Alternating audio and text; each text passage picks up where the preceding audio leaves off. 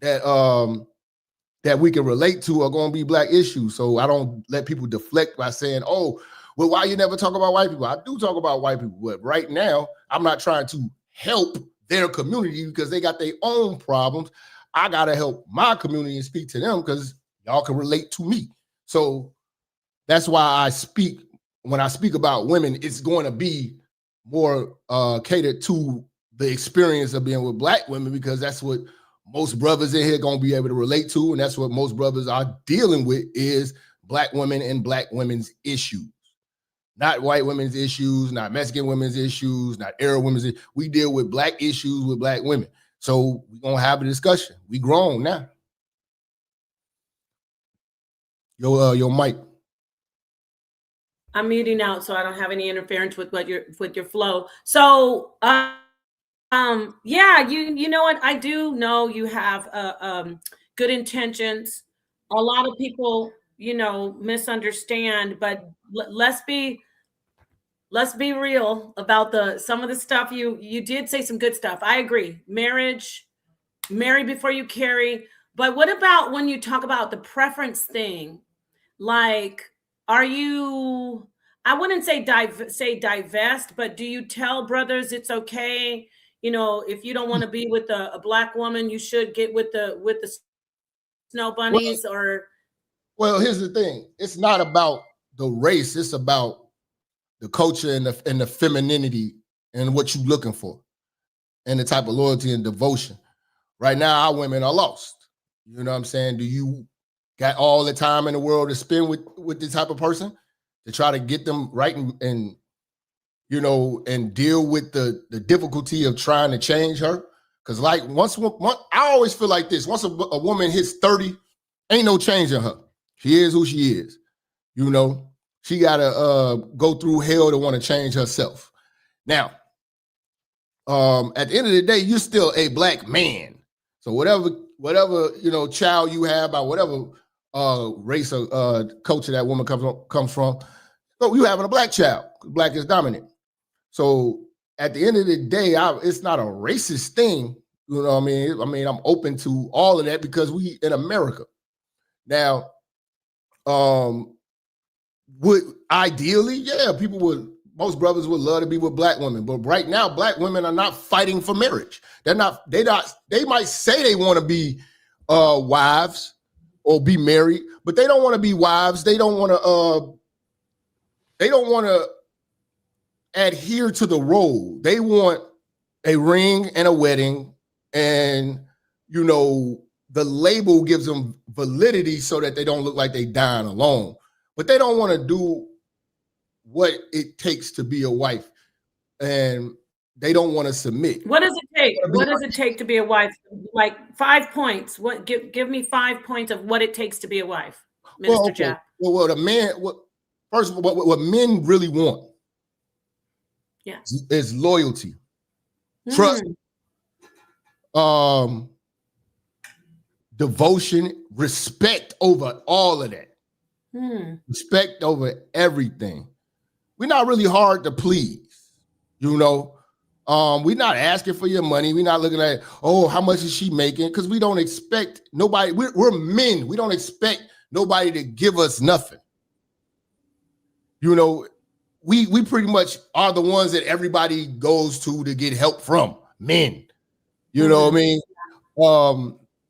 So we want to, and appreciation. A lot of men are generous. It doesn't cost you to be nice. Women act like it costs a whole lot to just be a nice person, and those simple things right there. I mean, and look good, keep yourself up. I mean, God blessed you with being a woman, and you want to let yourself go. I really take offense when I see women letting themselves go. I got to talk about this. Talk about it. Let's go. Like this is disrespectful to God, especially when I see a beautiful, beautiful fat woman. And the two don't add up.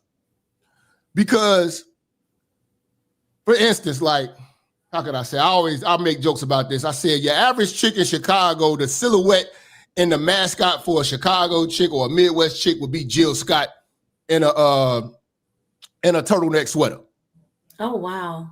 That's what we get.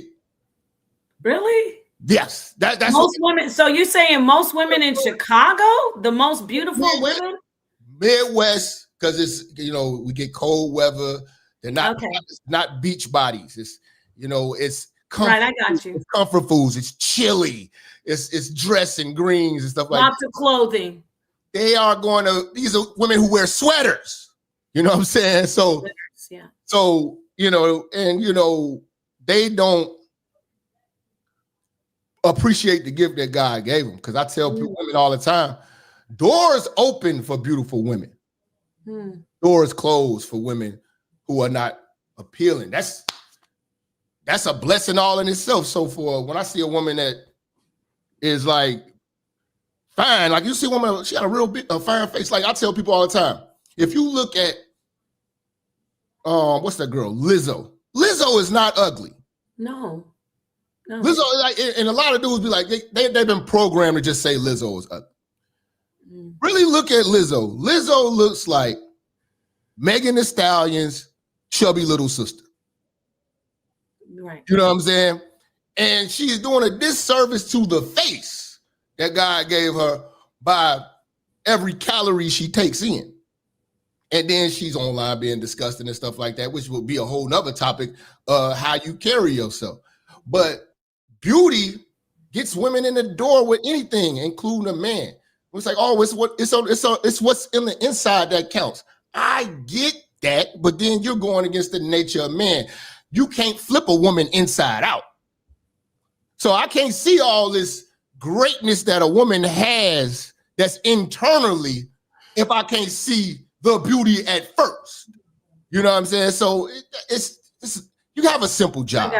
I got you. Look good, treat people good, light up the room when you come in the room, be nice, and be a girl, be a lady. Now, a lot of brothers are finding those type of qualities in other races of women, and it's not because of their skin, it's because of culture. Our women have been programmed to not be our companions. They want to be our competitors.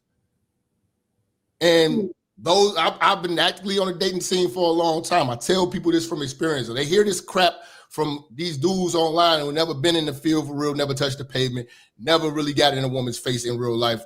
They basically, their online conversations and chat room type of dudes living in the metaverse, talking to women in real life, and I understand what's going on. These women want to outdo and be a better man than you, but don't want the responsibilities of a man. They want the rewards of a man.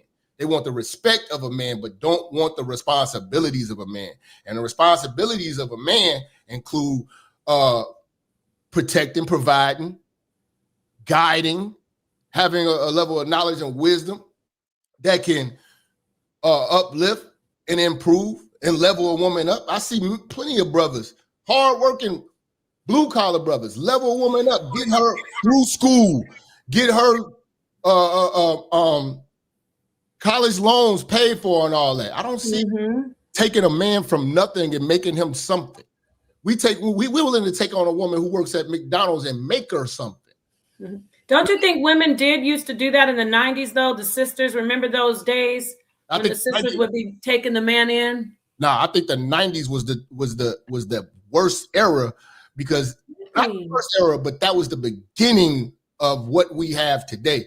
The 90s sparked the diva. Talk to me why. Why did because I'm thinking of all the Spike Lee movies and she's gotta have it, You gotta go to Jungle Fever.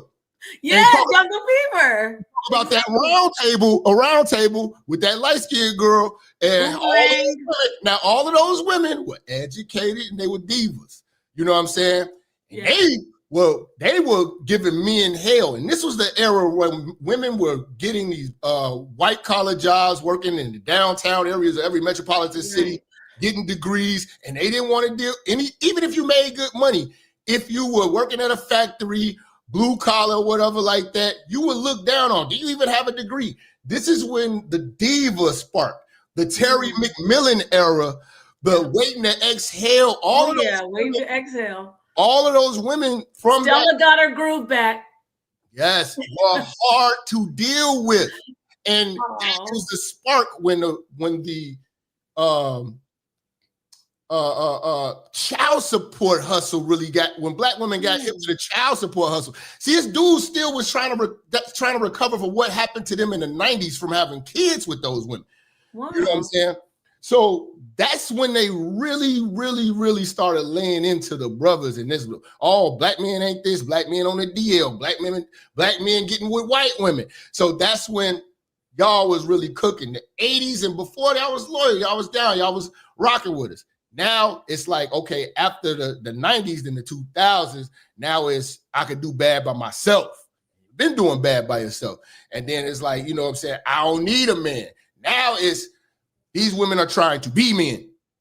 You know what I'm saying? Be men with each other in this era. So now it's totally different. But the shift was really that 90s era, that Terry McMillan era when Oprah was cooking the black man. I mean, black men were getting fried back then.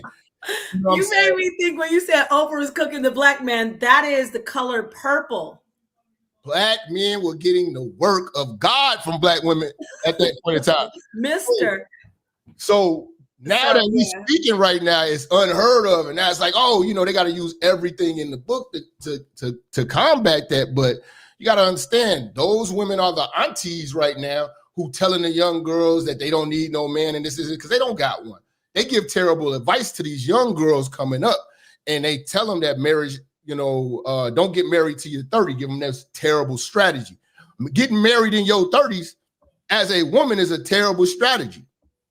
You know what I'm saying? Because you went through a lot of, let's say, cuts and bruises to get to that point. Then when you make it to 30, you know, okay, cool. Now you want to start getting serious.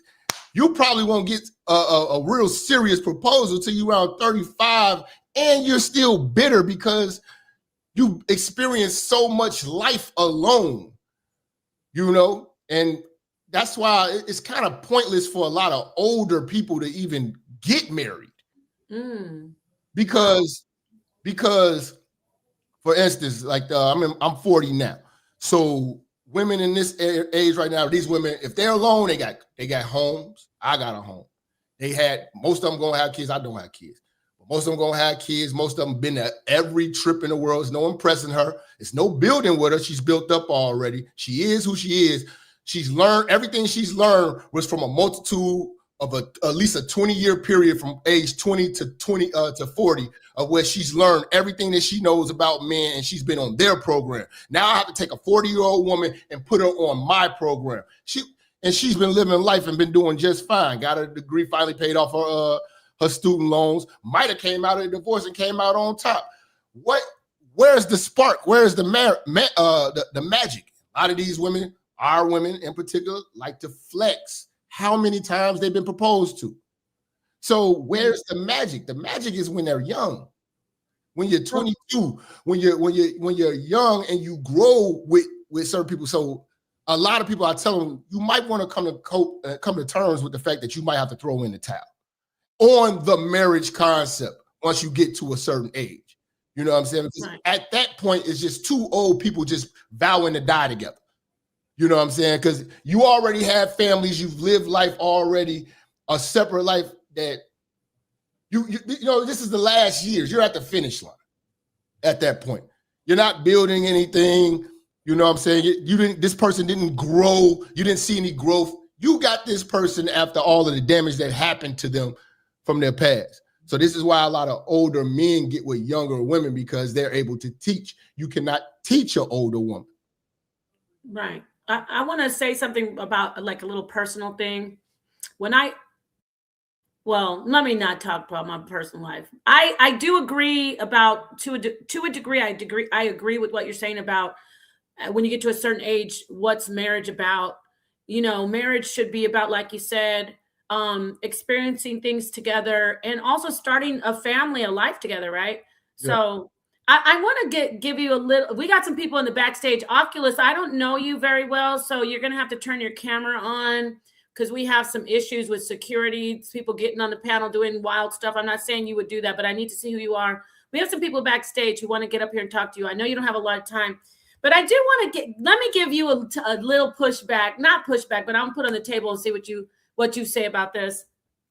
What about when the women, and I know you've heard this, when you say what the list of men want, and thank you for breaking that down a little bit. What about when women come in and you get along with them? They're doing all those things on your list. Not you in particular, but I'm saying a man.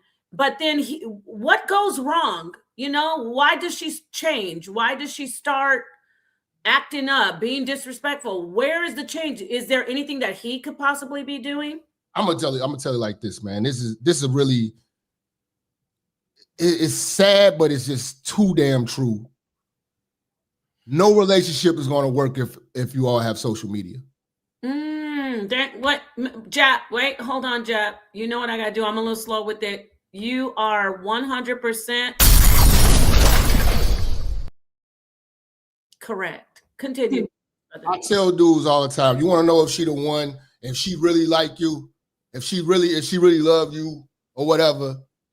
If she can't cancel her Facebook, get off the Instagram, taking pictures for likes and selfies, doing the duck lips, doing the up selfie or whatever like that. The wash. No, you forgot the looking backwards. Yeah, the washroom. I don't understand. Ladies, y'all gonna have to explain this. What's up with the washroom photo shoots? The light is the best. Do you realize somebody just took a dump in the back? The stuff y'all do online. But anyway, if a woman can't let that social media go, man, she is not ready for no commitment. And women will choose social media over a man. You know what I'm saying?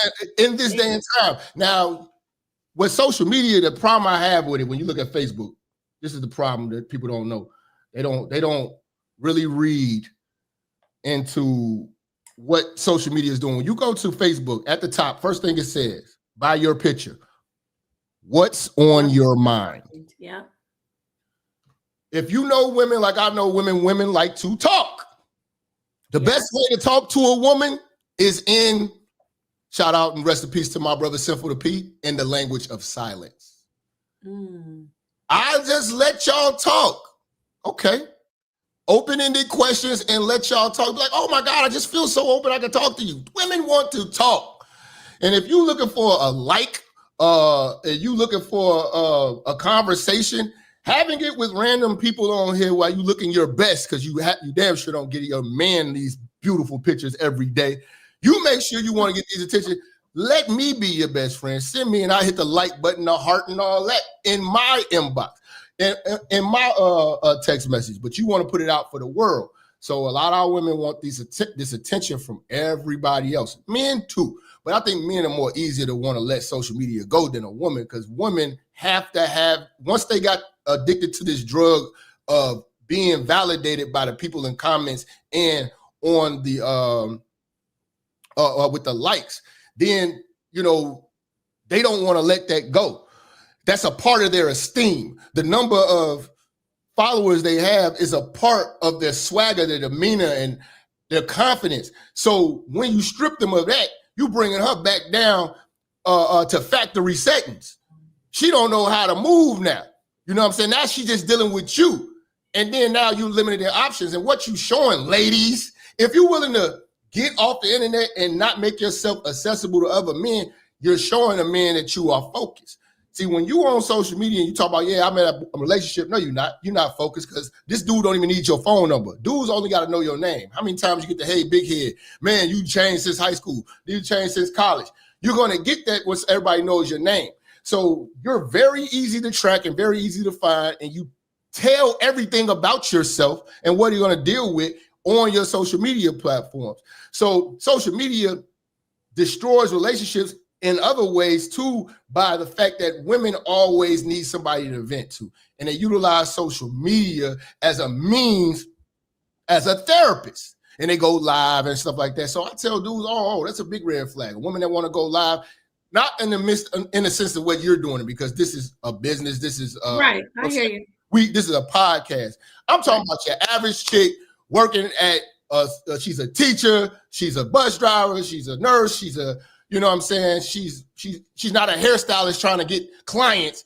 She's just regular as hell, and she's on social media and she's glued to it.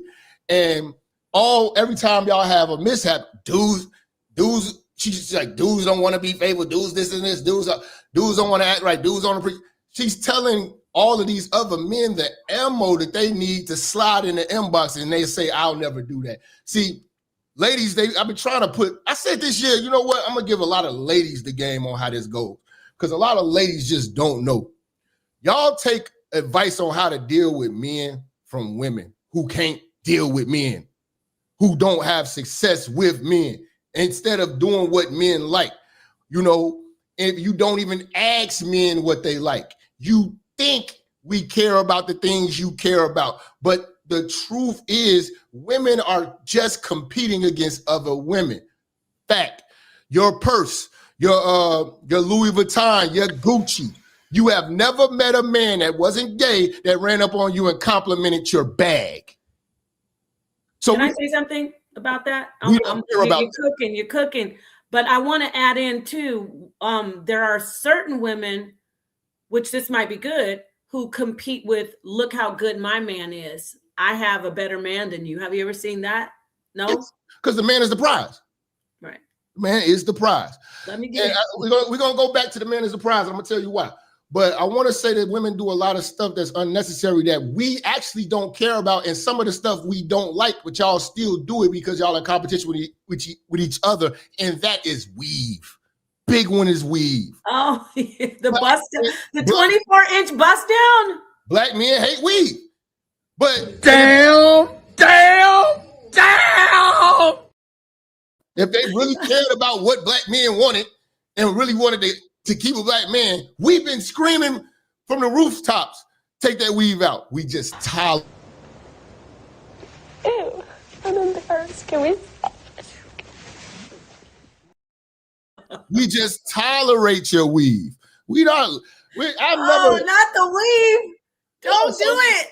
Like black women treat weave like it's a crown or a kufi or you know what I'm saying? It's a religious thing. Like they are attached to it. They can't let that go. But again, that's what we like. And I think that that's you could unweave women. Like that's not a hard thing to do. You could take this shit out and have a grow in and not a sew in. But that's what, we deal with. A lot of men don't like these animated, I call them potato heads. For instance, like, I don't know if you remember, like Mr. Potato Head. You can add stuff. You can make them, like, for instance, I call Nicki Minaj, she is the blueprint of the potato head. Because pretty much you can make any chick look like Nicki Minaj with surgery and not saying that she's ugly, she's beautiful, but when they started making Black Chinas and you look at all the strippers in the culture, oh, right, the bangs, the lips, the BBL, they all look like they came off the same assembly line. So if you got $20,000, you can make a Nicki Minaj for yourself. You could take a chick that would be a blank canvas, which would be a potato head, and make her look like that. You know what I'm saying? Long weave, tattoos, fake titties, flat stomach. You get all that made up in Brazil, booty and all that, veneers, the whole package, they will all look the same. You know what I'm saying? But then I always tell them this, what are you going to do when the real bad chicks come in the room? The chicks that look like Aaliyah in the 90s, you know what I'm saying? The real chick, and a lot of women don't know, we notice real beauty as men. And we approach you different. When you are dressed modestly and still fine, we're curious. When you showing everything, it's no curiosity to it. It's like, man, what you on tonight? What you drinking? It's right there. It's direct. But when you seeing a woman that's dressed appropriate, carrying herself, you know what I'm saying, and she got real hair, the approach is totally different. Brothers check themselves. They gon', hold on, man. I'm gonna come correct. How you doing? Introduce yourself. My name's Jeff. How you doing? And I seen you over here. Just go, you know what I'm saying? And chop it respectfully. You know, might crack a joke. Where your man at? What is he doing letting you come around like this? See, it's gonna be different. Wow. But then the A Shawty. Some of y'all chicks look like A Shawty. You know, Not the A. now back to Or the big head. Is that the equivalent to hey big head? now big head. Hey, big head is trying to, when you trying to, what do you call that? Spin the block, you trying to come back. It's like, you know what I'm saying? That's the person you've dealt with before, and you hit them up with hey big head, Okay. trying to come back. Whatever you was dealing with didn't work out. That's the, y'all know each other when you get the hey big head. Oh, okay. I got you. I needed to learn. Minister Jab, this is awesome. I'm so glad you hear everybody hit the like button. We got Minister Jab in the house. We got a couple people backstage. Can I bring them on? Because I know you don't have a lot of time. Who you got? I get just DJ Genesis, Elder Suntan. Those are regulars. And then there's a brother named Oculus. He might be from your group. Never heard of him. I'm going to bring them in. So, well, I want to have the sister come in so she can ask you some questions. You're good with that, right? Yeah, let's go. Nobody's going to be disrespectful in here.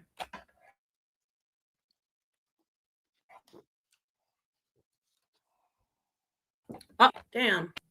Hello. Hey, how's it going? Hey, how are you? Hey, what's going on? Yeah, so Now, Genesis says she's from Detroit. She says she's from your neck of the woods. Okay. Go ahead, DJ Genesis. Oh, you're from Detroit? What would you like to ask? What up though? What up though? So I can't hear you. you can't hear me at all? Now I hear you, yeah. Oh, I was saying he from Detroit. What up though? No, I'm from Chicago.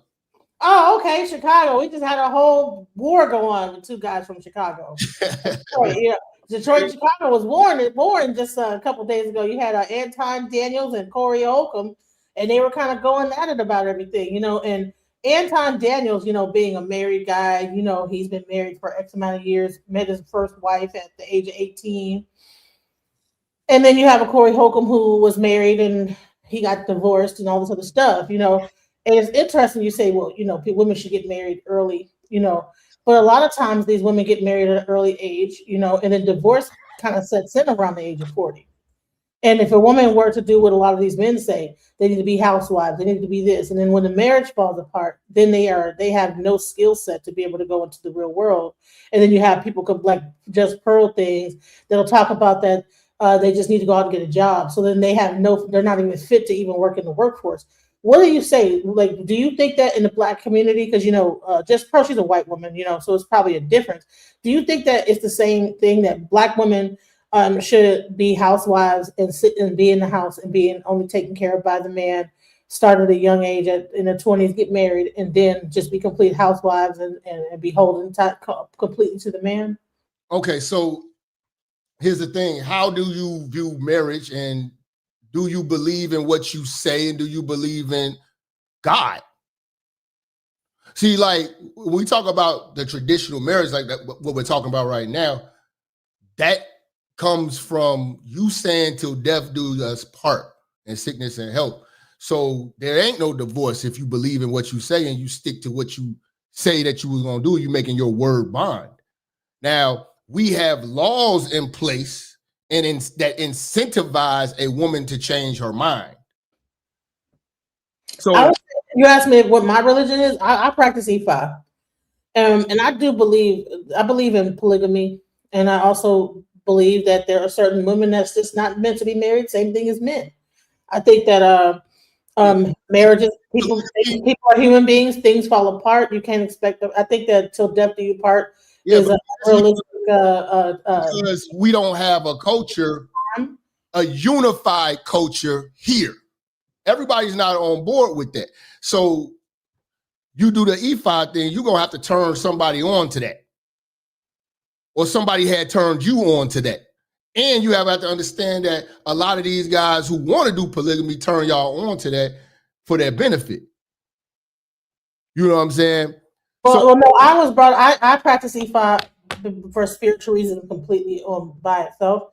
I actually was a Christian, and then I turned into Ifa. The majority of the Black community does not do Ifa. I mean, I understand that, but I'm saying when I asked you the question, right? So, You asked me what my religion was. so we're not gonna deal with just your specific issue. We're gonna deal with a broad brush on the average of the Black community. And most Black community is Christian. I'm not a Christian. I'm Muslim, but I know that I can have 4 wives. Will that work here? Probably not. Because of all of the responsibility that comes with having 4 wives, I couldn't do that shit and do. I'm sorry, curse. And I don't want to deal with 4 of these loudmouth women. You know what I'm saying? So it would age me greatly. But I know that would be something that would be a shock to most of the Black community or Black women because they don't practice that and they wasn't raised to do so. So your average person, realistically, in the Black community, supposedly they had a wedding and it was for death.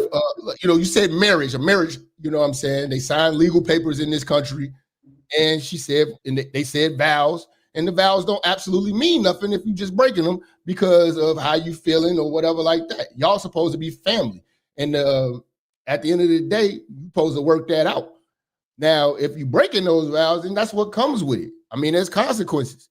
You know what I'm saying? It might be a struggle now, but when this country incentivizes divorce and stuff like that, it makes women believe that, you know what, it's not so bad to be on my own. But if you didn't have divorce or you didn't have these laws that helped you in the divorce, like getting half of my stuff, getting alimony, you know what I'm saying, marital support and all that, spousal support and all that, if you did not have that, you would be more likely to want to work it out with the man that you have, because a lot of women get this thing confused that after being in a 20-year marriage or whatever like that, you're going to go out here and find something better. No.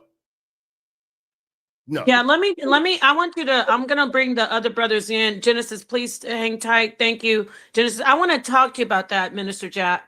So when you said something that really stuck in my mind, that our society incentivizes or puts an incentive on being divorced. What do you mean about that? Can you just elaborate on that a little bit more, please, brother? Yeah, the richest women in America did not get that rich by their own merit, didn't get rich by inventing anything, bringing anything to the world of brilliance. They didn't create a company that the world can't live without. It's nothing innovative, nothing off of talent, nothing off of nothing of a discovery or anything like that, to where they discover some type of cure or anything like that. They got their hunk of wealth from not inheritance, but divorce. So finding a man that's worth a damn and leaving him has become a business, and a lot of these women have literally made marriage a business where a man gets screwed out of the contract. Because there's no incentive a lot of times for men to leave. That's why a lot of dudes are still with their wives, because it's like, man, it's cheaper to keep her. They don't have a song called "It's Cheaper to Keep Him." You know what I'm saying? It's leave us and come up and monkey branch to the next man, and you can do that again. So marriage, in that sense, a woman can win when you take away with the prenup and you take away the fact that you put in the clause that, hey, you leave me, you leave with what you came with. A woman will think twice about leaving because life is not going to be great without you. Life is only good because of what you gave her in the life you provided. But don't you think you're kind of conflating the olden times versus the newer time where women are more upwardly mobile with careers, entrepreneurship? The olden times where women were more based on marriage, they had that inheritance. But nowadays, most women have like careers, they have like college education. They're not like 100% relying on inheritance. That's like kind of an old antidote. Understood. They're old and unhappy, and they got cats, and they're in the Cooper's Hawk Wine Club. Yeah, there's a lot of those women. The more money she makes, the more education she goes to get, the more miserable she'll be. Do you let me get in here. Thank you so much, Minister Jeb. 1 second, Genesis. Boo Man says, we have to stop saying, quote, we.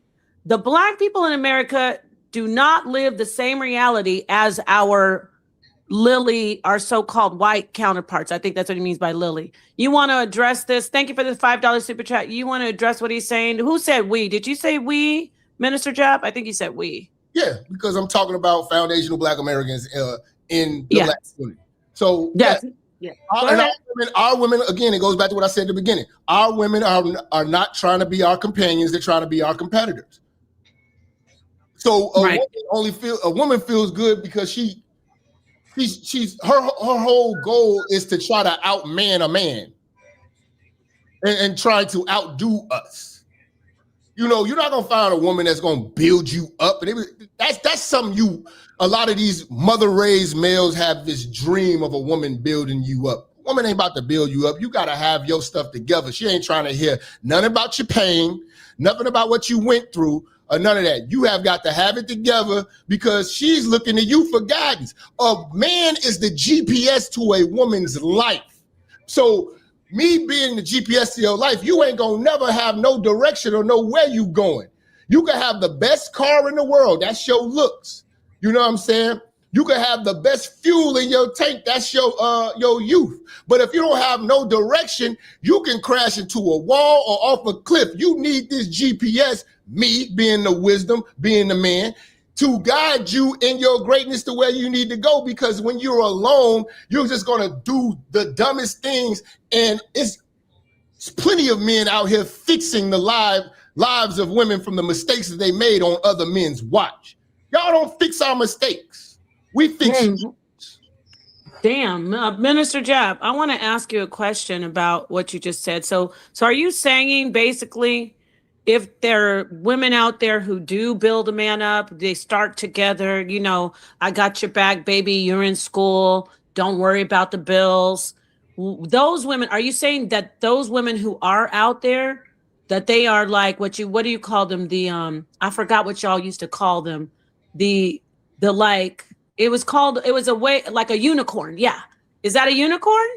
Or is what is that woman? Talking though. Okay, let's say a woman in her, let's go in the middle, 30s, in her 30s. Okay, so she graduated college already. Right. I would assume. She has a career. I'm in the workforce. Mm-hmm. But the greatest job she can have is being a wife. And if she achieves that with the right man, because here's the thing, women have the right to be selective. Right. You know, you're a woman. So like you turn on your phone is jamming way different than a man's. Y'all inboxes look completely different. Fellas, don't go in your woman's inbox, it will scare the life out of you. So women are always being approached. It ain't for your brains, it ain't for your money. I want you, because a lot of women think that because they got this career that this is what men respect. No, men respect loyalty, being on my program, being down with me, being someone I could trust. You know what I'm saying? Because a lot of you guys build up some of these women to become your worst enemy and nightmare. You know what I'm saying? Some of them have become too independent for their own good. Start wanting to undermine what's going on in the household because she feels she can run one on her own, which is fine. Leave her alone. She don't want to be a team player on your team. She don't want to respect the hierarchy of how this is supposed to go. Because I don't think no woman is going to respect a man she's over him.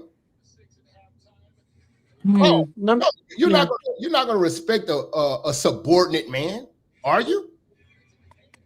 No, let me ask you a question about what you said about no, not in the long run. They're going to resent a subordinate man, but I want to ask you because when you said men respect loyalty, that's what they want.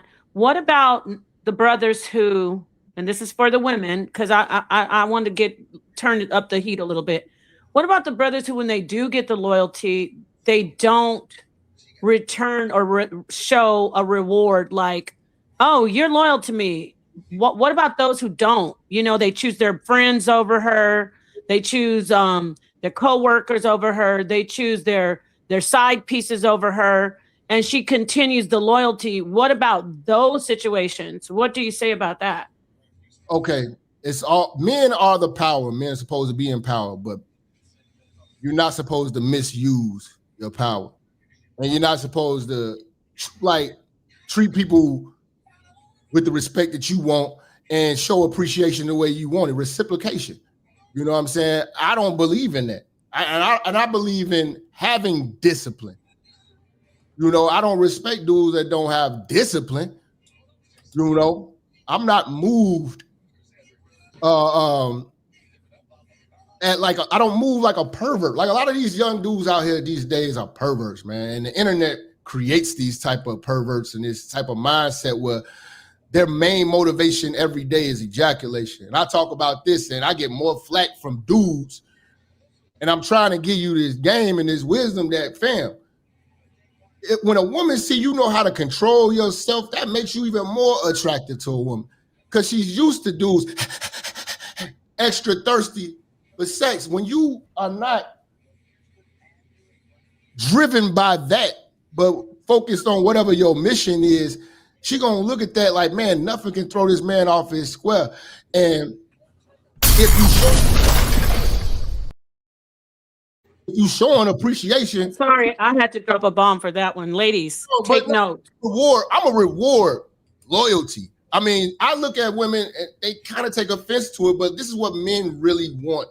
And it's gonna sound harsh, but we want women to be like pets. In the sense of when we come to the door, I would like for you to be scratching and be happy. When you come to the door, I want you to jump in my arms and be happy I'm home. You know what I'm saying? You know, you reward your dog, and your dog is loyal to you. And when anybody comes around and tries to mess with you, your dog is there to defend it. And your dog is always there. And your dog is like, Can I say something? I know it sounds terrible, but no, it doesn't. No, it doesn't sound terrible. It's exactly right. But that's the simple. It's exactly right. Want. Like, I don't look to my woman as a leader or leadership. I wouldn't burden you with that responsibility or that role. I wouldn't put you through the hell that it comes with of being a man, a black one at that. I'm gonna make life easy for you, and you can coast. Just be down and be down for me. So I ain't got. But anything other than that, I'm just being abusive and misusive at that point. You know what I'm saying? So if you showing appreciation, devotion, and all that, I got no choice but to reward you. You've been great. Who don't reward greatness? You get more out of that. See, I tell women this all the time. Men are the prize because we are the real lovers. Now, this gets touchy with women a lot because they think that they know what love is. And y'all got this fairy tale, novel book mindset of what the concept of love is. And love is these butterflies in your stomach and all that. Love for women is like being drunk. It's a feeling that has to get renewed all the time, and it's frivolous. It really means nothing. It has no substance. It has nothing to sustain you. Let me break it down to you. My father, I know he loved me. Regardless about, when I was young, I used to hate my father. I used to think he hated me. He was so hardcore on me. I was like, man, I couldn't stand my father.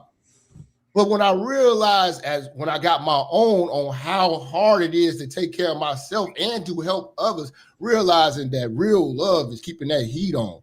Real love is keeping food in the refrigerator. Real love is having a home. Real love is paying all the bills. Real love is helping you pursue your dreams, whatever you imagine. He's able to help and support you do that, all while still feeding you, clothing you, and everything, protecting you and teaching you and provide for you. That's love. You don't have to like that love, but that love actually means something. Now, what my mama would do is just hug me. You know, it might give me some Jordans or something like that. I love that more, but that was superficial. The real substance is what men provide. See, women, they can say love, but we got to do love. Our love comes with a duty. A real duty, and it comes with a sacrifice. A lot of women are not going to go without so they man can go with. And I understand that because that's y'all nature. Y'all are the receivers. That's why y'all have the vagina. Now, when it comes to a man, we are the givers, the providers. Y'all are the takers. You know what I'm saying? So y'all not going to go without so I can go with. But a man will walk around, no haircut, the same shoes for 6 months, work overtime and everything like that to put a smile on your face, them kids' face and everything. That's the love. That's the love that men do and that men will die for. A lot of women will not look at it like that. They say, oh, I was supportive. What does that mean? I can't go to the bank and say, well, my wife is supportive. Our support is tangible. You get it in your hand. You know what I'm saying? We don't get any. Women give us things that we can barely see. It's a feeling, and it's based on how she's feeling at that time. Our love don't change.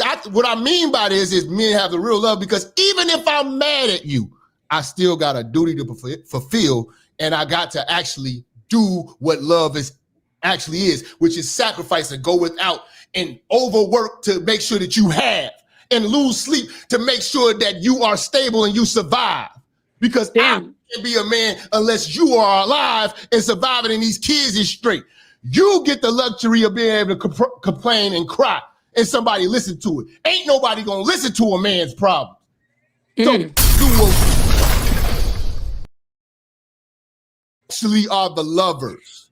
You're cooking right now. A lot of women get to that point in life where they had that stability that a man provided you. Because women ain't providing stability to a man. We're not even getting loyalty. But we provide that stability, and you still need this excitement out here. You want to go see if the grass is greener, and you mad because all he do is work. All he do is work to give to your begging ass. So when he's down. So when he's out here working, it's still, he's damned if he do, damned if he don't. When a man loses his job, you know what else he loses? His wife. His woman. When a woman loses her job, what does she lose? Nothing. Her esteem. And who's there to bring her back up, pick her back up, and work 2 jobs just so she don't motherfucking be down on herself. And at that time, she will let her body go and all that and feel like the world is against her and all this. And a man is still there to pick her up and bring her back to her glory. And you know how we get rewarded a lot of times? By building these women back up? She leaves. Yeah. It doesn't matter. Hey, can I say something?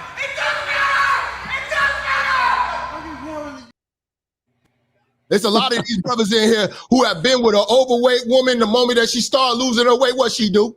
Feel herself. And what she do? Play in the field. Now she's a diva. Now she's, oh, but you was down with her when the times was hard. I was talking to this brother one time. He was one of my Uber drivers. And he told me his wife left him because I was wondering, I'm looking at the front seat. I'm like, what is this thing you got in the front seat? It was like all these metal poles.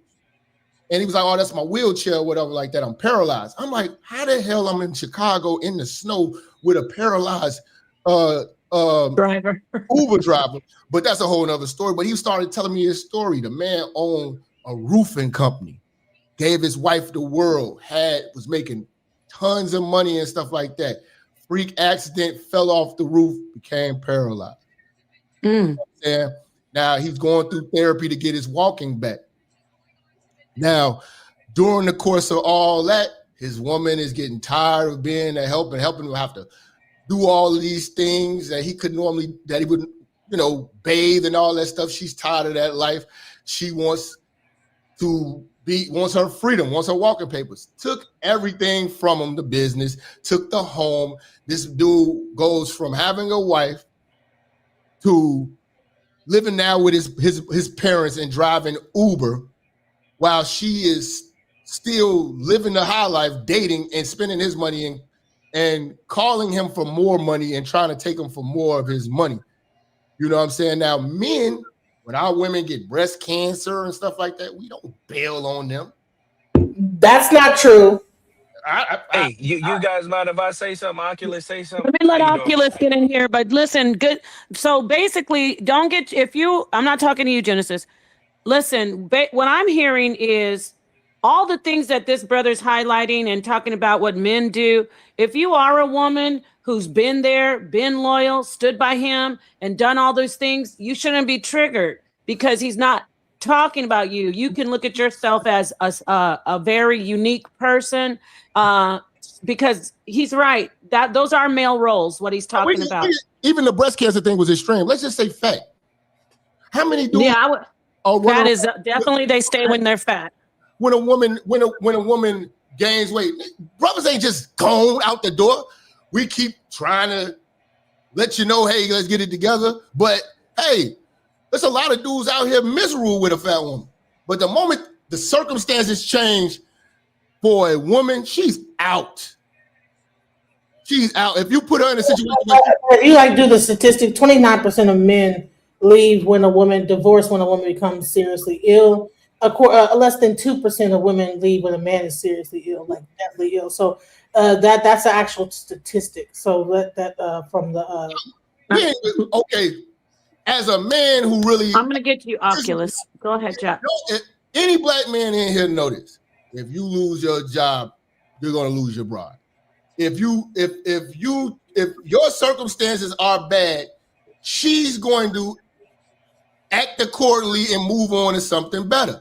That's what we're dealing with present day in dating these women. So what I'm telling you is that us as men, this is why I know that statistic is BS, because as men, we're not looking for you to be built up already. You're looking for us to be built up already. So no, I'm seriously ill. I'm talking about a woman who falls seriously ill. The man is 29% more likely to leave in that situation, divorce their wife while she's dying of cancer or whatever it is. Because I highly doubt that. I highly doubt that. But okay, thank you. Let's get to Jap. Thank you, Genesis. Thank you, Minister Jap, for being here. You laying down some serious smoke. The people who were brave enough to come in, I appreciate you. Let's talk to Oculus. What would you like to add? I would like to say peace to the panel. Hey, how you doing, Monica? I did not know you was over here. I just so happened to be driving and I saw this platform and I tried to come up. First off, this minister is cooking. Like, he cooking, the grease too hot and it's too real. First, I would like to add, in addition to what he said, in a stable situation, marriage relationship, a man is supposed to overturn his love for power, and a woman's supposed to overturn her power for love, because a woman wants to be loved and a man wants power. You see what I'm saying? Now, with that being said, everything he said was 100% true. Even if Monica came up with the statistics, we all know what he just said is more likely to happen versus what those statistics say, even if those statistics are skewed. I would like to say this. I watch, and this is going to help men out. Now, y'all, what I'm going to say going to sound funny in the beginning, but when I'm finished in totality, you're going to get what I'm saying. I watch, what's the movie that starts off with mirror, mirror on the wall, who the prettiest of them all? What movie is that? Snow White. Snow White. Okay, thank you. Now, you guys watch Snow White and you guys may have saw something, right? The cartoon animation, blah, blah, blah. I watched Snow White and I saw something completely different. Notice how the evil witch go to the mirror and she used the mirror as a spell or a cloaking device to make herself look young, youthful, and attractive to the king. Because her intentions is to extrapolate the king for everything he have and run the kingdom and kick him away, right? So she used the spell. Notice that the word, how the witch is represented in the movie, we call it an evil witch. What do women call themselves on social media in today's society, today's climate, that rhymes with evil witch? They call themselves bad. You already know where I'm going with it, right? I don't want peace. I want problems always. Hey, what was that? Hey, what was that? Hey, but what about the new wave of what's going on with these women of today? Our women, I've been noticing the tarot card reading, and the zodiac thing. Like, what is with all of that? The witch. When you say witches, I'm thinking about all this spiritual world, spiritual realm stuff that these women trying to get into. I'm seeing a lot of this tarot card and zodiac sorcery going on, man. Have you been?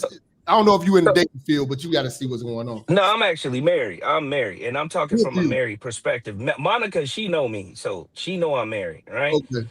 I'm on her channel a lot. Me and her really cool. But even I'm gonna get back to what I was saying about Snow White. But even in my own marriage, and if I was at the house, I'd let my wife say it for herself. I told her, I'm not looking for no love from you. I think that's where men go wrong. I'm not looking for love. I'm looking for loyalty. I'm looking for loyalty. I didn't marry you for love. I can love you. The only woman in my life that I would ever expect to love me, my dirty draws, would be my mama. My mother, you know. Not in the intimate sense, but the one that got true, unconditional love for me is my mom. I could never ask that request from a woman. And the reason being because even if you look at the creator, whoever you guys think is the creator, or have you go, I don't want to get too deep. But even the creator blessed the woman with the maternal DNA so she can learn to love outside of herself. Her bearing witness or having a child. Because her natural nature is to be what? It's selfish. This is why when you fall ill, the woman get the heck on. This is why if you lose your job, the woman get the heck on. In the way, the love that I'm looking for will come from my mother, but in a marriage, it will come vicariously back to me indirectly from my what? My child. But Will for your my wife wife, leave if you get sick? you said what? Well, I'm listening to you, brother. I'm asking, do you think your wife would leave you if you got terminally ill or crippled? I'm just asking. I don't want to put them pair of shoes on her, but I wouldn't put it past her, and I wouldn't I put it got past you. no Yeah. woman. You see what I'm saying? Now, I that's a got you. fact. A lot And of Monica, women, Monica, you know I'll pull my wife on the camera and I'll let her say, hey, am I just talking crap or do I stand by what I'm saying? I She'll hear say it you. on camera for y'all. Right? Okay, thank you, brother. Oh, go Park ahead. your car, and I'm gonna move on to Jap. But I appreciate you adding. If you want to just park your car, we're gonna let Jap respond, and then we're gonna go to Suntan and meet her because Jap doesn't have a lot of time. Go ahead, my friend. No, because what he's saying is like, women's love is conditional. When the conditions change, what you perceive as actually being love is going to change. She's going to change. She's going to treat you different because she didn't sign up to push a man in a wheelchair. You're not the man that she met. You know what I'm saying? We have ups and downs as men, but we can't. And the crazy part about it, this is where a lot of men go wrong. You cannot cry on the shoulders of your woman, unfortunately, today. You gotta cry in the corner by yourself. You can actually have those venting frustrations or whatever you're going through with your homeboys, and they will keep your image intact more than your woman would, because a woman will lose respect for you if she sees you weak or down. You know what I'm saying? And again, that's when we go back to what I said in the beginning. We're not dealing with companions, we're dealing with competitors. And we have to have a strategy of defending ourselves and protecting our image with the people we rolling next to every morning. So when you're saying a competitor, you're saying a woman is trying to compete with you. Like, first of all, most of the jobs that women get don't even compare to the amount of money that men make on an average. So how could they ever compete with you where they cannot? Men get paid way more than women do. All this different stuff. And here's another thing that I want to ask a question. One last question. When you have a huge amount of men that go to prison and different things like that disable them, who's the person that actually when these guys need a place to stay, and because there's certain all the men are not taking care of women. There's a lot of women taking care of these men out here as well. They call them sugar mamas. The woman will bring this little guy in. He went to prison or whatever, and then he's laying in her bed playing PlayStation. Things like that. All the men are not these stand-up guys that's just taking care of their women. There's a lot of men that's leaning on the women as well. So let's not pretend like all these men are out here. Let's let him respond to that. Okay, good point, Jeff. What about the brothers who are on the? What about the ones that you're coming after, the bad guys? What about them? So when you are saying a woman is a sugar mama, first of all, that's out of her nature. That's out of her place. And for her to be like that, she has to have either she's a unicorn and she's naturally a good person, which I don't believe. I would say that she has low self-esteem, or she is not appealing to most men, and this is what she can do to get one. Similar to what I say about a lot of these older men who out here taking trips to go buy prostitutes. You know what I'm saying? That's the depths that some women have to go to even have a someone around them because of how they're not, the pickings. So they're both losers in a sense. One is just a person that's a loser that can sustain themselves, but socially, she's not really getting chose like that. So she would go and stoop that low to get a dude fresh out of jail or whatever like that to use her, but she just needs somebody because she doesn't want to be alone, which is a desperation. You know what I'm saying? And usually the looks, the appearance justify that type of desperation. So think about, so there's plenty of women that make more money than the men. Like look at Rihanna and A$AP Rocky, right? As a man who has dated a woman who was beautiful and made more money, and there might be men in this chat room who have done that. When women are making more money, that doesn't make them better people. That doesn't make them more compatible with dating. Even if the woman making more money, dudes still leave. Why? Because dudes don't want to deal with a woman that wants to be a man and wants to flex authority over a man because she's making money. He would rather go with a woman that's either on his level or below his level financially, because when y'all get financially greater than men, y'all start wearing y'all name tag around the house. Y'all start coming around thinking that you can bring that home and not be a girl and be a woman anymore, and think because you're making more money that you're dealing with less of a man. You know what I'm saying? So at the end of the day, a lot of those women are not even pleasant to date. A rich woman, a lawyer, a judge, or whatever like that, they suck as wives. You know what I'm saying? Because again, they're more married and loyal to their job than a man could ever be. They all of their rewards and everything that they want in life is for their own selfish means, and they don't want to be told what to do by anybody in their house. So they married to their job. So a woman that's they had 300,000 black women. Hold on, Genesis. Hold on, 1 second, Genesis. Genesis, can you give me 1 second, please? I just want to ask him a question about, and I appreciate you being up here because I want to ask him about this right here. There's a guy in the chat, because you would admit that there are guys like this, right, Minister Jack? I don't want to be living with and taking care of no girl like she my daughter.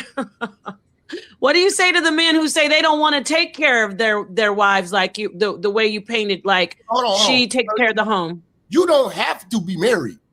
You can just do your thing and be a bachelor. You can literally be a bachelor. I'm not saying you have to do this. But what about in relationships when a man, you see, you laid it down like a man does this for a woman. He doesn't want to take care of his woman. He wants to be. Let's go. Nobody's forcing you. A woman will never get married unless a man says so. And here was my question. You have 300,000 women that at one point were uply mode, working for the government.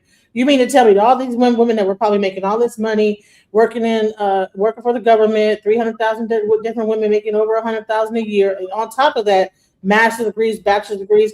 Some women are nurses. They have degrees in the medical field. And all these women that some of the women make more money than the men. Okay, especially black men right now, because black men are having a hard time. Not all. If you look at I think women are kind of making more money lately now. That these women are just undesirable, and that's why they have to stoop low to date these kind of men. Or the ones that do have the money are dating multiple women. They're dating multiple women because there's less men per capita than women. So I mean, there's also that conundrum that happens where you have the people that are making money, like you said, the men that can be a provider.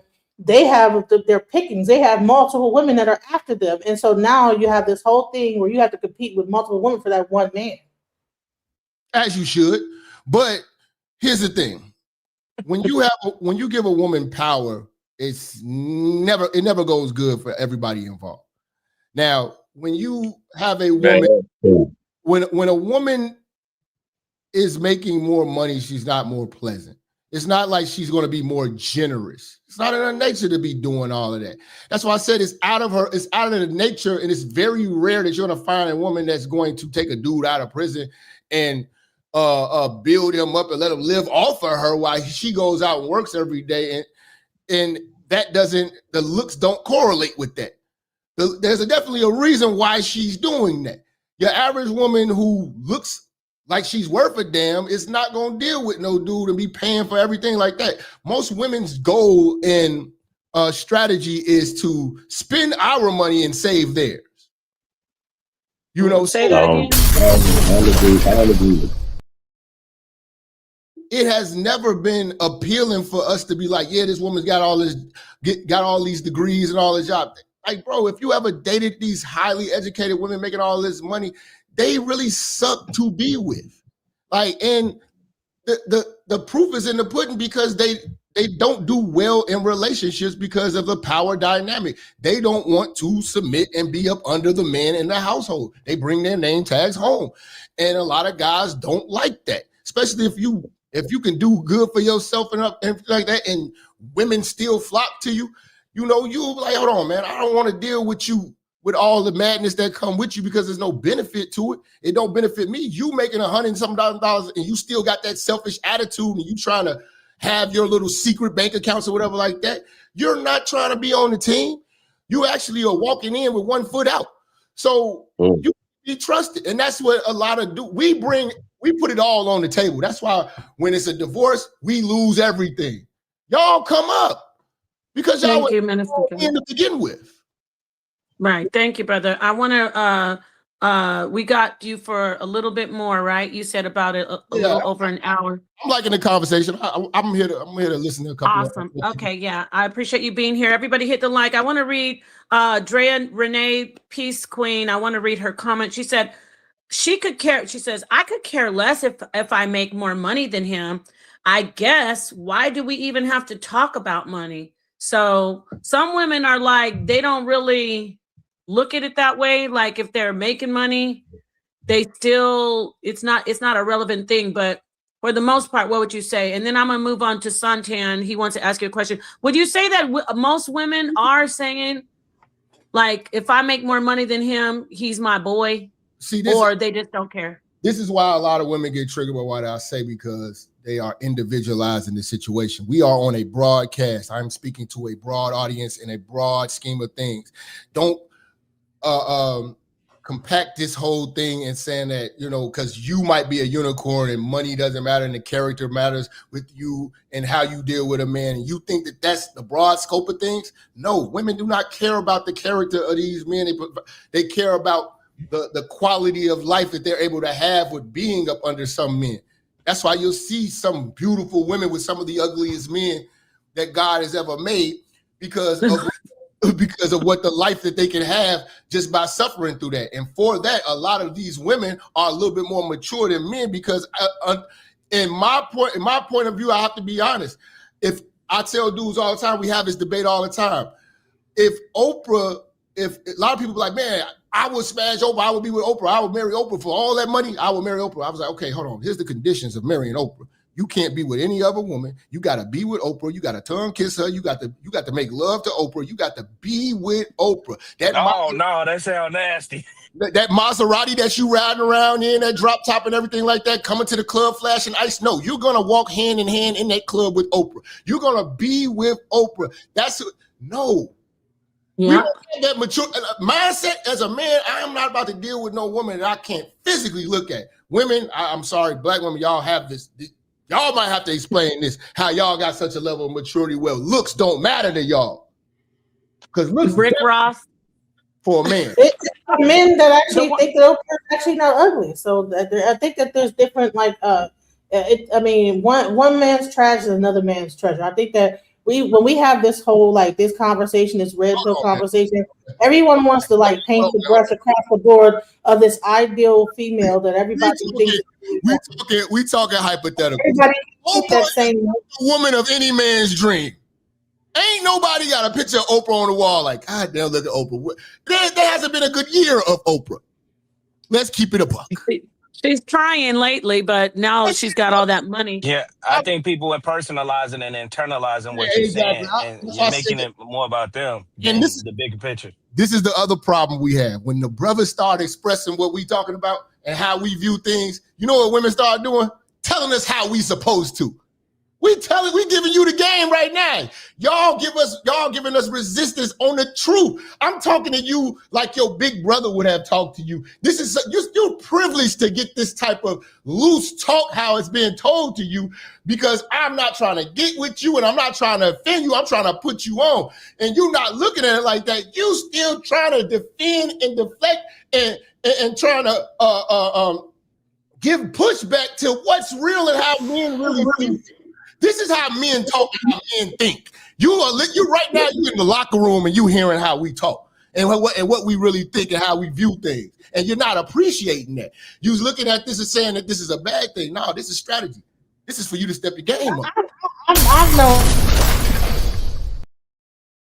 honey, I've known dudes that'll canvas the Walmart, the people that's working at the cash register at Walmart to find chicks and canvas the Wendy's trying to find the little girls, whatever, and people over there. And they ain't all that fine and they ain't all that this. So, and Oprah probably will put them to shame, some of the way that they look. I think a lot of times we have this like imaginary thing about what men like. Men will tell us what we like. Yeah, we saying what we like. Let me get on to suntan. Genesis, hold on, sweetie. I just want to get on to suntan. I appreciate suntan. Yeah. No man is going to defend Oprah like you are. I mean, men will get it in with anything, bro. I've seen it. I know dudes. I've seen plenty of times get it in with anything. If you give them a choice between, like some dudes do it out of desperation. You know what I'm saying? That's not what they go back to do. low self-esteem, like you said. A lot of them not proud of it. You know what I'm saying? You're not understanding. You're trying to tell men what we like or what we should like. Ain't no man sitting around here want to debate me on how good Oprah really we look. We know Oprah. We are. I promise you. Give me 100 men in a room and let me ask them this question. At least 99 of them gonna say, yeah, man, I ain't checking for no Oprah. Take the money out of the equation. That ain't nothing I want to see coming to a bedroom near you, Oprah, in a nightgown. You're crazy. Let me get to suntan, Jeff. Hold on, Genesis. We have some people waiting on the panel. They want to get in here. Just hold your thought, Genesis. Thank you so much for being here. Suntan, is Minister Jap correct about what he's saying? And especially, what about Oprah? Is he wrong? Suntan. In the real world, he got a point because you got a lot of superficial people. However, I wanted to say this to Jap, and peace to the panel, peace to you, Sister Nepal, and Genesis, my home girl. Brother Jap, men and women can read each other. So my position is this right here. Real quick, I want to say this. If you can turn your camera on, turn it on. I had to turn mine off because I'm multitasking. But I would appreciate Suntan. I know you always turn your camera on. Oculus, Genesis, I know you said you're doing something. So I just want to throw that out there. Yeah. So thank you. Yeah. So the brother can see who you are. Introduce yourself. Go ahead, Suntan. Thank you so much. Yeah. My thing is this right here, Brother Jab. Men and women can read each other, so to have a good life, if I'm just the hypothetical is me, if I meet a lady and I'm seeing without talking, I'm just seeing her, how she act and what she do and things like that. And and I tolerate it because I want to. So ain't nobody to judge my situation. That's why it's very few 50 or 60-year marriages. So I would say this without making a long story out of it. You understand what you're dealing with when you get it. So if you want to deal with it, deal with it. If you don't. You don't have to go through a big old conversation and stuff about a relationship. If you see each other, you like each other, y'all deal with it. And I think y'all can have longevity. What you think? Well, a man has the choice. A man is the deciding factor of marriage. So if a man doesn't feel that he has the discipline to actually do it, he don't have to. I'm not forcing nobody to do this. The question was just posed to me on you know, in these hypotheticals. You know, I'm not tailoring this to anybody's situation indirectly. I'm not talking to anybody directly, but hypothetically, if you don't want to be married, you don't have to. If you decide to be married, well, this is what the type of stuff that you would probably deal with, and you have to judge the character of what's out here present day of what we have on the scene. No, the women of today are nothing like my grandmother. Nothing, absolutely nothing like my grandmother. You know what I'm saying? Absolutely nothing like my mom. But and coming from that, I'm comparing these women to that. They're not going to measure up, regardless of how good they look. So the end of the day, we have it. We got the choice to filter out and pick the right people for your program and what you are willing to tolerate. Bro, if I'll I tell you right back. tolerate that, I don't have to endure that. You know, you don't have to sign up for that. You men are the ones asking these women to marry them. So you are the person picking the wife. You are the deciding factor whether or not y'all get married or not. Let me say this, brother. And just as much as you said what you said, the woman got the choice too. You know, it got to work both ways for it to come out even. It's not equal because women are not running around here proposing to men in most cases. Right. I'm just speaking on an individual level.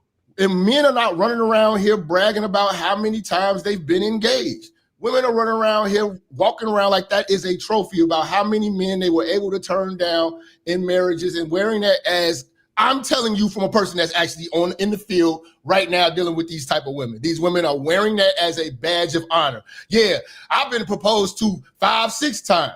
You know what I'm saying? Now, for you, as anybody in here, a man of intelligence, is that appealing to say, you know what? I want to be the 6th dude to propose to you? Because not appealing.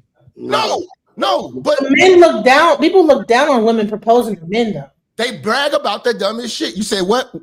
What'd you say? It's looked down upon for a woman to propose to a man. Have you seen that? People are shameful when a woman gets on her knee and proposes to a man. Genesis.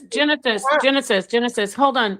Yeah, I thought I wasn't muted. But I want to, before he moves away from that, and that's a different topic about men looking down on women who propose. I want to get back to what you're saying. Yes, women are bragging about turning down men. And now I'm noticing on social media, not only are they bragging about turning down engagements, they think, and I'm saying mostly Black women, yes, I am. They think it's cute to pretend to be runaway brides on their skits. Have you seen that? My friend had to talk me out of not going up to, like, it's like almost like they know they're not being chosen. So they want to project more like, oh, I'm turning down all these guys. And now even at my wedding, I'm thinking of being a runaway bride. I want you to stay on that before you move on to what you were saying, Genesis. If you're going to talk to him, I want you to talk about why are Black women bragging about turning down engagements and now thinking it's cute to say that they're going to actually be a runaway bride at the wedding ceremony. Why are Black women doing that? Talk, sister. Go ahead, Genesis. I have never heard no woman say that. However, a lot of the times the women I do hear that get proposed to and turn it down is because they I believe a lot because the ones that I do know that do that, they do have overly high standards of what they're expecting from that man. It might be religion, it might be this, it might be the smallest thing, and they just turn it down. So and it's because they have too many options. To be quite honest, when you have your pick of the mill, of men that are willing to propose to you, and your thing is your whole phone is open to people that's just. Exactly. I was just gonna say that, sister. This is what messes that all up for y'all and diverts you from the reality. You look at everybody else's relationship and your standards are unachievable and unbelievable, and you never get this. I don't know a bunch of happy women, and I don't know a bunch of women that's out here actually making men happy. Y'all not the biggest boat of joy in the world. There's a lot that comes with you because the things that y'all complain about, we don't. We suffer through y'all. We don't complain much. The moment that we start voicing stuff, that's when y'all get, oh, you hate your mother, you gay, you must be broke, you can't get a woman. You know what I'm saying? Oh, who hurt you? You got mommy issues. We just telling y'all the truth now. This is a different day and age. This is 2025. Facts. You know what I'm saying? Let me let Outside excuse of me, this let me world, let we're the worst of the worst. Like, no, since the 90s, like we talked about at the beginning, y'all been copying us. We got 1 decade of giving y'all some real work and y'all losing y'all mind. and this is you're saying 2000 what in the 2020s? That's when you're giving us the real work. Doing this since 2014. Let's say about a decade and a half, 2 decades. Okay, almost 2 decades. Let's move on to Reese. Reese, peace. Thank you for being here. What would you like to address the minister about? Oh no, I don't have nothing for Jack. Well, you come on, Reese. You can't just be up here looking pretty. You have to come in here and get say something. bring us something from you. What do you want to add about? Do you agree with Minister Jap or do you disagree? There's something I want to say about as far as like men and how they the way they find women attractive, right? We all find the same women attractive, all of us. And there is not enough baddies to go around. I don't research anything, so I'm gonna throw some BS math out there. I think, in my opinion, that 90% of the men in the dating scene are settling in one way or another. Maybe they're settling a little bit or settling a lot. The guys out here that can get baddies usually have several of them. So that thins out the numbers even more for the 90% that's left behind. But everybody has the same lyrics, everybody. And that's not the case out here off the computer. Well, I think that everybody compromises and settles to a degree because you're never going to get perfection. But, you get with what you can work with. Some people are, workable and fixer-uppers and stuff like that, you know what I'm saying? But you got deal breakers. Now, if you're dealing with a situation that's a deal breaker, a lot of dudes deal with that and they're signing themselves up for misery. So you really can't complain. You don't like big women, but you're trying to get with one, or you decide to get with one and you can't hack it. You can't deal with it.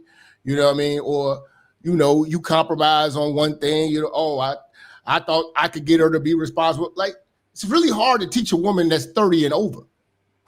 You know what I'm saying? Like, if you have to teach her at that age, she's gonna be alone. It's gonna be a fight, because she's gonna think that she's right because wherever she is in life right now, she thinks she's right.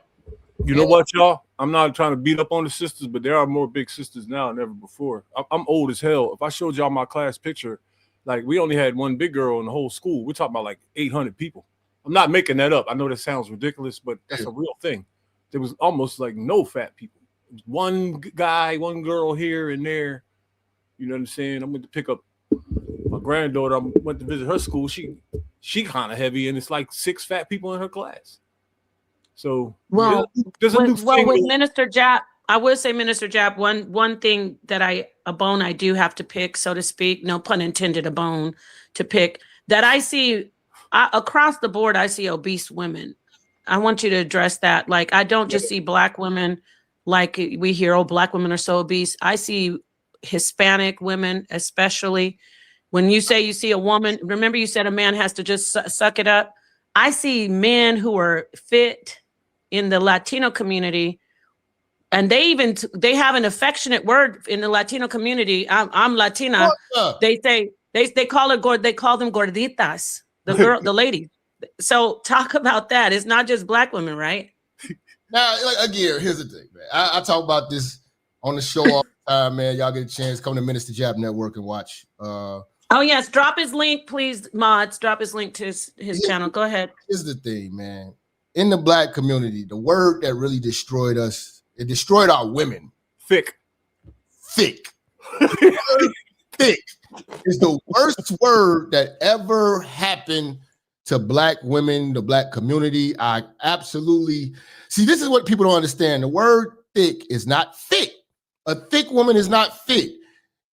When she goes to the doctor, she's 185 pounds, 190 pounds, 200 pounds. She's just fat in all the right places, all of the fun places. And I don't know if it's from our African DNA or whatever, but Black men tend to like everything that jiggles.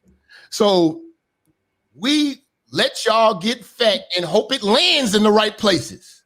And when it lands in the right places, we call you thick. But here's the problem with that, brothers. That don't last long. There's a very short window for that fun that you're having with that thick woman. She will become a chub. She will be the size. Ew, I'm embarrassed. Can we? She will be the size of a refrigerator in no time. You know, now Mexicans, the Mexicans like those gorditas and those chimichanga body ass chicks. You know, if you're a man who doesn't, just know that's what usually comes with our women, because a lot of our women do not hit the gym hard, and they do not, do physical work and activities, and they sit around, especially the Midwest. It's terrible, and at least on the West Coast, or where it's a hotter climate or whatever like that, those women want to go out and show their body, so they're a little bit more active to maintain and take care of it. But a lot of women just don't take care of the beauty that God blessed them with, which I told you that's one of the biggest problems I have is pretty fat women. I can't stand that. I think they're doing a disservice to God, because there are a lot of women who have their bodies in shape who wish they had your face, but you're going to do your face a disgrace by letting your body get out of place. You know what I'm saying? So we got this word thick, and we could talk Granny. We black, right? We've all been to a strip club before. There's a difference between the black strip club. Okay. But there's a difference between the black stripper in Atlanta, you know what I'm saying, at Platinum or Jazzy Tees or Blue Flame or whatever. Don't say I those are my old days. I'm no longer a pervert. But there's a difference between those type of strippers and the white women strippers and the other Latinas and all that stuff like that. They're strippers. Their women are like 90 pounds, 110 at most. The women in Vegas, the showgirls, totally different. They got to get on a scale before they even punch you in the clock. Right. When they go into Jazzy Tees, they go to Magic City and all that, the bigger the better. The more jiggle, the better. It's a fetish that black men have, but at the end of the day, it has its repercussions. It has its drawbacks. Once she has a baby, the bounce back is not the bounce back you would expect. You know what I'm saying? And a lot of women are not, the thick women, after having children, they're not appealing anymore because of that, because of the lifestyle, because of the whole lifestyle that comes with that. It's a lazy lifestyle that just got lucky to have the fat land and where we like it to be. But after she gets to the point of certain ways, age or kids, she's no longer going to be thick. She's going to be shaped like a refrigerator, trying to tuck everything in and hide it with the big belly belt buckle and let that dress flare out and put on some heels and take that picture holding up her stomach like they always do on Facebook. You know what I'm saying? They do more to hide the fat than burn it. Go ahead. Thank you, Jap. Let's see. What do you say? I'm a fat woman, and I would say this. Is that it is a fetish. Most guys do fetishize bigger women, and that's true what you're saying, and I will admit that. So yes, it is a fetish, and Do you think you can find real love through that fetishizing? No, I'm gonna ask Jap that too after I ask you. You don't think you can find real love? Yeah. No, I've been gave up on that. But see, here's the thing. Whoa. Now, I wasn't always a big girl. I was skinny. I had a few kids, and I got bigger. You know what I'm saying? As time went on, depression hits in, a lot of different things. Not because you're just shoving food down your throat. Sometimes the body don't want to cooperate. And I will say this: it does become a fetish, and that's why I don't even when it comes to dating, I'm like, okay, because even how men come off to bigger women is kind of on that sexual way. It's 100% a sexualized thing. Hey, Yeah. Genesis, Y'all remember Waiting to Exhale? Remember when Gregory Hines was across the street? Yeah. And a lot of our women think, because, you know what I'm saying? See, I'm going to just keep it buck with you. Most black men are thirsty. And When you say thirsty, minister, do you mean like lustful? Yes. I judge dudes by, like, if you a real player, you got game. I don't judge you by how many women you can get. I'm judging you by how many women you're able to turn down. Yes. Most dudes turn down nothing because they horn dogs. Even if she ugly, she got ass though is the mindset of most brothers. So she could be broke, she got ass though. She could be a felon, she got ass though. She got 10 kids, she got ass though. She She could be violent. She got ass though. She could be on drugs, but she got ass though. These dudes are ass and booty driven. So when you dealing with a man of that mindset, with a perverted mindset like that, I can't get through to them and talk to them. You know what I'm saying? And you got to understand why he's there. You know what I mean? And a lot of women think that, oh, because I know somebody like it, that don't mean nobody gonna wife it. Right.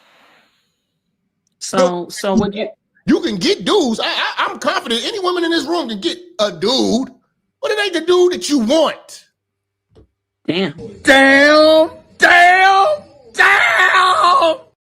And here's another thing though. You know, we getting older now. You know what I'm saying? I know I'm like close to my 50s. You're only in your 40s. The dating pool is a little bit different. You know, your range of women is different, right?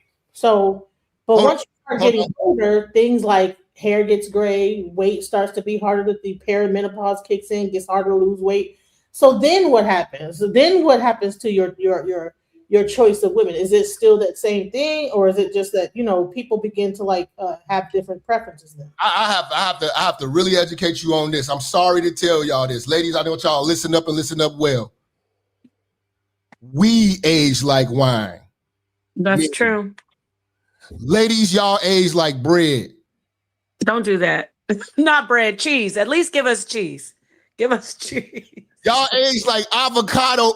Y'all age not avocados. Cheese. Like guacamole with the lid off. All right, I'm laughing, but calm down with all that. I'm just shooting this shit with my family because we all black in here. But I know. Fight back. Hey, fight minister, back. Y'all think let him cook. Let him cook.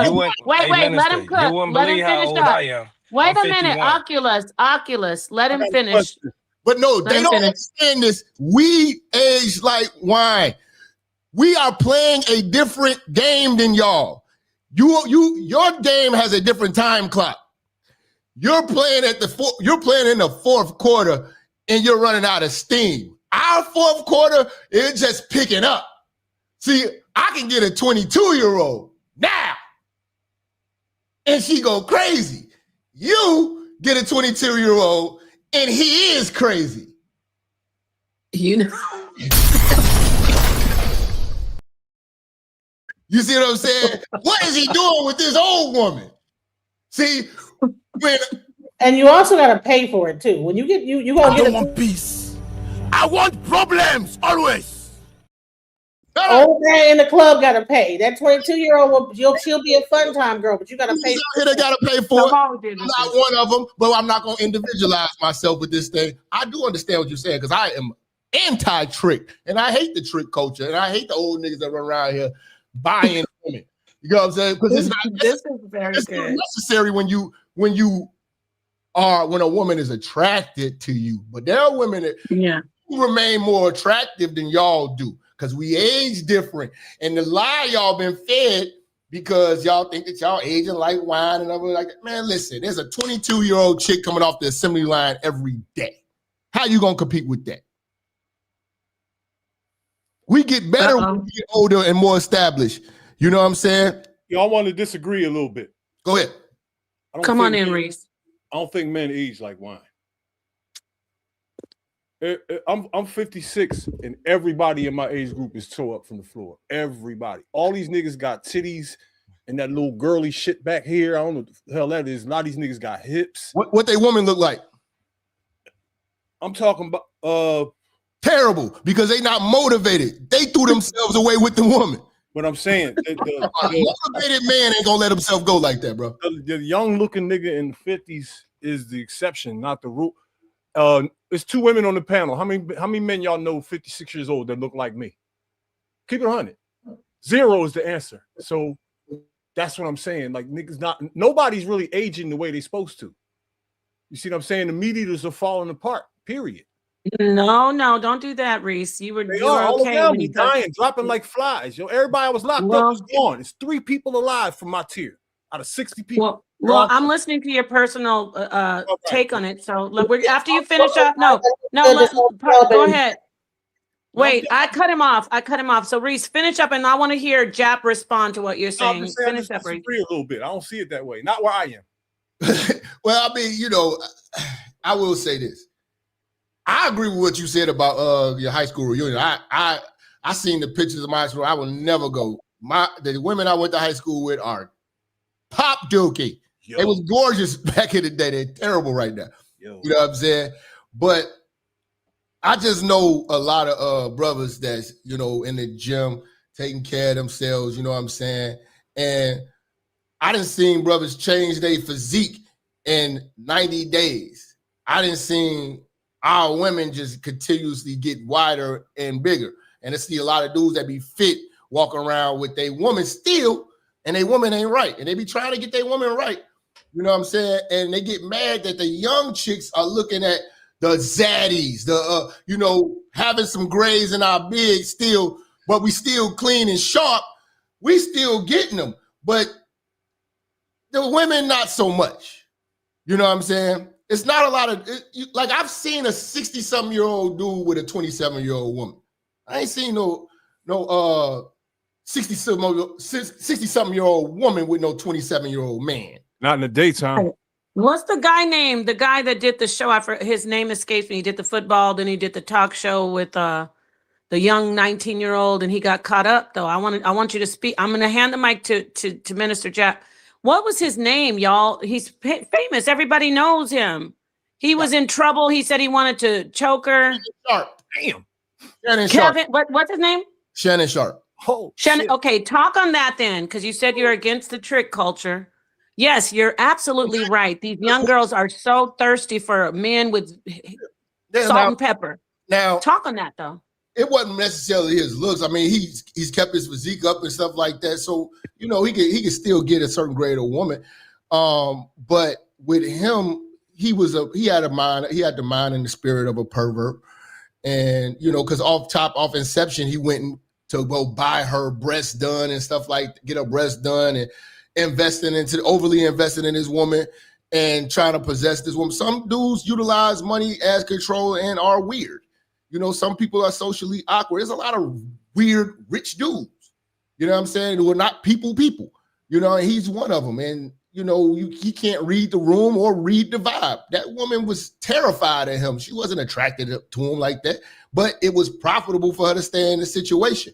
You know, I'm not saying every situation with a man getting money and getting younger women is the ideal situation. Some tricks just are getting used, and a lot of tricks will utilize their trick logic to justify doing it, saying, "Oh, you're not paying her, but you're not paying her to stay. You're paying her to leave."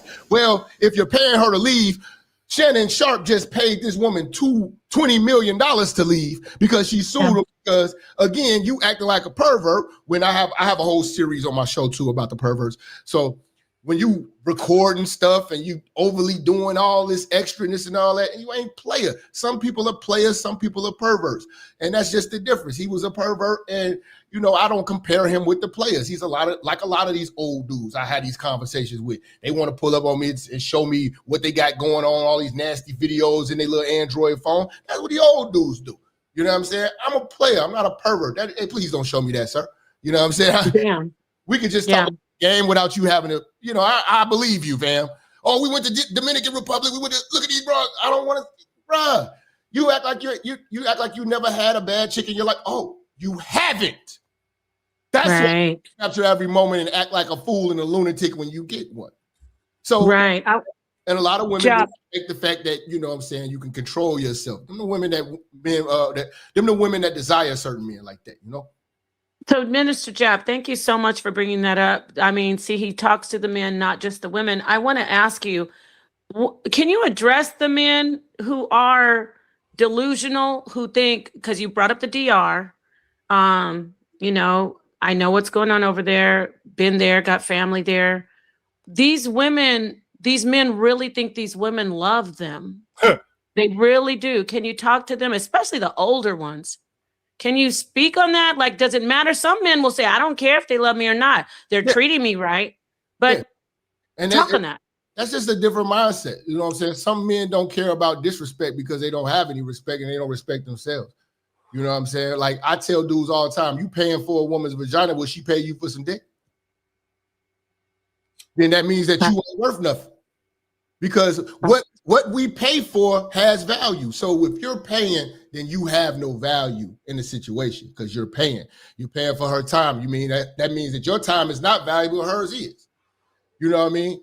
And when a woman don't desire you, like I look at the situation like it's creepy in a sense. When a woman don't desire you, it's like that movie, what was it, Set It Off, when Stoney was in the gym and she's like, I'm in the bind, Nate. And you got this, when you look at her face turned to the side. Nate is having a time of his life, sweating. She got this old dirty man on her that she's not feeling or whatever like that. It takes a sick, perverted mind to even want to endure that, to want to bang somebody that won't want to bang back.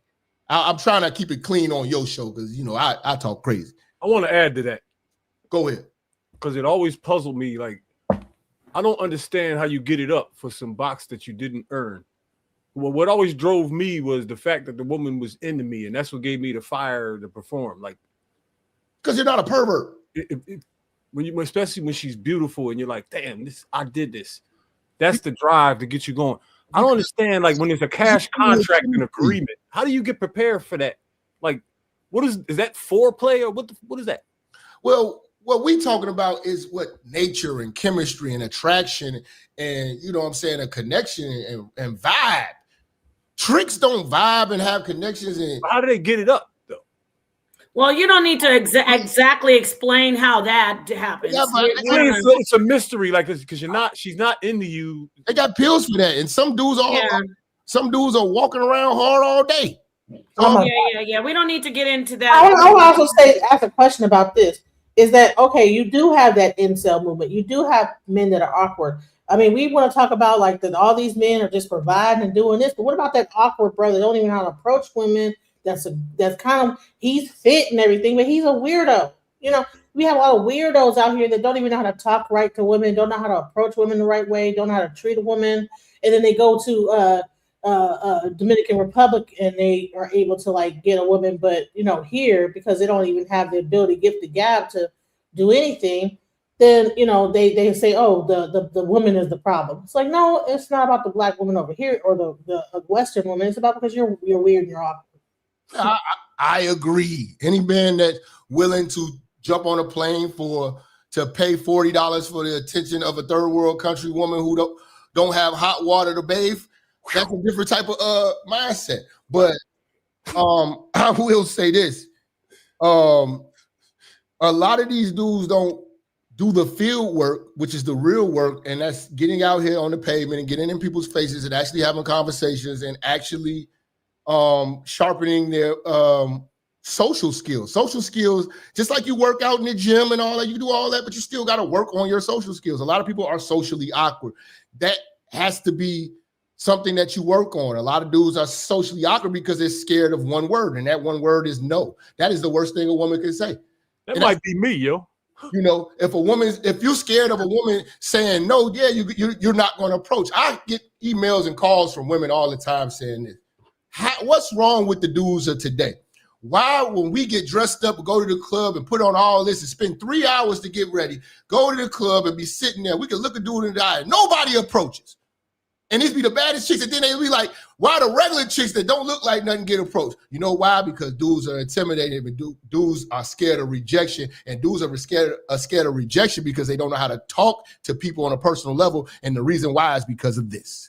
Well, the baddies be lying a lot because when ain't nobody looking, they do what they want to do.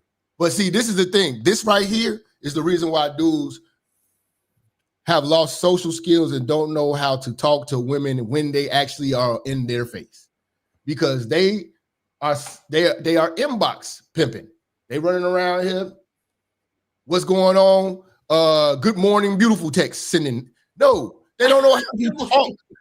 Like eventually, do you know? Like you looking at this woman, man, she's fine. Good morning, beautiful. She's fine and all of this, but you do know one day you're gonna have to actually be in these women's faces, and you're gonna have to actually have something to say, and actually have to hold a conversation and be some form of excitement to, you know what I'm saying? When she's talking, she's gonna want to talk to you. You know what I'm saying? And what you're doing, what WYD Minister Jab, we've been dropping bombs all night. Genesis, I know you have something. back there. I do want to say thank you so much for bringing this knowledge over here. If I'm dropping bombs and you in the middle of the conversation or in your speech, I should say, I'm sorry. It's just real. It's true. Good. Also for the sisters, you said this to the men, right, Minister Jeff? I'm talking to everybody, man. I'm y'all brother, man. I'm a chopper to keep it real. Like, you know, I just got the stigma of Jab hates black women, but I tell these niggas the truth all the time, and black men are more mad at me than black women for the last year and a half. So, you know, and that's because I go at the trick culture because I don't respect it. Instead, they don't like that. I want to say, sisters, too, if you can't just use so many filters where one day you meet the man in person and he's like, who are you? So I just want to throw that out there, too. But Genesis has some stuff in the background she wanted to show. Is that, what is that, Shannon Sharp? No, so this is a guy, you know, he said that he sat in his car for 2 hours because he hates his wife so much. And I know this guy, Jack, was talking about the fact that, you know, we be taking care of our women and we doing this, da, da, da. So this guy, you know, he hates his wife so much. She's the breadwinner. And he's just waiting till the day that he can make enough money that he can leave his wife. Why would he put this on the internet? She going to find out. Now, because I refuse to go inside and be with my wife. Like, I hate her that much. The only reason why I'm with her is because I'm broke and I don't have nowhere else to go. Like, I can't afford the rent on my own. And she makes more money than me. So, I mean, if I was to get a good job tomorrow, I'd be gone just like that. With a woman I really want. But I can't afford the woman I want, so I got to settle for her. Literally. Damn. If we're being honest, I think I'm doing her a favor. Because she got low self-esteem anyway, and she bad built. Pause it, Genesis. So this guy doesn't think she might see him on social media? I don't know. It went viral. Okay. Hey, but what do you want to say about that? Hey, this is basically everything that women do in reverse. Because this is a rare situation. This is an exception to the rule. It's not the rule. But women do this, what he does, every day. This is just the one. That's why this went viral. If a woman put that video up right now, it wouldn't be special. The only reason why we watching it right now because this is a unique situation. Finally, a woman getting a dose of her own goddamn medicine. I'm saying, I gotta get women that sit outside the car. I gotta get out of here, y'all. I appreciate it.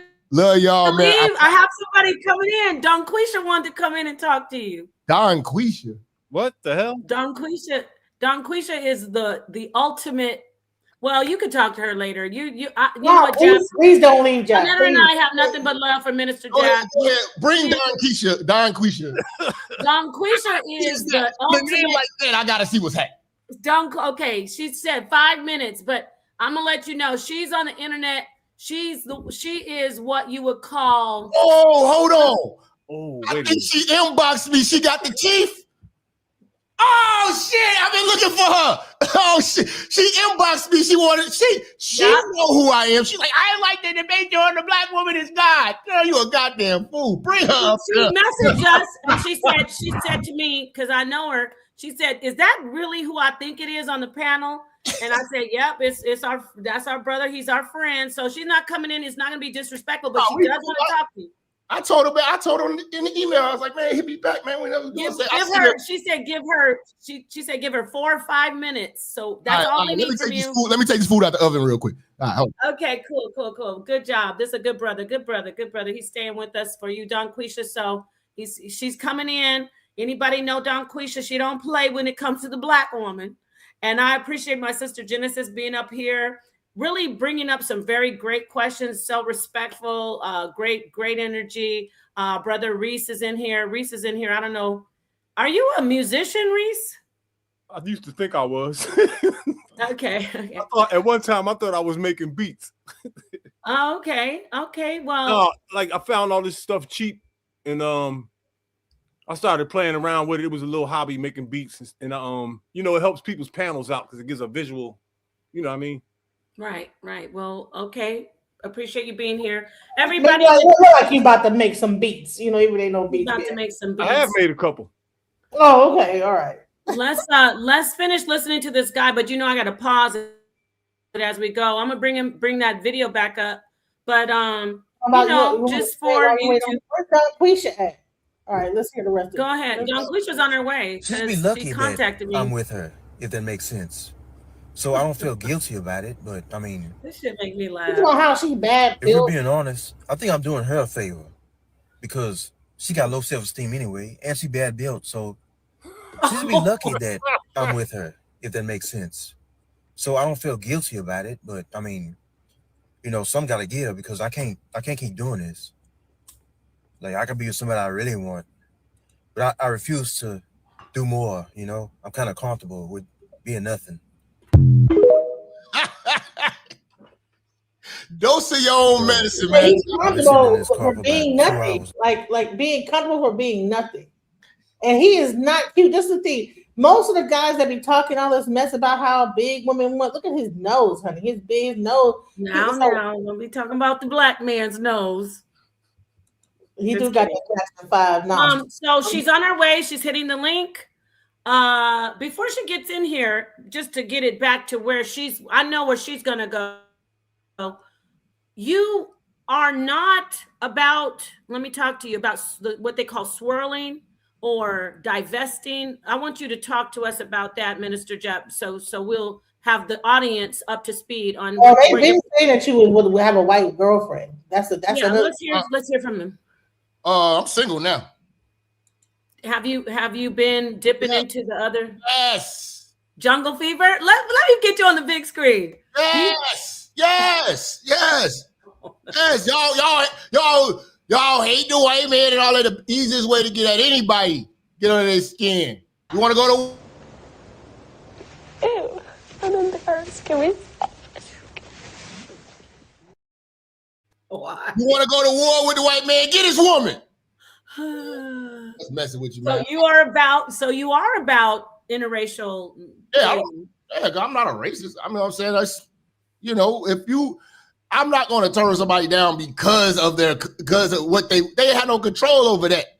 You know what I'm saying? You're feeling me.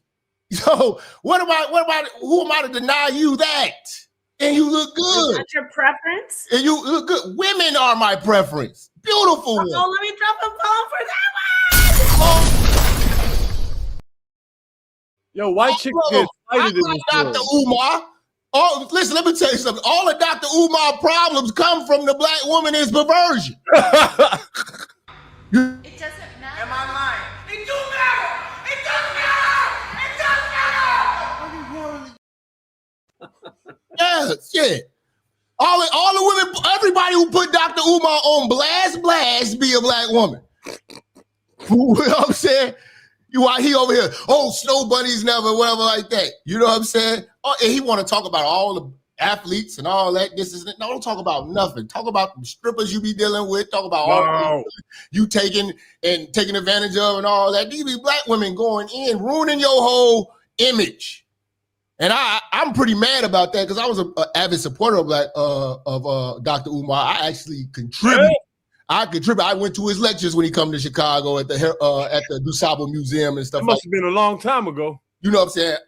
It was a while ago. I wrote him off after the strippers and all that, and then when I see him with Sukihana, every black woman ain't no queen. I think the straw that broke the camel's back was his actual daughter. His daughter coming out. What do you think about that? I think his daughter is a product of being raised solely with his mother and what problems they had. But again, he's not a disciplined man when it comes to women. He loses his mind. He loses focus on what the mission was. I messed with Dr. Umar before the mission. The mission was to build a school for young black boys and have mentorship to make boys men. I was with that because a lot of these boys are mother raised and they don't have that male figure. The idea sold me. He lost sight of the mission because of his motivation being ejaculation. You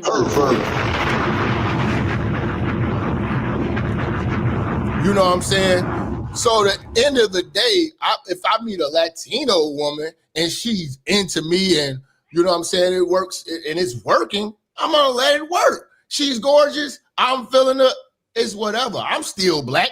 It don't mean I see. Here's the difference between when black men date outside their race and when black women date outside their race. Tell us more. Let me tell you this. I don't start acting like Carlton Banks and Keith Hadding told me that joke because I'm with a white woman. I'm still a black man. I'm still gonna shake hands with the bros and be a black man and stuff like that. When black women get with white men, they try to change the imagery and start trying to talk like their name is Rebecca from the Valley and have a different accent. And no, my black scent still stays. In fact, my black scent is probably what attracted them to me.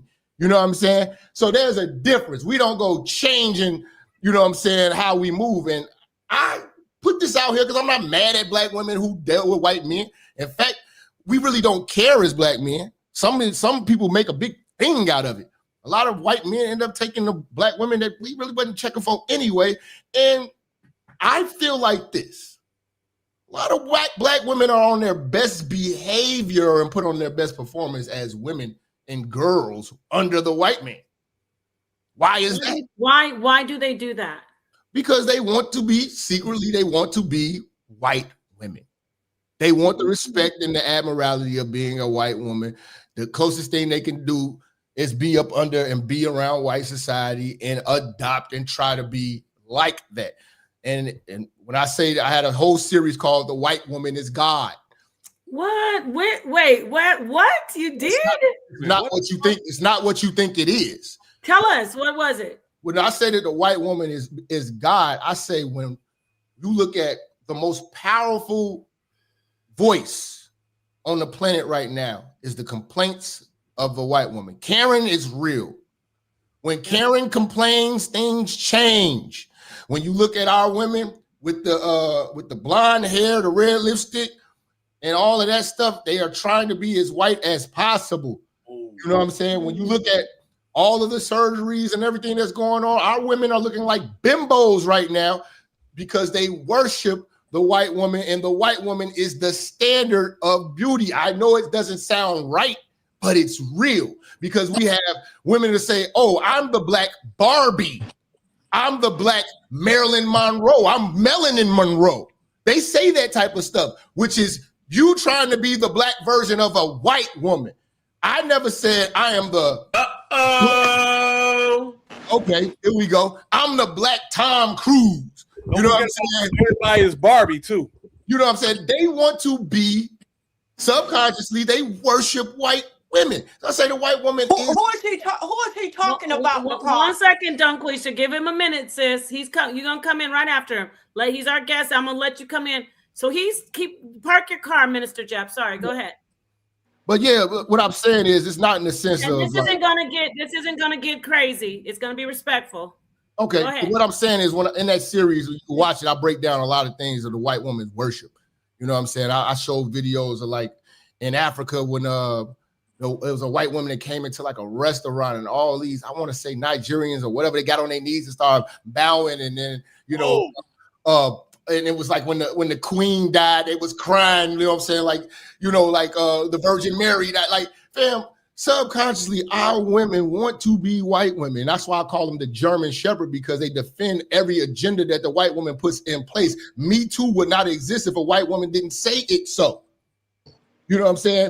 That situation with Tarana Burke was her situation, and the white woman gave it fuel and gave it fire and let it go. And that's when it became something. It didn't become nothing until a white woman got behind it. And that's why I say in America right now, the biggest voice that we have and the biggest oppressor and oppression is the white woman. And the biggest challenge that we have as black men is our women being the German shepherds of white supremacy for the white woman's agenda. Her aligning herself with the LGBTQ community. Like when I talk about the trans gentlemen and all of that stuff, the trans gentlemen and all that, and the trans genitalia, I talk about these people. Who comes barking at me? Black women. The white women don't even have to do the work no more because she laid the foundation, said, black women, go get this. And that's what they do. A lot of black women think that being a part of that pride community is cute. I've seen that. I haven't dated a lot of black women who haven't had a gay experience. That's kind of common now. because they adopted the white woman's ways. They want to do the whole girls going wild thing and stuff like that. But the thing with the white woman, she knows how to cut that off at a certain time in her life and start to say, okay, it's enough. Enough is enough. It's time to be a stay-at-home mom. It's time to bake cookies and take the kids to soccer practice. That's the difference. Our women don't know how to turn that off until they get in their 40s. They 45, now they want to settle down. White woman's already established. She cut off her hoeing after college. For a couple of years after college, she cut that off, got married, and now she's a lily white woman in a family. Yeah, she was a whore back in the days and all that. You know what I'm saying, at the frat parties. But now she's turned that off, and because again, she knows and she was raised that that's what you're supposed to be. You're supposed to be a wife. Our women are raised that don't even start getting serious till you're in your 30s. I don't want peace. I want problems always. What's going on? Talk now, let me say this. Thank you so much, Minister Jap, for being here. This is a smoke session. Minister Jap is standing on his square. He has a lot of people who tune in, listen to his teachings. We have Donquisha, who has been. Donquisha is a friend, and Minister Jap is a friend, but we want to hear you come in here respectfully. Donquisha, I know you're going to be respectful, but I want you to give the brother some pushback in the way you want to. And he said you've been reaching out. You've been saying you've been wanting to debate him about the black woman being God, right, Donquisha? I said the God of life. The black woman is not the creator. Anybody with sense know that. I said she is the God of life. And I could break that down later. But Yes, I just want to just jump in and say, who in, can I say hell? Is hell okay on y'all? Yes, you can say hell, just no F words and no calling names. No calling names. What you say? No name calling and no F words, and you good. Oh, I wouldn't. I won't even go there unless somebody want to bring that energy. Then I have to go Come on, in. Come on Hey, in. let me just go ahead and break this down.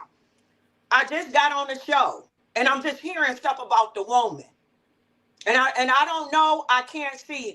Can because my screen is small. Is it any women? Is it just you, Minister Jackman? Is it more women?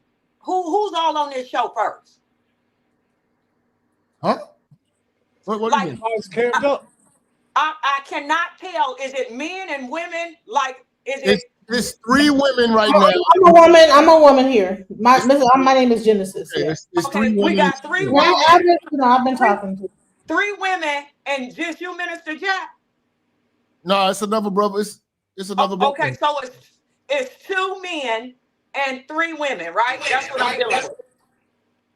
No. You just talking to Minister Jap about his talking points. He said you know who he is, that you've been following him. Yes, it is 2 minutes. I don't follow him. I would never follow him. No. Let me make this clear. So you don't know his talking points? Not really. I just seen him online doing a dog barking noise and dogging out black women. So I don't really know exactly what he's talking about, but let me just jump in. Now I'm online right now, and it's three women, and Minister Jack is talking as though he is like, I guess, the leader or the main speaker, and everybody is just receiving your teachings. And I'm just filling a room. And I don't know why. Yeah, he's the guest. He's the guest on the show. Well, I brought him in as a guest tonight too. I'm the guest tonight too. And for you all to sit and just let him spew out a lot of negativity about black women, it's not going to work out tonight. Because what would you like to address? Come on in, John, please. To him, go ahead and if it wasn't for the black woman, your grandma and the whole all the matriarchs carrying you on your back most of your life, then your ass then you wouldn't be here.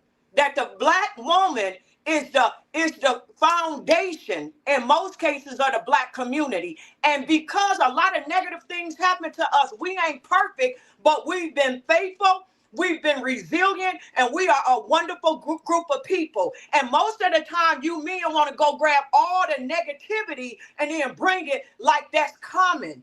All black women, and I know you didn't say all, but I want to just say most black women, most of us are decent mothers.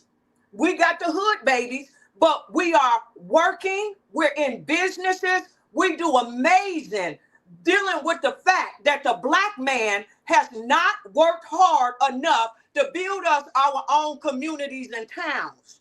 We in this white man's world getting stumped out, getting oppressed, going through all of this negativity in this white man world, and then you expect us to be perfect. You expect us to have all of these great feminine characteristics where we like, oh, how you doing, Minister Jab? How you doing this one? No, we are in war mode, just like you are. We're in this white man world going through hell, just like you are. So when you see us and we a little bit rough, you should just go ahead and say, hey, I understand, sister. I'm here to support you, sister. Not get on these lines having German shepherds bark and saying all negative things about us 24 hours a day. That's all you brothers do. You just sit, dog out the black woman, get your views up, and you don't show us no love. So guess what? I'm sick and tired of it. So what I'm doing tonight, I'm only going to be here for a second because I don't have a lot of minutes on this phone. What I'm here tonight is I want to debate you. Me and you can sit and have a nice, respectful debate on what's really going on in the community between the black man and the black woman. That's what I'm here to ask you. Do you want to debate me? Because I didn't been on your Facebook. I didn't try to have a conversation with you. So but Minister Jack, before you come in, I'm gonna let you respond, Minister Jack, 1 second. But sister, all the stuff that he said tonight. Some of the stuff he said about a man being there for the woman, giving her his last, just doing everything, and no one's there for really it ends at the man. He can't look to anybody else, but he only has himself. And when he's providing for a woman, being giving her everything, and he just asks for loyalty back. What about that part? And then Jap, I do want you to come in. But that's actually, I'm gonna let him come in. But that's what his position was mostly in this whole stream. I don't know what he's talking about. Well, let me let him respond to you for everything you said. Minister Jack, I didn't hear nothing you said tonight. I'm working on some past stuff. There's no sense to me, go back and watch this thing from the beginning. But you said I will. You said you want to just send me an inbox. Like I responded to your last inbox. No, you didn't. No, I've never had a response for you. Listen, the first thing I said to Nepal when she mentioned her name, I was like, I know that lady because I responded. I said, let's do it. Come on, let me know when you want to go. And actually, wait, real quick. Actually, he said when he was about to leave, he was already gave us more than enough time. He said he was only going to be here for an hour.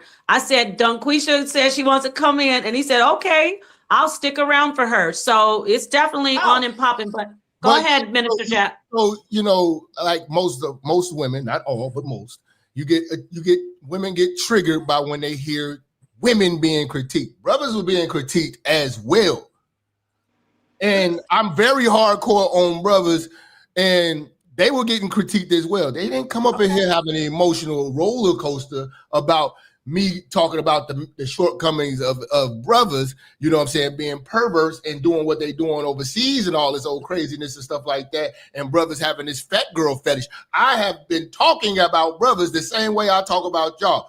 The problem is that you're a woman, and I'm not tripping on that because I know the nature of y'all. You're going to react off of emotion.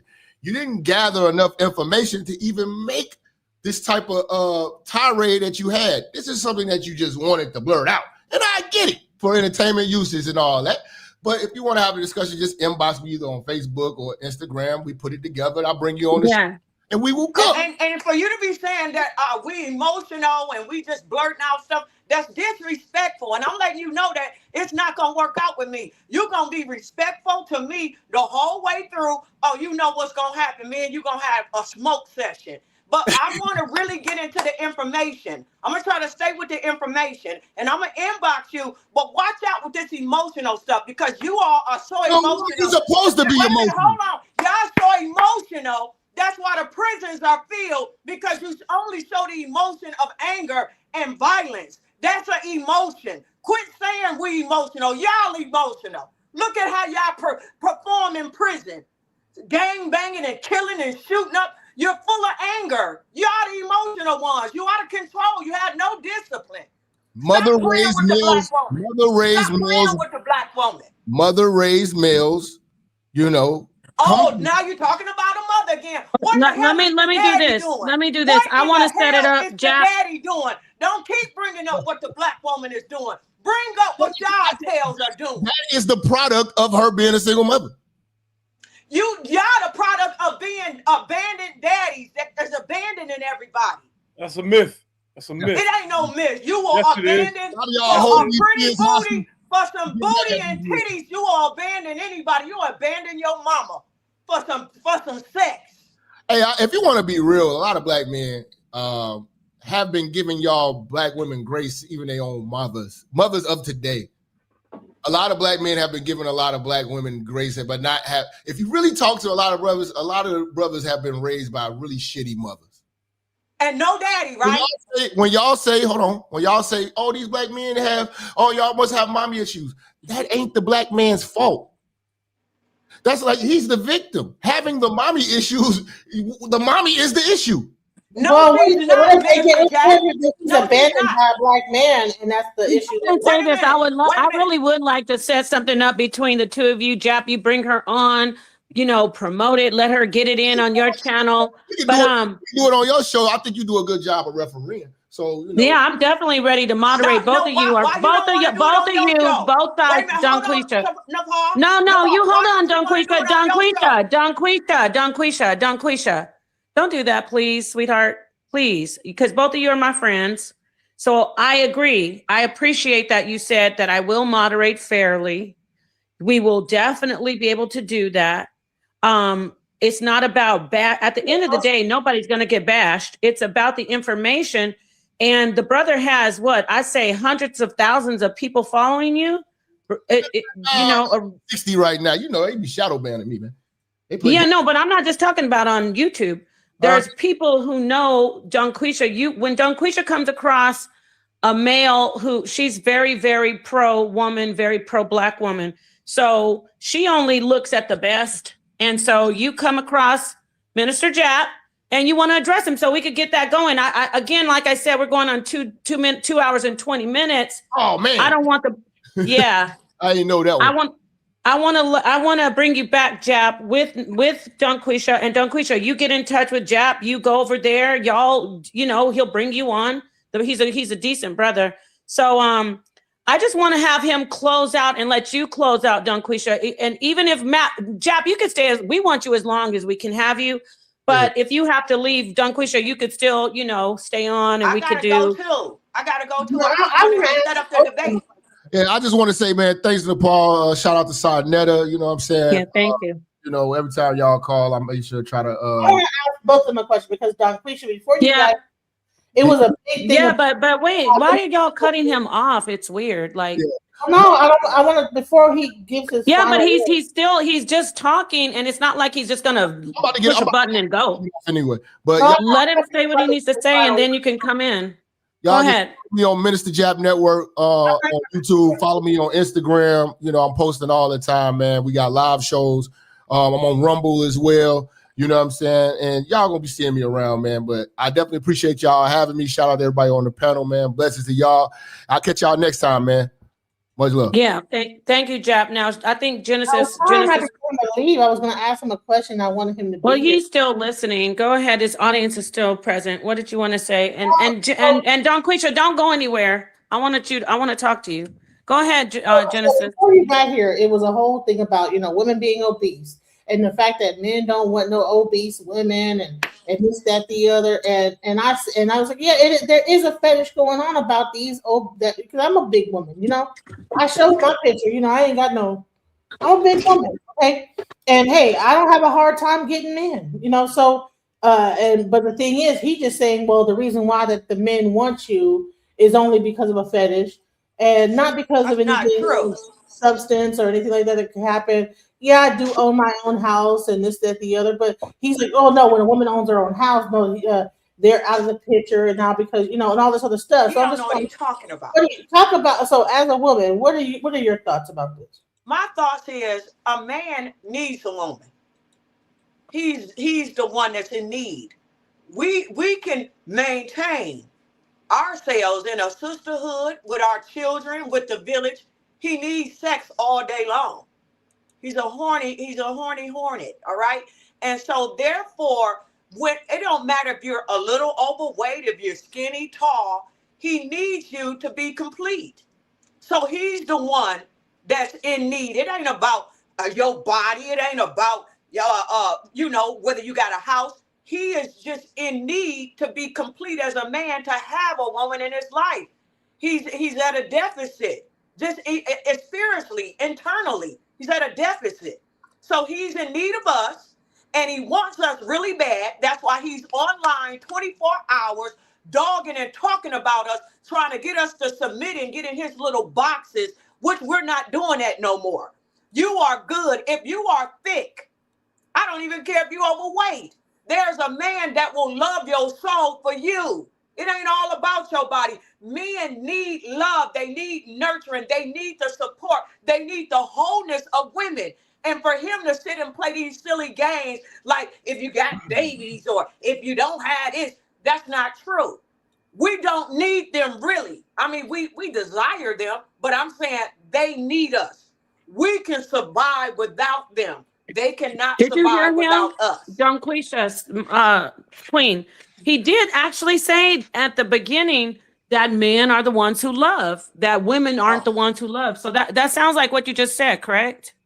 No, but women I do didn't say love. love. Women do love. I said, I really didn't say love. I said that they actually need us. There's something inside of them. And I'm not saying we don't need them, but we don't need them as much as they need us. They need that, because nurture, everything that lives got to be nurtured. Our nurturing, the love, our support. We're there to support their egos. They got these crazy egos, and we're there to help massage and keep them afloat. There's a stronger need. So when they say they love, they basically saying, I need you. I don't even think it's love. They use the word love, but it's really, I need you. That's why I'm going so hard for you, because without you, I can't make it. With us, we can make it. We can grab us a few toys.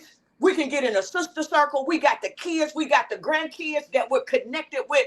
We good. The Black woman stands on her square, and she's doing a fantastic job, and can't nobody play with the Black woman. And when I say nobody, and I'm challenging anybody, the Black woman is good. Now, all of us, I'm not going to say all of us, but the majority of us is good. Now, there's a group of us that's out there clowning. I will admit, there is a group clowning, but the average Black woman is a beautiful, spirited person. And when you see us acting up, it's because they didn't hurt us. They done dogged us out.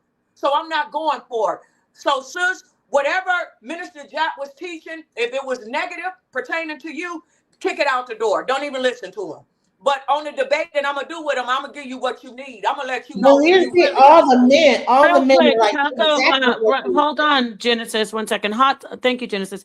Hotspot Casino, I need to see who you are. I can't bring you up without your camera on. So I definitely would love for you to turn your camera on so you can join the panel. Go ahead, Genesis. Genesis, go ahead. Okay. So it was a bunch of dudes up here, and they're like, yeah, that's exactly what we're saying. We this, that, the other, and these women out here, and blah blah blah. They need to, and it really got into a lot about looks and appearances. And I'm like, well, what happens when you get older? What do these looks and appearances go out the way then? Because and then it get into, well, we age like wine and women age like bread.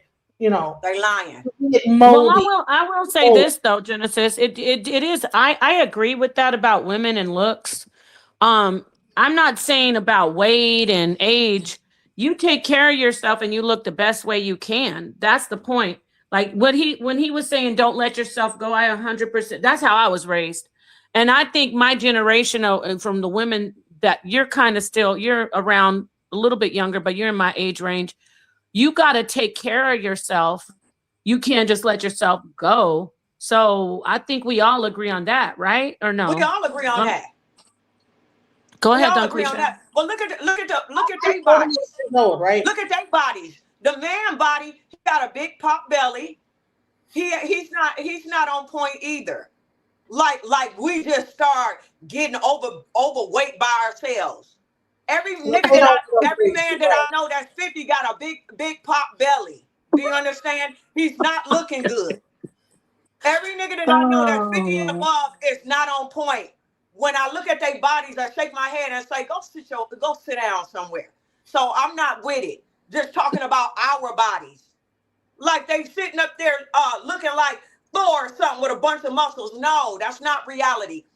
This is what's going on. The man is trying to trick us to believe that he's something special, that we need to get situated for him. Do it for yourself.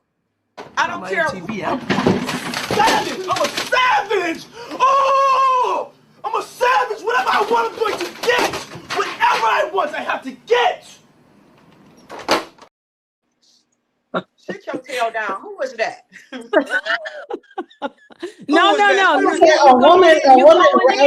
You're going in. But let me ask you a question real quick, and then I'm gonna pass the mic on because we still have a brother on here. And again, this is a smoke session. Thank you so much, Minister Jap, for coming in. Donquisha, I'm gonna bring you in for your own smoke session. I'm gonna bring you in for your own smoke session. I'm a smoke niggas too. I'm a smoke. Okay, yes. Too. So I want to say thank you to everybody for being here, but I just want to say, let's hear from a brother, because you said the thing about, you didn't see earlier, Donquisha, you just caught the end. Donquisha is a friend of mine. Jap is a friend of Sonetter's and mine. So when Donquisha saw Minister Jap going in on the sisters at the end, especially about swirling, she's like, oh, I need to get in here. So I hear you, but earlier Reese was like, I'm 56 and I look good. So you said the brothers are have the pot bellies and they let themselves go. What about the brother? What about Reese, who looks about 40, 35, 40? Okay, you could get one out of a million. The average 50-year-old black man got a pop belly and he got pop eyeballs too. He's unattractive, most of them. Shout the season, man. And let the black man play mind games with us? No, you're going to learn that it's a balance. You're going to learn the balance. You're not going to sit talking like you're a master teacher, teaching a bunch of wise black women, and we're going to sit and let you be the master teacher. If anything, I'm the damn master teacher, not you. You're not about to teach the divine feminine. You ain't about to teach the matriarch. You're going to teach some dudes. You're going to get a rites of passage program for little boys. You ain't about to sit here and teach me, and I'm going to sit and listen to you when I didn't aid you. I didn't care. If you talk, and you know what, I love you, Donquisha. Come on, keep going in. Don't take the heat off. But I do want to say, Minister Jap, his main audience is that he teaches men and he approaches men about game and about relationships. And now lately, no. Let me tell you, he's pretending and covering the message up with what you're saying. His core message is to belittle women. That's what I've seen him online several times, but I only give him a couple minutes. I don't stay long because I don't like it. I never really let his message saturate me, right? But I've heard him, and the core of his message, he's bitter and he's angry with women. And it's a negative message for us. I don't care how he tries to cover it. He's pretending he is angry with women and he gonna get that work. Now, there's a brother online. Do you want to say something to Queasy? I see a brother that may want to get some. You want what's going on? Come on in, Reese. What you want to say to Queasy? Come on. You want to say something to Queasy? I beat up on the brothers earlier because that's what the topic we were on at the time. But something's going on with everyone in my age group. Everyone in my age group is dropping like flies, and I don't think my group is going to be the group to reach 75 and 80 and all that. I can't say. Don't put that on me. There's no facts on it yet because I'm going to hit 90, Lord willing. I mean, I want to too, but I'm telling you something, man. Both my kids' moms died when they were 47. They weren't like what they die of though. But what did they die of? Mom was breast cancer, and the other one had a brain aneurysm and just dropped dead. Yeah, she was stressed out. Believe me, she was stressed out. Talk about it. Say it again. I don't want peace. I want problems always. Yeah, the stress is causing the black woman to have aneurysms. That's true. Do you No, know And the weight strokes. that the, And stroke. the Wait, and strokes. And strokes. Not strokes? just Do black you know women, the black weight? men. Black men as well. But go ahead. Go Okay, do ahead, you know Duncan. more the weight is on us? Sister Queen Nepal, more weight is Talk. on the woman. Not Yep. Come only on. do we have to take care of ourselves, right? We got to take care of the men in a way that they don't even know that we doing. Because that's just what we do as women. We taking care of them in a certain way. They don't know what's keeping them afloat is us, right? They can't see it. We making sure everything is good for them, everything is good for the kid, everything is good for us, and it's too much weight on the black woman. So we dropping because we're stressed. Now, this is what I wanted to say. Wait, Dunquisha. You know what? That's exactly what Minister Jap said about men earlier. He said, everything is on us. We got to make sure the wife is good. Isn't that interesting that he said exactly that same thing earlier? But I just wanted to put that out. Word for word. Word for word. He's Go ahead. saying everything is on the man. He said it. Yep. Okay, I want to know what is me and his debate topic gonna be, because We're going to talk about that much of a backstage. delusion. We'll talk about that after the show, but keep teaching though, because I like not just focusing on Minister Jab. He's not, in his defense, there's a lot of brothers out here with this rhetoric. I mean, there's a vibe I on only us. got my phone. I think it's I know, my that's phone. why I need you only to got get like your, a couple minutes. damn.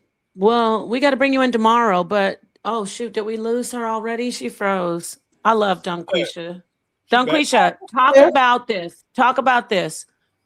Black love, what's going wrong? Why is there a war between the black man and black woman? Talk on that. I'll answer when she's done too. And then we bring Genesis in too. Damn, she's frozen. Is she stuck? She's stuck on it. Damn. Well, let's let you come in until she can get her device fixed. Hopefully she's not run out of time. She said she only had about 90 minutes on her burner phone. Dunquisha's an OG. Okay? Don't play. Go ahead, Reese, and then we'll let Genesis get in here. What would you like to add until we get her back? All I have is a theory as to why things are the way they are. I think human beings aren't sophisticated enough to reject the things that they're supposed to reject, because all the information we get comes in through our eyes and our ears. And ever since I've been born, most of it has come through devices. You know what I'm saying? So it seems like whatever they're putting on devices, the handlers are pushing culture, because we do what we see and hear. You see what I'm saying? And I'm old, so I watched the way this stuff was put out. I watched the way it changed from one thing to another. And it's easy to understand, because if you look at the old shows, even you use the black shows or the white shows, it was always a family structure, right? And then all the single mom shit came along, and then the music changed. Then here comes Destiny Child and Toni Braxton. And then there's songs about hoes. When I was probably before I was a teenager, I didn't hear any men using the word bitch. That's the fact. I'm not making that up. I'm talking about zero, unless they were really, really mad at somebody and they would say it one time. It wasn't like they were just randomly using it as the word to refer to women, period. So you think women made up the word bitch? No. I'm saying men weren't using it the way they are now. But who made it? Who made it up though? I can't really pinpoint a song or a show where it began, but it was an era thing. It just all of a sudden, the young guys started calling the women bitches, and it came from the music. The music came first, and then came the division in real life, and then all the name calling. And here today, we have a full-scale war going on the apps. And if you look around you, there's no pregnant young people anywhere in America. They're listening and they're afraid to reproduce. There ain't no pregnant young people nowhere. So let me ask you, Reese, are you saying that women have lost their value with themselves? Is that what you're saying?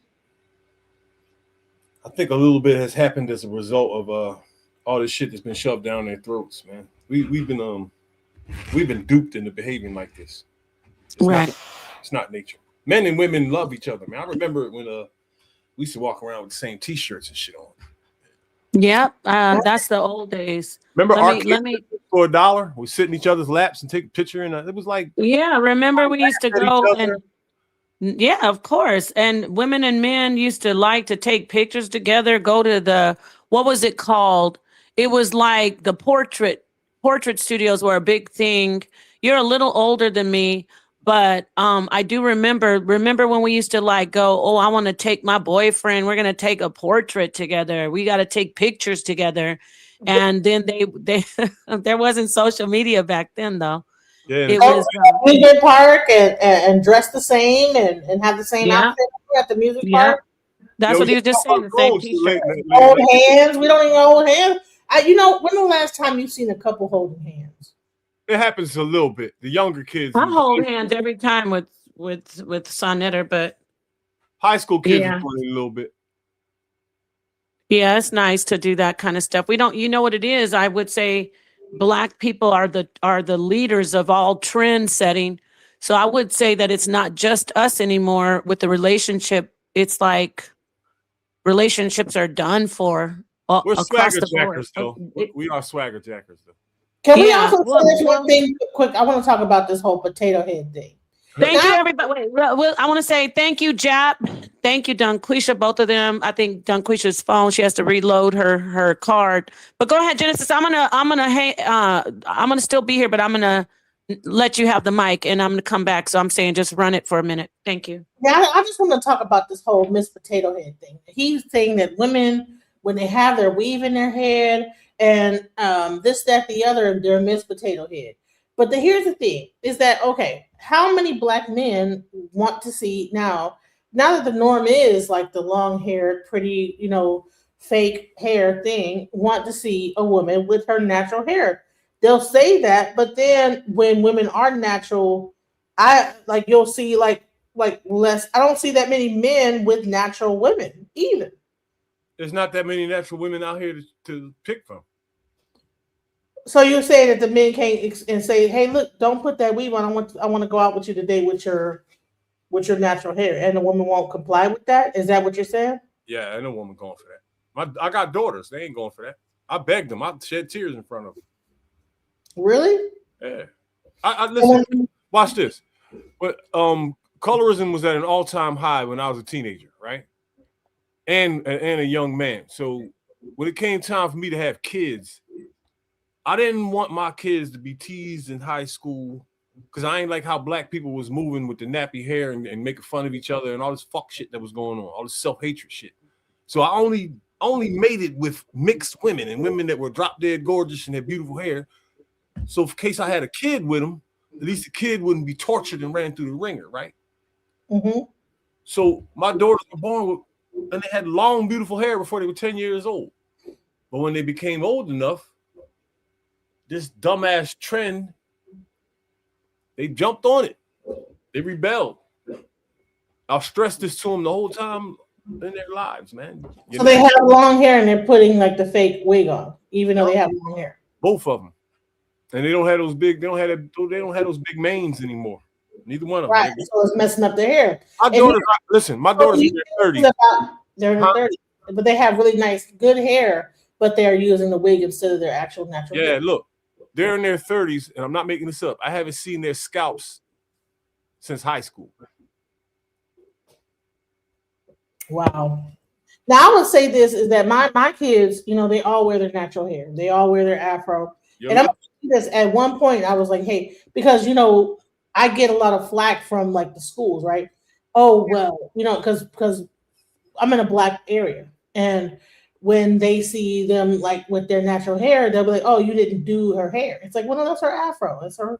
She wants to wear her afro, and I like started to feel a little bit like okay, well, they're gonna probably make fun of you because you have your afro in your hair, and then my daughter had to tell me like they're not making fun of me, Mom. Stop right there. Isn't that crazy though? I shouldn't have stopped you because I had to be told, like, no, they're not making fun of me because I have an afro. My daughter was like, just straight up afro. And I was like, no, you have to like don't just wear, and that's my own fear. But you know what caused that atmosphere for that to even happen, right? All this weave everywhere. when somebody sees you with your natural hair, they think it ain't done because they used to seeing weave and bullshit. It's crazy, man. I'm gonna tell you what, my whole in my 20s and 30s, I've always had my natural hair. I've always worn my natural hair, but when I started to go corporate, I wore wigs. And let me tell you something about the wigs. The wigs will cause premature balding. You know, it'll cause your hair to bald at the top because that friction is called friction alopecia. Yo, listen. And I think that I think these things are really meant to like actually make women look more like people look uglier. I got a cosmetology degree, right? So I know all those skin conditions and scalp conditions and all that, right? I worked in a unisex salon and I've seen the chicks come in and get this stuff done. I've seen their scalps, right? Some of it is like medical. You know what I'm saying? Like it's a medical situation going on. It's that bad, man. And I don't understand that psychology. That why would you do that to yourself? That glue on the front when they do that, they ruins the whole front of their hair. If you got a choice between people making fun of you or your health being at risk, I'm going to take people making fun of you. So do you think if more black men, even at the younger age, would say, hey, I don't like women with a weave, you know, because everybody's saying we don't like the weave. We don't like the eyelashes because the eyelashes get ridiculous at times. Like, eyelashes, 3 and 4 rows. Because whenever we do things, black people, we will take it to the maximum. It's like, we ain't going to just do one eyelash. We're going to have like 15 layers of eyelashes to the point we can't even open our eyes. Yo, man. You know, and it gets ridiculous with it. It's like, bro, what are we doing? You know? I hate that's happening, man. I hate that. And then all your eyelashes come out. So it's almost like it just makes your natural beauty ugly to where that's probably where now when they take those eyelashes off, like even Christiane Rock, she done put those eyelashes on so much she don't have no eyelashes no more. That glue is all toxic. All this stuff come from China. And even me, I'm like, I don't buy like stuff from China. When it comes to like actual things for my face and this, that, the other, I'm like, no, I'm not gonna put that on my face because I don't know whether they might be putting something in there trying to make us more uglier. Something crazy. They did that to this old woman around here, right? Like her daughters are in their 30s and shit, right? So when she died, she ain't never had none of this bullshit. But when she died, they put a bunch of weave and big lashes on. When she was in it's not funny because she's dead, but yo, man, come on, you can't just do what the fuck you want to do and think ain't nobody gonna say nothing about it. You know what I'm saying? It's crazy how they put these long lashes on her, man. And she was like 80 years old. Oh my God. A weave and everything. And man. Did they like put the baby hairs going down and scoop them back? Like, no, so I mean, that would have been the crazy. No, that would have like that whole split down the middle weave with the baby hairs in the front. That's another thing. This baby hair thing from the 80s, like we need to cut that out. It's ridiculous. And so I would say this, and all this stuff is really started by the drag queen movement, because drag queens were the one who brought forth the lace front wig. Weren't they getting the surgery first too? Yeah, they were going and getting the butt injections, all that stuff. And, they were getting that silicone put into the behind, pumping it up. And a lot of like the drag queens were the ones that actually were getting all the strippers and pumping their booties up and stuff like that to make that. That's why Cardi B and Nicki Minaj and all these people, even Black China, had to go and get the silicone removed from their behinds because they went to these drag queens to get that put into their body. You know, all of them did that. Huh? All of them had it removed. I don't think they all did. I think Cardi B still has it because this is how you know that they got the silicone put in by a person that was a black market is because the silicone moves from the back to the side, and you'll see that kind of side weird shape that happens. Like the hips are too high. Yeah, the hips will go like it looks like a. They're too high. They're not the triangle. They don't make the triangle like a natural woman's hips do. Yeah, a natural woman's hips don't go out like that. It's like part of the ant movie, like an ant. You know, you know how ants' bodies are, and so they have the ant life body, the ant life. You know, and so what'll happen is that silicone, it travels from the backside to the side, especially when you're sitting down and doing this and doing that. And so they had that like really strange. Summer Walker has that shape, and it's really weird, you know. And even Summer Walker like changed her nose and all the stuff. Her nose, but nothing was wrong with her nose. And so I think that a lot of times that we people were doing this, and because we're like looking at like this stripper, because strippers became the norm of beauty out of nowhere. I remember like when strippers were something like not to be beheld, but now strippers are the norm. And now you have regular people trying to look like strippers.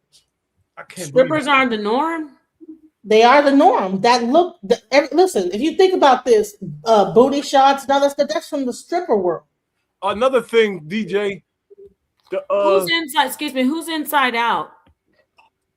Who is that? Who's inside out?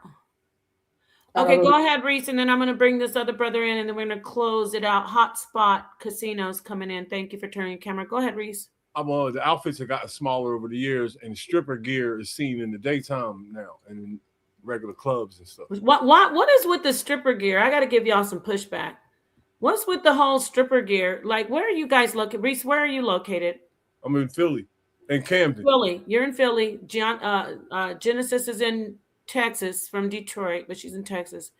I'm in like the Southwest, Arizona, California, Nevada area. It's like even if you go to Florida, like that, everybody's been wearing shorts and like small tops. Man, I'm gonna tell you what, the weather's been changing out here, and honey, there was a girl walking down the street with whole like shorts on. It was at least like 50 degrees outside, and we're like, okay, what are you doing? And so a lot of people, so like tricking has become a normal thing down the street. How do we go from clothes to tricking? Because when you're walking down the street like that, what's going to happen? Guys are going to pull over and honk and be like, "Well, that has nothing to do with her clothing." Yeah, it does. It does. This is the thing I want to push back, because I'm about clothing and slut shaming with outfits. What is slut shaming? When women wear small tops and their bellies are showing, and they're 20 years old and they have a nice body, or even if they're 30 or 40 or even 50 years old and they have a nice body, that shouldn't be equated to prostitution and stripping. Oh, I'm trying to tell you is that when you're walking down the street like that, men will pull over and honk and be ready. Men pull over and honk if you're wearing a hijab. When? Where? Everywhere. If you're walking down the street and you're attractive, a man will pull over. It doesn't matter really. No, but when you're like broadcasting like that, men will assume that you are. It's not broadcasting. If you grew up with a nice body all your life, and you knew you had a nice body all your life, and you're in an environment, I'm not talking about like Detroit or Philly or New York. Well, no, New York, New York is off the chain in the summer. But like in areas like, hear me out, like beach, like California Beach, Miami Beach, even parts of, how can you say, the Gulf of Mexico. There's beach areas in Texas. You don't wear a lot of clothes all the time. I want to say something to that. In Texas, if you're walking down the street and you're going picking up your kids and you're walking ahead of your kids and you got your like outfit on, people generally are thinking that, hey, what's up? Especially a place well, I don't know about the street, but I'm saying in general, when women go to the store with shorts on and the midriff showing, when women wear yoga pants, men tend to say, oh, she's tricking, or oh, that's a whore. And that's not fair to women, because some women just, no matter what they put on, I would put on a bikini to go to the pool with everybody else at the pool. And they would be like, ugh, like they would say cochina to me, like that's Spanish for like, you're nasty. And I'll have on a bikini just like the next woman. But because my bikini, my body looked crazy, like they made it like she must be a slut because her body is nice. So it doesn't, we always hear about, oh, because she had on shorts. But really, I'm going to say this for the sisters who know what I'm talking about. When you got a body, you just got a body. It doesn't matter if you put on a hijab. It doesn't matter if you put on a pair of shorts. Everybody is going to look at your body and they're going to say, oh, look at her. She's trying to look slutty, or, oh, she's trying to get men. That's wanna the say problem with our society that we need to stop DJ. saying. We need to stop talking about women equating their sexual activity with what they're wearing. We need to stop. We need to stop because, as you said, I wasn't always fat. Okay, there was a time. no, when I didn't say anything about you. I'm not talking about you. I'm gonna make an anecdotal. I'm talking about women who have had extraordinary body shapes. Listen, I used to walk everywhere, and I wasn't even weird. But let me tell you something. There's something about walking, especially when you're walking down the street, and if you got something, and you look like you're walking, there will be tricks that will pull over and try to get you in their car. Like even when I was in Detroit, I'd be walking home just unassumingly, just thinking, because I just walk everywhere when I was really thin and beautiful and this, that, and the other. And I might be, and my I might wear like some tight pants or whatever, but not trying to like I'm unassuming. I'm just walking home. And there is the culture that this is like a thing, walking and like having tight pants, tight clothes on, that is associated with. Unfortunately, it is. You're right. It's associated with it, and it shouldn't be. And you said Detroit. I mean, I don't know what's going on there, but I can imagine. I love most everybody I know. I like from Detroit, so I love the people from Detroit. But my point is, it shouldn't be associated. You're right. It shouldn't be associated. It shouldn't be. When you see a woman with tight jeans on, when you see a woman with a crop top on, and she's walking, it shouldn't be right in your mind, oh, she's a hoe. But because of our society, because of what we pushed, that's what's going on. We got little girls, I'm talking about 15-year-olds. That's what I'm saying, little girls. We got little girls walking around with their booties out, crop tops, and a lot of them are virgins. But what the mind, even not just, we don't just have men doing it, we have women doing it. Oh, she's a hoe. Oh, she's trying to she's trying to pick up a trick. We got to stop doing that. I want to go on to the brother Hotspot. He's been waiting, and then I'm going to go to Inside Out. What would you like to add, Hotspot? Black men and black women aren't at fault for what's going on in the community for the most part. The very first thing that we have to look at is what racism has done to our people over time. That's the very first thing. Also, men and women are not the prize. It's the child. But the problem with the black community is we don't have the communities to build a future within that child as we're bringing. I like that. Going. The child is the prize. Yes, and so when we think of a child and we're bringing a child into the world, a lot of us don't think about the future and the potential of that child. And that's where we miss the buck. So when I hear people talking about, a woman doesn't need a man doesn't need a woman. No, that's not true. We need each other. That's just idiocracy. And a lot of the men that say that are usually the ones who follow Kevin Samuels and have listened to Patrice O'Neal's talking points. And I love Patrice O'Neal, but some things he wasn't always right. It's okay. Because he didn't really look deep into the situation, what was wrong with black folks. And it starts at a very young age in this country, in the United States. Wow. Thank you so much for that. I'd love that you added that. I'm going to start using that. The child is the prize, and I love everything you said. I'm going to move on to the brother Inside Out, and then Genesis, you can get back in here. I love that there's no echo chamber here tonight. This is all about Minister Japp's rhetoric. Thank you so much once again to his audience for staying with us. This is kind of post-show, but definitely we need to have these conversations. Go ahead, Inside Out, and then Genesis, you can come back in, and then I think we're going to close it down. All right, peace. So Nepal, I want to address something you said that I agree with. I'm from South Florida, and you are right. Like when women wear certain clothes in that area, like it's the norm. It's the norm. You know what I'm saying? We see women like that all the time. So it does depend on where you're at and what's going on. I want to address that first. You're absolutely right. Thank you. And the next thing they was talking about, like women wearing, the fake eyelashes and the extensions and all of this stuff. Well, I'm a barber by trade, And I just want to let y'all know that men are doing the same thing. So we ain't gonna just put that on the sisters that they're enhancing themselves. Men wear hair pieces, right? We get highlights in our beards. We dye our beards. We put all kind of products, you know. So I don't like when we do that to the women and say, oh, she got weave or she got this, she got that. Men are doing this at a very high rate, and they are paying lots of money for it. And that's real. You know what? And thank you. Yes, sir. We just don't know. There's a lot of men with man units on, and guess what?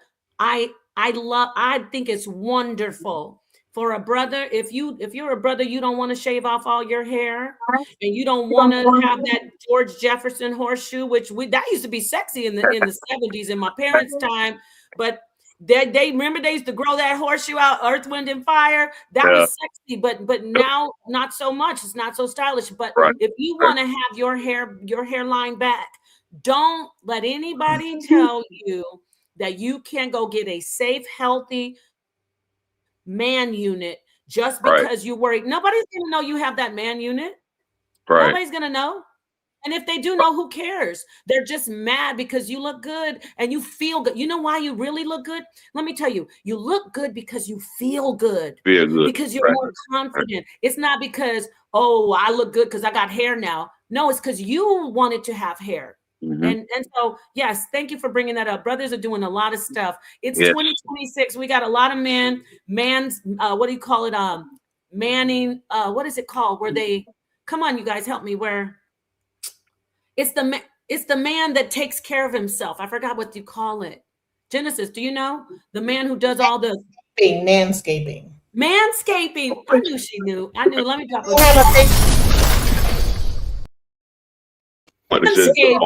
a mewing, where like they do this gua sha thing. And oh, I love mewing. I mew all the time. This is mewing. Get that jawbone. Anyway, go ahead. Let me close out Genesis. And hold on, I want to say this real quick because and this is your camera on. You're gorgeous. Genesis is gorgeous. You know what? We already know there's different body types. Brothers are different. Some brothers, Jap has his rhetoric about women. There's men who won't even look your way. If you are under 125, 140 pounds, he won't even look your way. In the park, can I say something? I got a homie. This is no lie. He has a scale in his crib. And if you do not crack 250, you're getting your walking papers. See? Let me drop a bomb for this brother right here. He told the truth. Understand that he himself was about $145 at 6 feet tall. But okay. But you know what? Health-wise, you're right. Health-wise, sisters, thank you to the brother who came in. We appreciated your input. You got to take care of yourself, brothers and sisters. We don't want to have stroke. We don't want to have diabetes. We don't want to have a heart attack. We want to take care of ourselves. Shout out, rest in power to my brother, Kevin Samuels. Kevin was in shape, healthy. My friend Esoteric, one of my best friends, passed away. He was beautiful, MMA fighter. He retired. He was in shape, working out every day, dropped down, lost it. He just transitioned from a heart attack. And you know what it is, black man, black woman? Stress. That's what it is. So take care of yourself. And I want to also talk about this thing. They're saying that about Kevin with the Red Bull. Kevin, it was really stressed because if you think about it, this is my take on it. Yeah. This man. Viagra. No. He took that thing too. What? No, y'all stop. Y'all are listening to social media. I love you guys. It was because of the stress. You've seen the people. They smoked the cigar all their life till 90s. My grandma ate pork all her life. She's 100. It is at the end of the day, it is how your mind is affecting you. Yes, you shouldn't eat the wrong thing or drink the wrong thing. You can have a heart attack. But for Kevin, I really think it was because of stress, social media. Kevin was a very sensitive brother, not sensitive like soft, but sensitive like really empathic. And even though he said, well, things didn't bother him, he really cared about people a lot. And the more social media, we got to do something about social media and talk about the psychology. I'm not even I look back on my old stuff from 2020, 2019, 2021. I was a different person. Social media trolling and abuse will make you sick mentally and physically. And you aren't content creators. Genesis knows what I'm talking about. Yeah. I think you are coming up, Reese, but the more popular you get, the more attacks Evil you get. It becomes so evil. I had to cut the comments off the other day. I was like, oh my.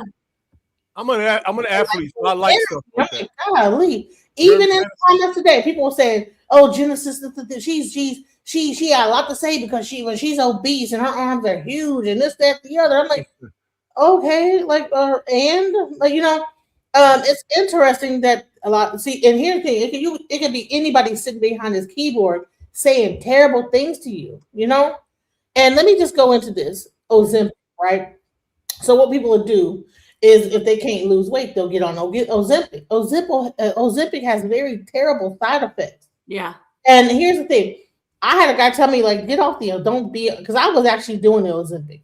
But then I found another thing. It starts with B. Damn, what's the damn name? Crap. But it's a quick. Scroll back, Magi. We had him on for like 2.5 hours. Go ahead, sis. It's an herb you can take, right? Berberine, right? That does the same thing as Ozempic does, but it's not as many side effects. Versus you taking those. We don't promote that, though. That's her personal stuff. No medical misinformation. Go ahead. It's not medical misinformation, but I'm just saying is that, like, a lot of times, like, okay, people will take the Ozempic, right? And then, like, they begin to, like, for me, my problem is not overeating. My problem is just like weight. You know what I'm saying? Just in general. I'm 48 years old. I'm going through perimenopause. I'm going through a lot of different things. I've had kids. I've like been pregnant several times and all this other stuff. You know what I'm saying? So it's a lot going on here with my body, So it's not, so everybody that gains weight, and I'll just put my picture up here. Everyone that is a bigger person is not gaining weight because they are, this person is just gobbling down food. I only eat once a day. You know what I'm saying? So, things happen. When you get older, it's harder to lose weight. When you have babies, it gets harder and harder. Things happen. You got a car? You'll have people that'll get on these panels and say really mean things to you. And it's like, damn. And yeah, the social media aspect of it all is easy to down a person about, okay, well, you're not the ideal weight of a person. Men don't want you. This, that, the other. And then you have all this pressure, right? To feel like you need to quickly do something. And you end up on Ozempic or getting gastric bypass and all these things. Okay. Do you know that majority of people that get gastric bypass, they lose their hair in the first year? They lose all their hair first? Shit. Well, I can imagine that's because they're not getting the right nutrients and it's the shock of the surgery. You are rerouting your entire intestinal thing. So they go through loss of hair. On top of that, like, they cannot pass out, all type of different stuff. And people are doing this stuff as a quick way because, like, the pressure of trying to be this perfect image of whatever society wants you to be. So it's like you want to talk about obesity, but then you want to like do these like shotgun things to like hurry up and try to slim down. And that's where you get a lot of skin. Your skin ends up you lose a lot of weight really quickly, and you have the skin that like droops down and all type of things like that. Now you got to like get a surgery to fix that. So it's like we need to be very careful about how we and be responsible about how we make people feel about the fact that they might be overweight, because it might make a person just do a certain thing to rush to a solution that could impact them and hurt their health. You want to talk about what about people actually though taking responsibility, like on the screen when it says walking helps? Like, what if people actually just get up and tell you what I did? Let me tell you what happened to me. I began to DoorDash, Instacart. Like what I did. But I wasn't finished. Let me say wait. I'm not talking about DoorDash, but I'm not talking about you personally anyway. should just give an example of Yeah, versus- but before you do, walking on a consistent, not in stopping intervals, like you walk, about 80 steps or 100 steps, and then you sit down. I mean, like walking consistently for 1 mile to 2 miles every day would significantly help your health, not just your weight, right? Your health would be great, your cardiovascular system. But Now I'll hand it over to you. Also, that person that might be overweight is also suffering from depression. There's like a whole thing that happens here when a person spirals down into being overweight. So So I would say, to me, because it's about dopamine, right? Dopamine release, all these different things. And if they don't like actually take the time out to say, okay, well, I know that when I walk, there's a dopamine release. They don't understand that if you're feeling depressed or sad, that you know what, if you go out and walk, then you'll have a dopamine trigger that'll make you feel better or whatever. So some people get depressed, they'll get depressed, and that's the thing with social media and like doom scrolling online. You can go through a depression, and so we can't pretend like that this doesn't exist. Let's go. Yeah, let Reese respond to you. So we're adults, right? So I'm not going to talk to anybody up here like they're a child. It doesn't matter what's going on social media or what people think. If you're grown, you can fight all of that in your mind. And all you got to do is move. Any big person alive. That's all. It's that simple.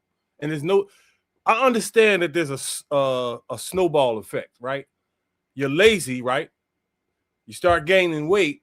Now you're heavier. Now you're even more lazier than you were. Now you get a little bit more weight. And now it's harder. It even gets harder to move around. So if you don't stop that sooner or later, it's going to zenith. You see what I'm saying? All that other stuff and them feelings you dealing with, you got to fight that. You grown. Get up and move and do something about it. It's easy to say. That's going to help you. Then no pill or none of that going to do, or no YouTubers or nothing.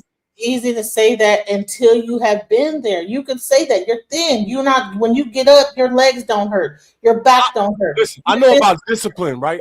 Discipline. Listen, discipline does not work when you're in pain. So here's the thing, right? A person that has been stagnant, like have stagnant energy, right? They have to be able to mentally get over the fact that, you know what, I have been sitting around depressed for this amount of time. I'm not going to get up. And when I get up, my legs are going to hurt. When I walk, after that, I'm going to be in pain. And everybody does not have the mental fortitude to really deal with that. So I'm just saying is that like a lot of time when people are in this mode, it's built on like there might be some kind of depressive thing that might have happened. So we can't always think that people just shoving food. It's not that. There's other things that happen to make a person get to the point where they are obesity, like in that level. There's mental, there's medical, there's a lot of different things. There's no excuses, man. At one point, you saw yourself getting bigger. You saw yourself getting bigger at one point, and you didn't stop it, and that's why it kept happening. That's everybody alive, yo. And some people I'll give a pass because they were fat kids, and that's all they know. So that's one thing. I think we got Moses in here. Thank you. And I do want to say, my heart goes out to the people who are struggling with obesity and trying, because there are a lot of people. I am trying, and so people. No, I'm not talking about you, my love. Hey, Genesis, this isn't a personal thing about you. Yeah, I understand that what you're dealing with. I know you personally, but I'm talking about people in general. If you're struggling and you're having issues with your weight, my heart goes out to you. But the scary part is there's truth what Reese is saying. It's not about you being lazy even. It's not about that. It's that you got to make a choice. If you don't move, you're going to get bigger, and it might get worse than you getting bigger. You might have to be hospitalized or something worse. So you're going to have to fight through the hump and get in there and just push through the pain. And this isn't me. I watch so much. I'm on social media. I see so many beautiful stories. It doesn't matter, Black, white, Asian, of women who are obese. It's not just Black women and men who are obese, but mostly women post it. And when I see these women oh my gosh, I'm getting emotional. When I see them fight through that obesity. I mean, they weigh way more than you, Genesis. I'm Yeah. talking 400. And I see them, they show their journey. I love to see them fight through it. And I know it was hard for them. So it is possible because you only have one other option, and that's to get bigger and get sicker. There's only one other option. And let me tell you something. My issue- Hold on a second. Well, Think about this for 1 Reese, second. let's let Reese go, and then Genesis, I'm gonna let Moses get in here. Go This is ahead. this is how crazy the world is, right? We've been normalized so much to be big that the sister called me skinny. Think about that for a second. I'm not mad at it at all. She called me skinny. I'm almost 200 pounds. And I literally look like every statue on earth. And somehow I'm skinny in 2025. Right. That's You don't crazy. look skinny to me, though. That's how everybody is programmed. Everybody's so big that now I'm considered skinny. 40 years ago, I wouldn't have been. I can't get mad at what she said because, you know, it's not about me. Anybody up here this size, she probably would have said the same thing. That's just the way people think now. You know what I'm saying? And that's crazy, man. We've normalized this stuff. And I told y'all earlier on the stream, everybody is dropping around me, man. It's not funny. Well, be happy that you're not dropping. You gotta, Can I ask a quick question? you gotta knock on wood with that one, brother. Because let me tell you, everybody's dropping. It's not just around you. You just gotta remember. Listen, life is fragile. 1 minute you're here, 1 minute you're not. Don't rejoice. Curry, Sinful to P, Kevin Samuels. I can name 20 other YouTubers that didn't make it to 55. They weren't crackheads. They're just people. Can I ask a question? Sucks. Before. Can I go ahead and ask the question if it's going to be quick because I got to let Moses in. Yeah, What do you want it's to going to be quick. Go ahead. We need to, when it comes to weight, we need to ask the question why, because there's a plethora of reasons besides that. So the main reason is why. That's the question we need to get to. Right. People forget that whenever you are going through a stressful situation, what happens is, what does your body do? It goes through fight or flight. And what happens at that moment when it goes through fight or flight? Cortisol. It cortisol, right? And your cortisol is for your stress. Yeah. Okay? I'm gonna give you my example. Okay, so I lost a child. Okay, I had a baby. I gained about 100 pounds in that pregnancy. Yeah, I gained 100 pounds, and the baby was born at term. I had COVID. I mean, you forgot preeclampsia. Yeah, preeclampsia. I almost died in the hospital. Everything and I was trying to get out the hospital while they were trying to say no, you're about to die. And I was like, no, I'm good. And I'm trying to get up and leave the hospital. Like, no, ma'am, sit down, whatever. I was in the hospital for 2 weeks with COVID, suffering through preeclampsia that would not stop because normally when they deliver the baby, the preeclampsia, your blood pressure goes down. Yeah. It didn't go down. It stayed up for 2 weeks. When I left that hospital, my legs didn't have any muscles in them. Have you ever seen a person that's been sitting in a hospital bed for 2 weeks? Their muscles leave their legs. So it's just bones, right? So my top was heavy and I just had bones. So you ain't gonna work, what you gonna work out? Where was the blockage? So, Where was the blockage? And you need some, you need some, there was no blockage. You need some moderators in your chat because I really don't like these people in my chat, and I don't want to cut the stream off from you, but there's a lot of disrespectful people on your chat. Yeah, that's you're gonna have to delete them. Nightbot, please, try to delete those people. Bad chat, delete the bad people. Yeah, they're saying stuff about you and it's ugly. But go ahead and finish up so I can get to Moses. I want to really drive this home because a lot of men, when they have a baby with a woman, right, they don't understand the stress the body goes through and what can really happen in that time. And most women really gain the majority of their weight after pregnancy. And here's the thing: is that there's a depression that kicks in because even the way that we deliver babies is unnatural. How they do is I had a C-section. They actually tied my tubes.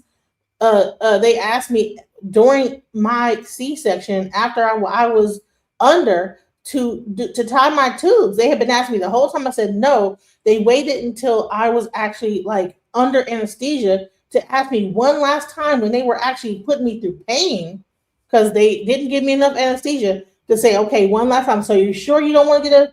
And I was like, yeah, go ahead. Finally, you know what? Go ahead. So that was so imagine that, then losing your child, then all this other stuff. So women go through stress, okay? And I was an older woman. I was like in my 40s having a baby. All right. So imagine that. You're already going through like your 40s, whatever. Having a child is a very stressful situation. Men need to be there.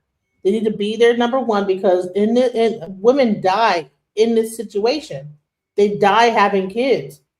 And and people don't understand how important it is for a man to be there to what's the word to advocate for the woman that's having a child, because these people you need a doula. Yeah, agreed. So I want to say, go ahead and park your car. I'm gonna wrap it up real quick. I'm gonna just let you know that after that there is postpartum. How long can postpartum last? Up to 3 years after that child's been born. Longer than 3 years. It can last no one knows. It can be 7 years. No one really knows. It depends on the person. Oh, I didn't even know that. So there was one time when I was told that I was suffering from postpartum, and I'm like, well, my child is like 3 years old, and they were like, oh, well, yeah, you could still have postpartum. And so imagine a very terrible situation like that happen, where all this goes down, and it's like you're still suffering from depression from that. So people don't understand how depression feeds in to weight gain and all the stuff because of cortisol levels and things being high and stress. Okay. So You have parasites. Okay. No. Okay. Well, we need to move on from that because it could be a plethora of things. At the end of the day, I appreciate you sharing your story. By the way, it's very personal. Everybody, I want you to be sensitive to her personal story. And we appreciate you having the courage to share it. At the end of the day, the bottom line is you have to find a good support group, a good, good medical support, psychological support, so you can get up and you don't want to, you don't want to be sick. We don't even have to talk about obese. You don't want to be sick. So I want to move on to Moses. Thank you so much, Genesis. Moses, what would you like to add? And then I'm going to go around the panel again. We've been here for a while. This was a great smoke session, but I'm going to close it out after we speak to Moses. Moses, what would you like to add? Hey, can y'all hear me? Yes. Oh, okay, cool. Ancestors protection and safety be around everybody on the platform for this new year of 2026. Napa, I only came in because you was getting ready to close out, and I was like, well, let me hurry up and try to get on because I want to do a 3-track battle with Brother Reese from Philly. Oh, shit. Yeah, he over there making tracks, right? So I was like, usually when y'all end shows, y'all end with music, right? So I was like, look, this brother over here making tracks too. So I was like, let me test my skills up against this bro. Let me do like a 3-track battle with him, and then let y'all be the judges to see who come out on top. This is what Okay, hold on a second. I gotta do a sound check on mine to see if it even come through because my stuff's not produced. I just got my studio back, and so I'm gonna have to play my stuff through the speaker. So hold on one second. Well, wait. I can't even do that though, unfortunately, because of YouTube. They'll take the whole show. This our music. We're not playing nobody else's music. Yeah, it's your music. It's not our music, so I won't be able to do it. Unfortunately, I would love to. Well, you playing your music. They think they will. No, it's not even about you. I mean, is it? Do you have are you running the music through some type of platform? Like, what is it called? The app? No, I work on a DAW that's called Machine MK3. It's a DAW that I use to make tracks. Okay, so you give us permission to have your information. You give us permission to play your music, great? Yeah. And what about you, Reese? Excuse me, Moses. Okay. Hold on, let me think for a minute. I got a couple beats on my channel. Go to. Hey, I can do beats too now. What we want? But not on your channel. I don't want anything that's gonna get flagged. No, I think Reese. I don't have any of that. Hang on a All second. right, then play a couple things on the not anything long, y'all. I'm not. I was thinking like maybe like 30 seconds on each track. Yeah, go ahead. Okay, go ahead. How about just one-on-one, not like back and forth? I want him to go first because I want to see how it sounds on my end. All right, let's do that. Let's go ahead and get it going because We are closing out. This has been a great show. I'm glad everybody could be here, and I love this one right here. My MTV album. Savage! I'm a savage! Oh! I'm a savage! Whatever I want, I'm going to get! Whatever I want, I have to get! I love that. That is hilarious to me.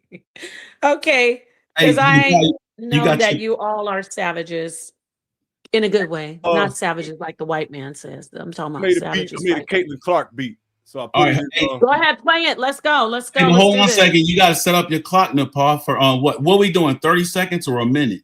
My studio, my audio is not going through. It's not going to play on here, so I put it in the back chat. It's on my channel. Oh, On your yeah, all right, so channel. all right, never mind. We're not gonna be I able don't to know do it. about that one. I can't do that. Yeah, we're not. Because not because of me, because I know Sonetter very well. He will be like, "What's wrong with you?" And then he'll go off. But go ahead and let's hear Moses, and then you come back, Reese, Maybe I and can you'll share do. my screen. Hold up. All right, everybody, hit the like button as we wait. Shout Well, out to the family. I'm gonna do a sound test. How does that sound on y'all side? It's okay. Is it too loud? Is it distorted? No, it's kind of a lot of trouble.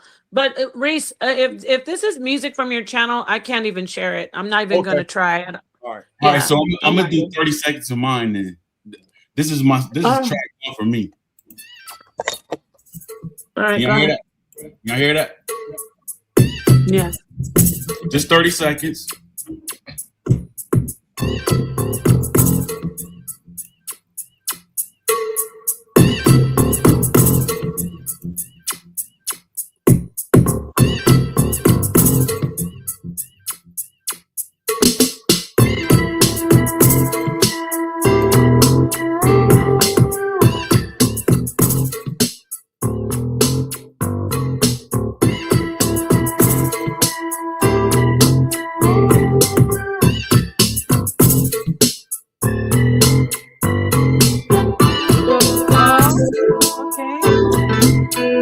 Okay, that was 30 seconds, right? You know what that reminds me of? Yamaha. Sorry. You That shit got hard. me I like that. hanging on strings now. I'm That shit not your plaything. Oh, yeah. Sounds like a scene from something in a Tubi movie. Y'all sound like That is more like the 80s. That's the 80s, bro. You All would right, say- y'all. Thank you.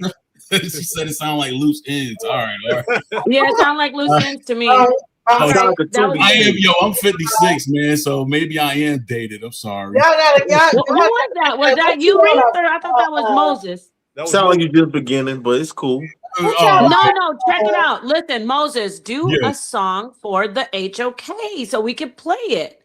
All right? That's all you got to do. Moses, I want you to go ahead and close out, and I'm going to go around the panel and say thank you to everybody. Moses, what's your last word on this whole build about Minister Jab and Don Quisha? What Genesis we talked about with Reese and Genesis and the brother Hotspot coming in about the weight and the appearance? Just give us your whole take on your last word. Okay, I'm gonna say, if Minister Jap is listening, I have a problem with brothers like Minister Jap, Tommy Sotomayor, even Kevin Samuels. And the reason why I have a problem with them is I understand that, our sisters, are what you would call out of pocket, right? But they never look at the source of why our sisters is out of pocket. They act like our women have not been raised up in a white supremacist construct that has put all of us in survival mode. You see what I'm saying? And so I feel like, and I wanted to ask Minister Jap, if he had a daughter, because I have a daughter, and I tried my best to keep my daughter on the straight and narrow, or like how Chris Rock said, to keep her off the pole. That's my mission. But that is impossible to do in this society when all of her friends is living that quick life, that fast life. And then I become the enemy. So I feel like brothers like Tommy Sotomayor, Minister Jap, Kevin Samuels, but may he rest in peace. I feel like at some point us fathers have to understand that in order to raise up a better batch of women, that we as fathers need to really consider building a better society. And that's not going to happen inside this white supremacist construct. That's why I'm always on this we got to go build a real Wakanda, next door to Addis Ababa in Ethiopia. We got to build our own nation so that we can have more say over how our daughters are being raised up, because we know how we want women to act, but these women are not going to act the way that we want them to act while they are in survival mode in this white supremacist construct. So if you're going to attack the women, I'm saying this in closing, if you are going to attack our sisters, you need to attack the source that created our sisters, the source that shaped our sisters. There is a scripture in the Bible that says, I was born in my mother's sin and shaped in her iniquities. Our mothers are in prison, in a white supremacist prison that's shaping all of us. So we got to keep that in mind, man. If you're going to say something negative about the sisters, look at the society that's responsible for them coming up like that. And I'll land right there. Thank you.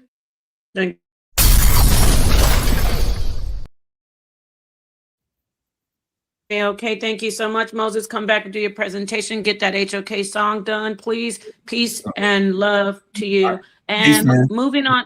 Yes, thank you. Moving on to the Brother Hotspot. What's your final words on what you listened to today overall?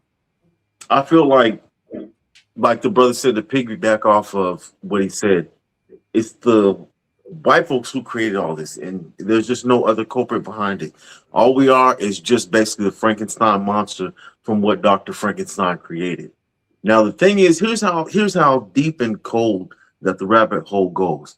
Y'all remember Ghislaine Maxwell, or whatever her name is?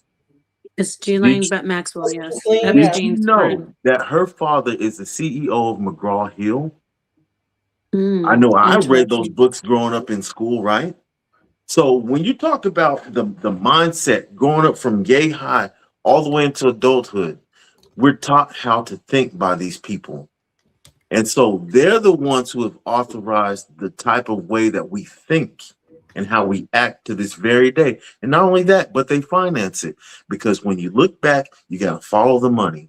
And that's exactly where it's the root cause of all of our issues between black men and black women. And you want me to tell you the reason why?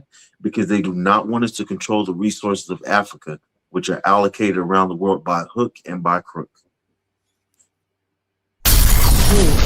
Thank you.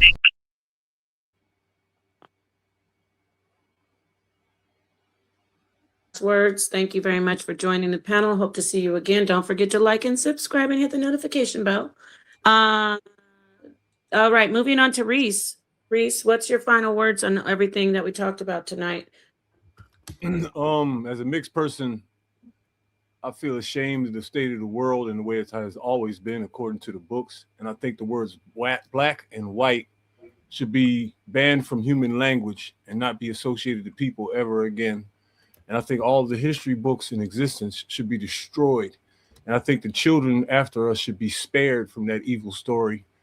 And because it's damaged all of our psyches and the people before us. It's pure evil. There's nothing good in it, and it's not good for the future of mankind.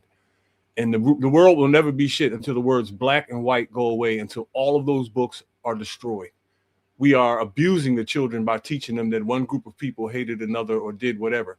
The system that here is unbeatable. There's nothing you can do about it. So the best anybody can do is shut their mouth, stop crying about the white man all the time, get up tomorrow morning and work as hard as you can, because there's nothing you can do. Nothing. There's no amount of unity or nothing that's going to diffuse this. That's what losing is all about.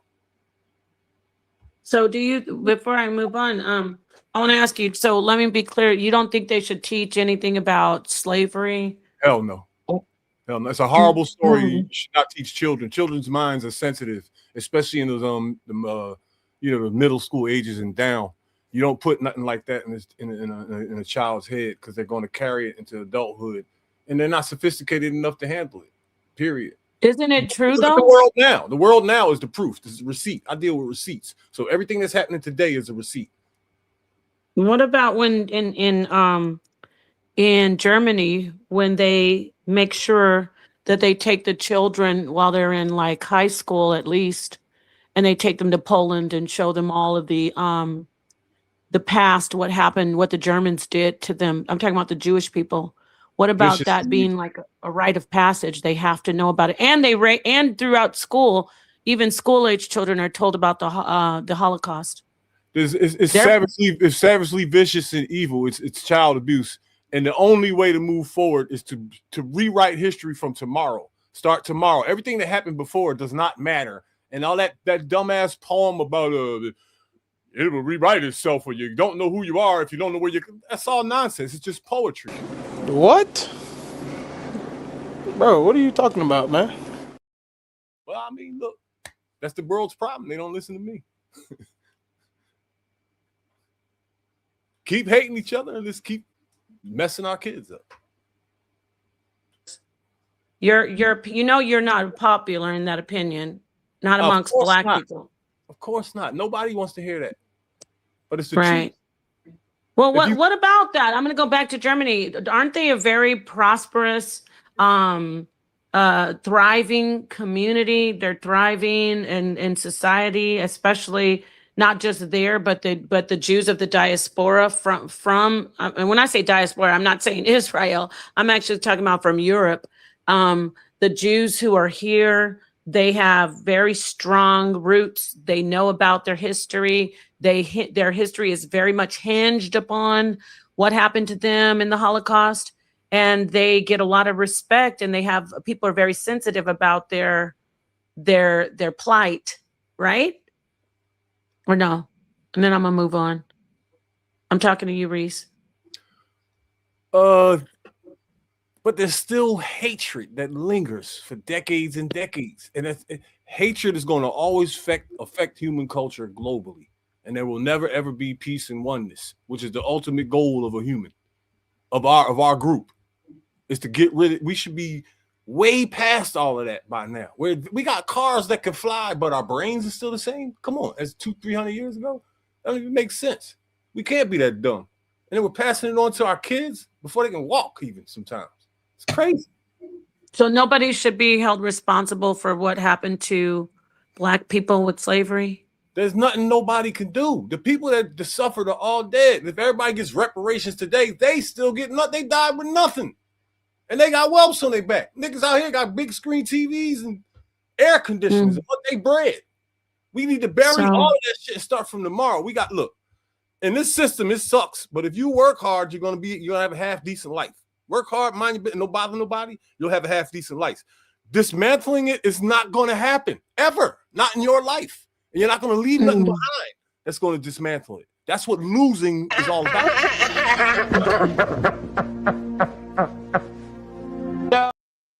Brother, how old are you? Man, that's Rocky Lockridge. Why y'all do that to him? Okay. Listen, you're gonna have to leave your information, or you gotta come in for a smoke session with this rhetoric. Oh, yeah? Are you ready? You want to come in and get a smoke session about exactly what you're talking about? Not for me. I see Hotspot. He's up here in arms. Hotspot is like he's I don't want peace. I want problems always. I can admit to this. Not one single human being that's ever heard that has agreed with me. And that's how I know it's true. In this world, the majority is always wrong. Always. Okay, you're gonna come back. We gotta bring you back, Reese. It's time. You gotta stop playing. I see you in these YouTube streets. You're gonna have to take your car out of you stop idling and put your car in drive. Drop your information. I'm gonna put my email in the main chat. And I want you to contact me so we can bring you on for a smoke session on this. It's a great topic. It's very, very controversial. So thank you, Reese. Thank you for coming in. And at the last minute, Reese waited and he said, let me just put this right here and I'm going to make everybody just go bananas. No, I'm not going to play the Puffy clip. Thank you, Reese. I'm going to put my email in the chat. I'm out of here. Oh, got you. And I'm going to put mine in here too. Go ahead, Genesis. What do you feel about all this information you're hearing from Minister Jap to our brother Reese? Let me go in. So I'm going to say this. People like Minister Jap and the Red Pill community, their fixation on shaming Black women, it doesn't serve Black women. It serves control, distraction, and profit, not healing or progress. At its core, its rhetoric is framed as, accountability. But in practice, it functions as public humiliation. It reduces Black women to stereotypes like potato head. Okay. Oh, you're a potato head, or you're a weave, and this, that, the other. They're all like at the same talking point. It isolates them from collective support. It shifts attention away from the actual structural issues that shapes relationships. Economic instability, mass incarceration, trauma, media distortion, and the legacy of racialized gender politics. None of that gets solved by berating women. Podcast, live stream, it does not get solved that way. More importantly, shaming has never been a pathway to empowerment. It doesn't create healthy relationships, stronger families, or better outcomes for Black women or Black men. When what it does, it creates fear, self-doubt, internalized misogynoir, and silence, conditions that make people easier to exploit and harder to organize. If red pill discourse was truly about Black women well-being, it offers solutions instead of spectacles, growth instead of punishment, systems instead of scapegoats, mutual responsibility instead of gender warfare. Instead, it often rewards the loudest insults with clicks, money, and attention, while Black women are left carrying the emotional and social cost. In the end, anything that requires Black women to be diminished in order for others to feel powerful is not truth, it's not love, it's not liberation, it's just another recycled hierarchy dressed up as real. Oh, I'm being just real. And that leaves Black women doing more emotional labor with fewer protection. We're the least protected and with no real benefit in return. That is not empowerment. It is not, it's just extraction. What is extraction? You know what I'm saying? Okay. Extraction is when value is taken from a person without giving anything meaningful back, often leaving them worse off. Emotional extraction, economic extraction, narrative extraction, the whole thing. Extraction is the opposite of empowerment. Empowerment builds capacity. Extraction drains it. If a conversation leaves one group constantly blamed, embarrassed, and depleted, while another group gains attention, money, or authority, that's extraction. It's not correction. It's not care. It's value taken without responsibility or repair. Bottom line is yeah. Thank you so much for that, Genesis. You got to come back for a smoke session as well. I think you already did one, but you kind of left that one time when you did paganism. You got to come back on this topic. I appreciate you being here. And thank you for that closeout.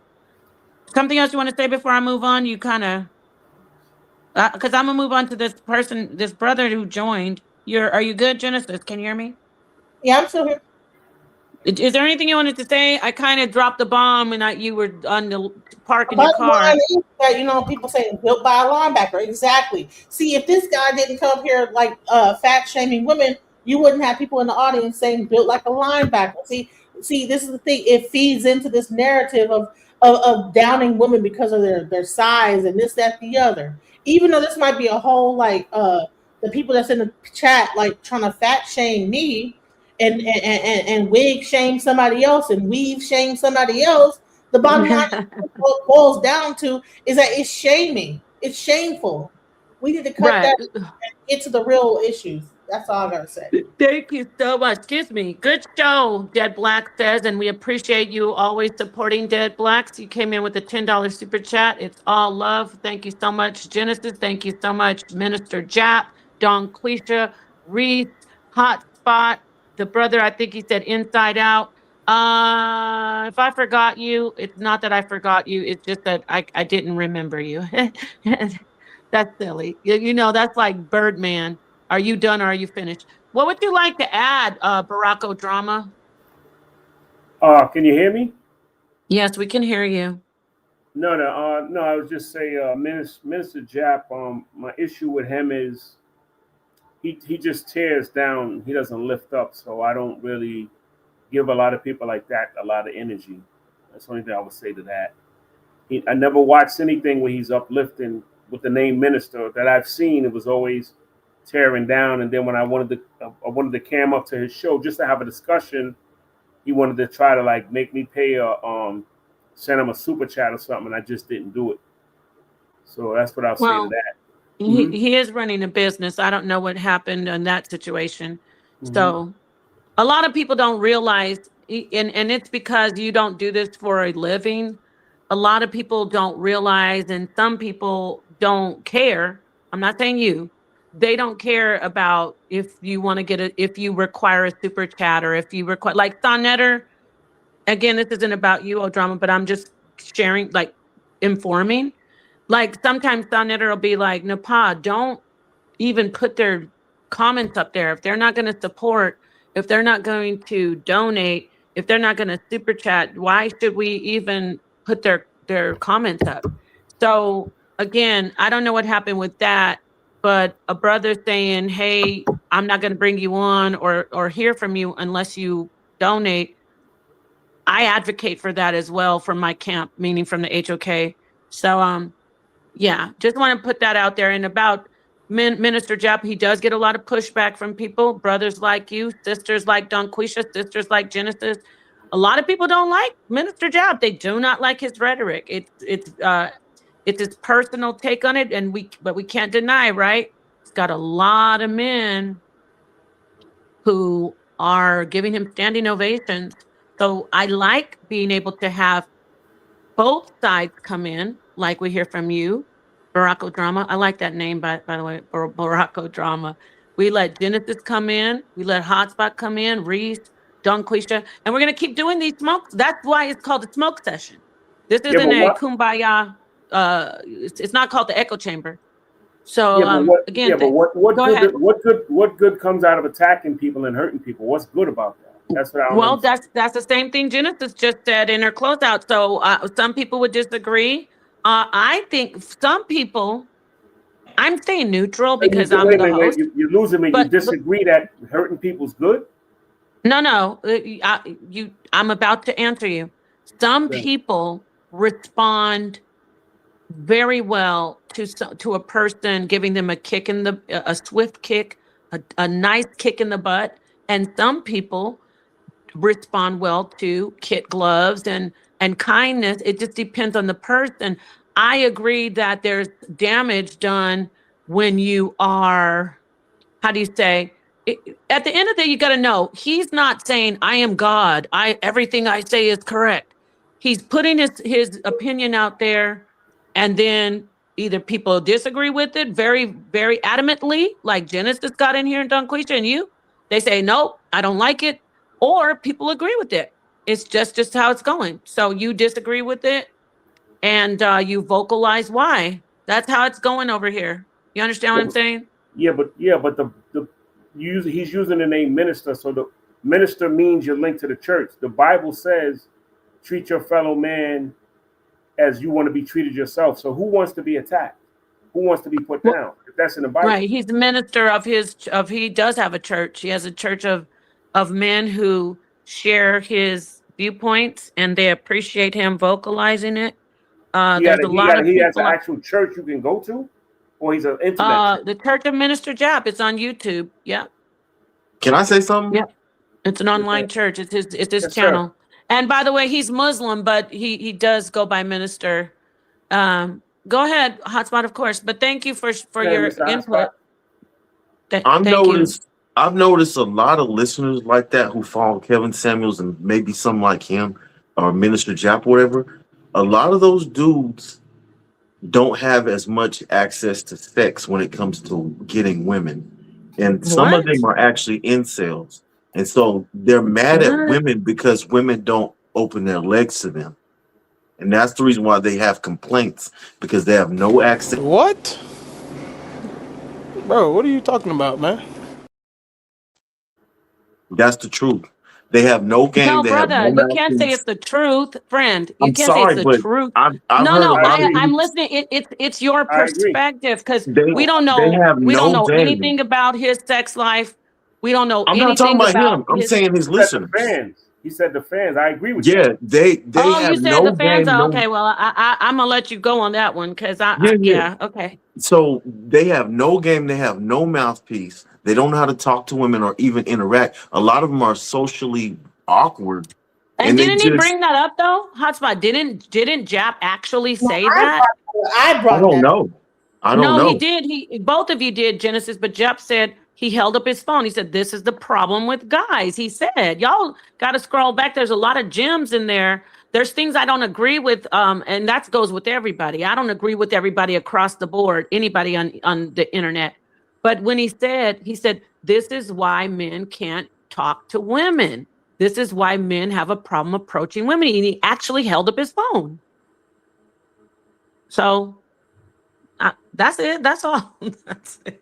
But a lot of the dudes need to like seriously up their game as far as what they're doing and just quit blaming the women. I'm sorry, look in the mirror. Yeah, I hear you. Hey, I'm not fighting you on that. I'm just saying, you know, it is what it is. I don't have that clip yet. I'm gonna get it from. Shout out to Fatty. I got this from him. I don't want peace. I want problems always. And there was a lot when Kevin Samuels died. There was a lot of women that was happy. I kind of that bothered me. That to me is off. That shows something's wrong with them too. Yeah, like how are you happy when somebody passes away? Because they like he had nothing. He had nothing to do with their lives. It doesn't matter. I'm gonna say I gotta give you a little. I get it. I get in here just like everybody else, like Genesis, Donquisha. I jump in if I'm triggered by something someone says about slavery or women, I'm gonna get in there. I'm gonna go back and forth. I'm a debater. However, in my life, I don't care what someone says about my age, my hair, my body. I know what I'm doing. I'm here. I'm fabulous. My life is great as far as me and loving myself. And if there's anything wrong with me that I don't like, it's because I don't like it, not because I heard somebody on the internet say it's not right. Okay, so somebody in the comments said up there, you know, be specific on upping your game. But what I'm saying is there's other ways that you can attract a woman. Like you can get into her, like you can get into her head mentally, get to know her first. You don't have to bed a woman immediately like that. Get to know her first, talk to a woman, and don't be weird. Women are very sensitive too. Hotspot. This is bizarre. I'm not. It sounds like I'm cheerleading for him, but I'm not. He actually said the same thing. He said he doesn't like thirsty men. He doesn't like these men who can't. He said it's sexier for a man to be able to turn sex down. He didn't say that specifically, but he said women desire you more if they see you have sexual discipline. He actually said that. I did hear him say that. You actually agree with him more than you disagree. So that's at least something we. No, I'm just talking about his listeners. His listeners make it bad for him. They misrepresent him. Right. Okay. I'm listening to you. I haven't, you know what? I know a lot of these men in these audiences that do listen to the brothers are really toxic. And I would even go out on a limb and say people like Kevin, who I'd say Obsidian, who I've spoken to personally, Kevin, O'Shea, even O'Shea Duke Jackson. Who else have I spoken to? A Black Ram 313. He's an OG. We're talking about Ibmore. A lot of these red pill brothers, they're not toxic incels. They actually love women. It's like the audience kind of that they attract. And isn't that all of us though? Don't we unfortunately attract some people that we really don't want to attract when we're putting this information out? I want to ask Genesis that question. Even though you have a certain platform, Genesis, and you have a stance and a voice, do you often see that people who may side with you and want to rock with you do not like some of the things that they believe in are against what you believe in, even though they latch onto you as a content creator and an influencer? Have you seen that? I mean, as far as like, no, my channel, my particular chat, I try to make it so that I let everyone have a voice, even if they don't agree with me. I don't have an echo chamber on my chat.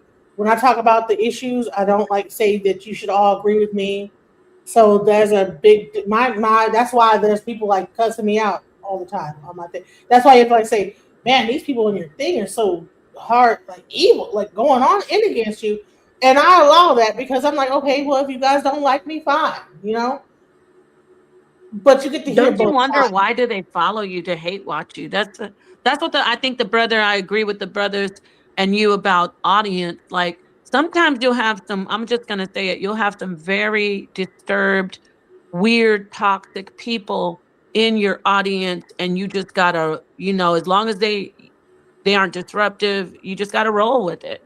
You know what I'm saying? Especially if they're agreeing with, especially if they're agreeing with what you're saying. I'm talking about Minister Jap and all these other red pills. If they're agreeing with what you're saying and they are incels, I'm not going to argue with the brothers on that. And they don't get women. They're just there. They're not really listening to what he's teaching, because he's also saying approach women. Don't be this way. But they're only hearing the part that they like when he says the hair and the weight and the weight. You get what I'm saying or no? I'm saying that I don't like to live in an echo chamber. I like to understand both sides. I like to say, okay, well, as much as I'm talking, if I have people saying, that, no, you know what, you're wrong. Okay, well, where am I wrong at? And then I like, after that, I like do a self-evaluation. Okay, where could I be wrong? And then I like look it up. Okay, well, no, either I keep my opinion or I change my opinion based on that. But I would say this: I don't want to be ever in a situation where everybody's agreeing with me. That's where you get cult-like behavior. And I don't want a cult following. I don't want people to be around me that are following me and listening to my conversations that I'm doing on my chat and just following me blindly. You know what I'm saying? If they don't agree, say you don't agree. Fine. I actually take it into account what you have to say. I will look it up. Not interrupt you, but when you disagree with people, sometimes they block you.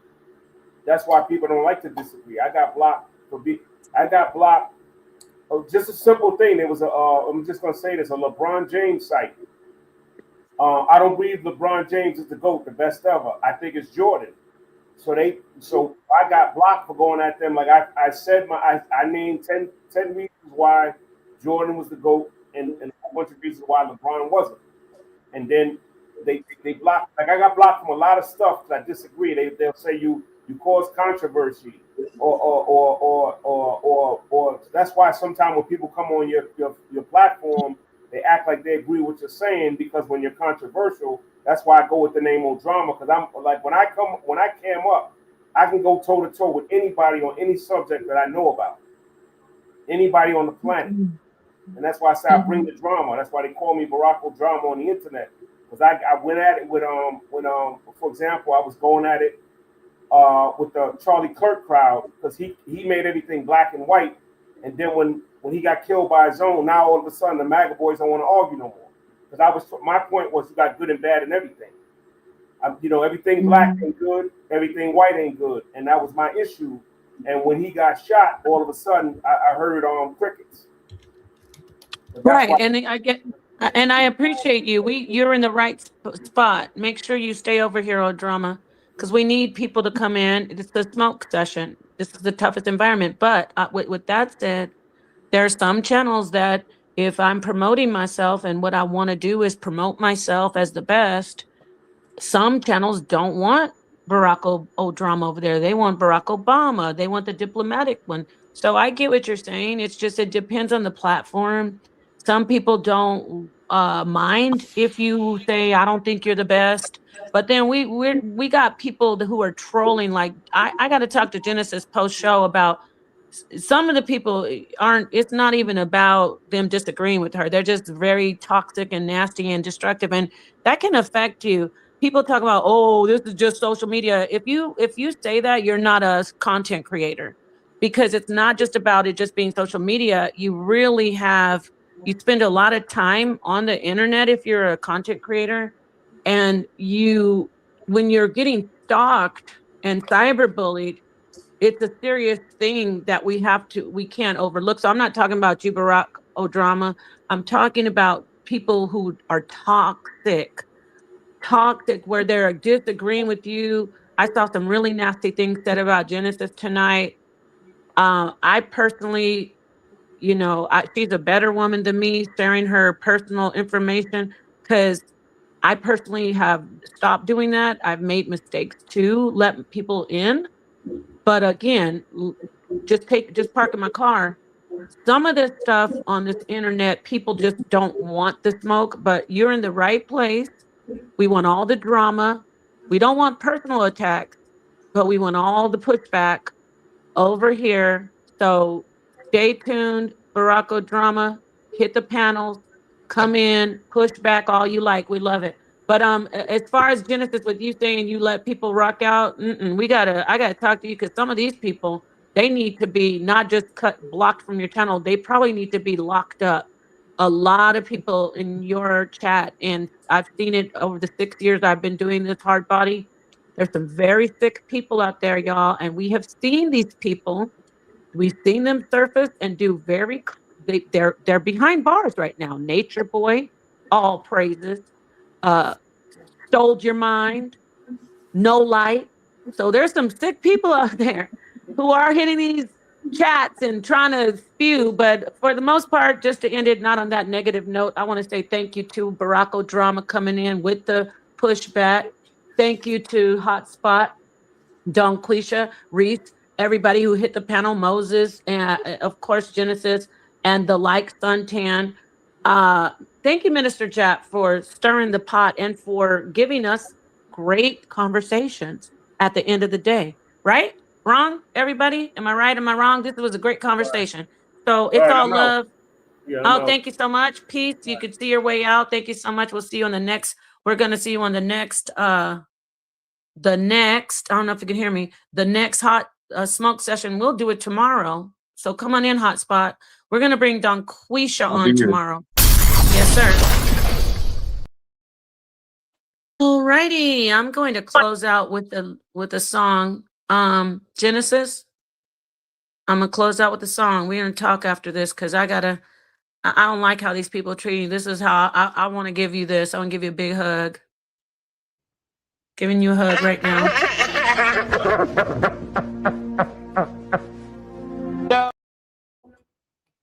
I'm going to beat them up for messing with my friend. Don't you talk about Genesis like that. All right. What do you want to say? I'm going to close out. Oh, thank you for the hug. Yes, that was my good one. I know he's so hilarious. I usually, that's the same guy from the Long Cry, but I like that one. I like when he's. I still love you. What'd you say? Oh yeah, that's the part. Yeah. Give me 1 second. Talk amongst yourselves. I need like 10 seconds. 10 seconds. I'm gonna go out and come back in.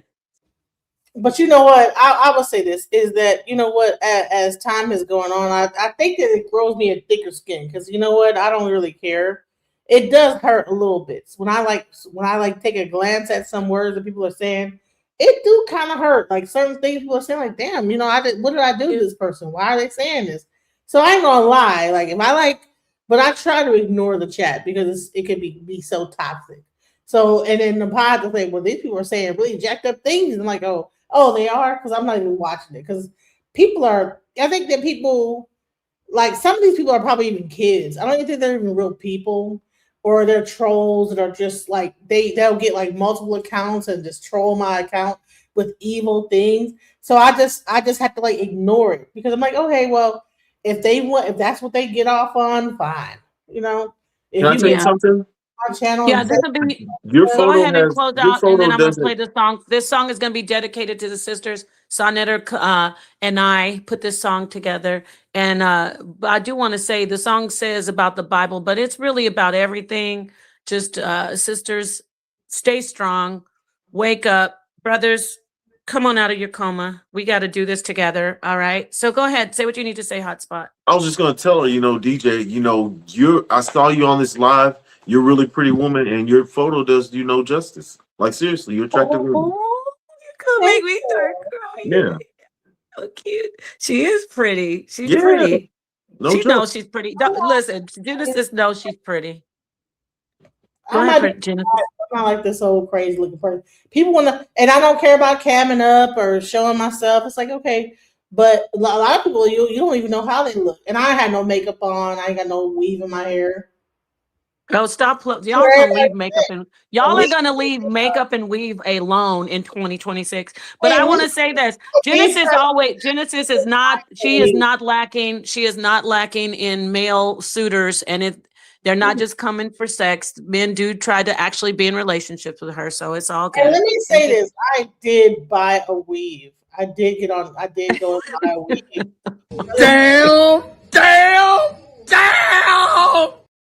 Maybe if I get a weave, I'll look better. And my daughter was No, that's not how you do that. It's not about looking better. It's just changing your look and feeling good about yourself. And you can wear a afro. You can wear. Look, there are women out there. I didn't say this to Jap because I didn't want to really put him on the spot because I like Minister Jap, but there are women out there who are.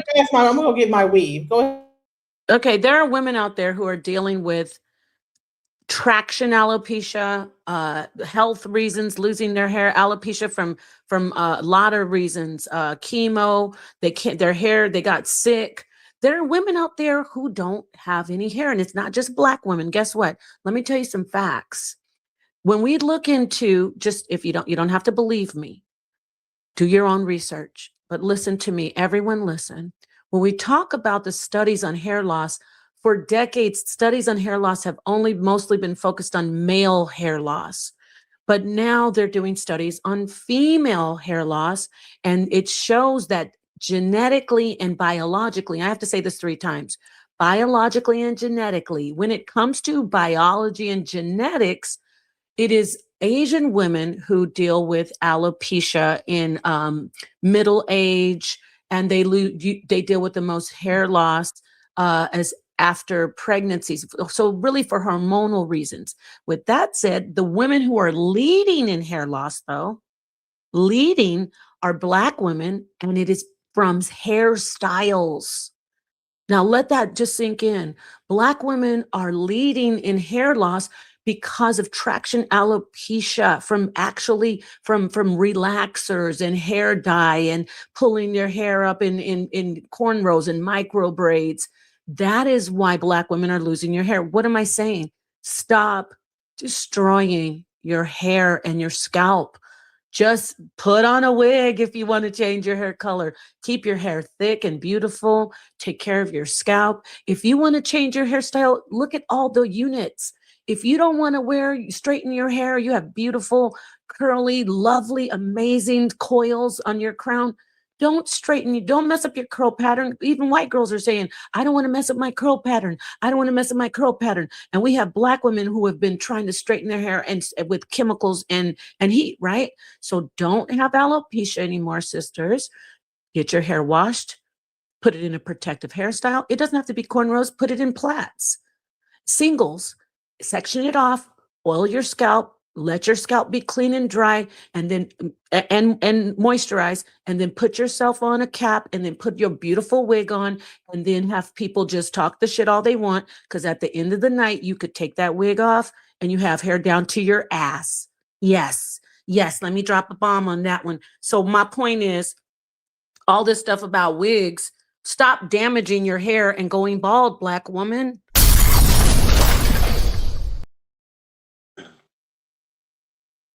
See, I'm gonna see my sister right here. Look at Genesis. Look at all that hair on her head. And guess what? You see how she said, is that your wig? Oh, I said that's your hair. Is that your hair? Oh, that's your wig. Okay, great. But look at Genesis. See how she had all that hair and it looked beautiful? And then she has healthy hair on her head. Ladies, Cardi B's, Nicki Minaj's, Beyonce's, all of these women that you see with these wigs on, they have hair underneath those wigs. They do. You know why? Because I'm going to say it again. I don't think you're hearing me, the ones in the back. Brothers are complaining about women wearing wigs because when he goes to take the wig off, he's sitting in front of Kojak, or what is it called? Michael Jordan. He's like, oh, damn, you don't have hair. Because she damaged her hair. Hear me out. Black men are complaining about Black women wearing wigs. White women wear wigs. Latina women wear wigs. They get weaves, but they have hair.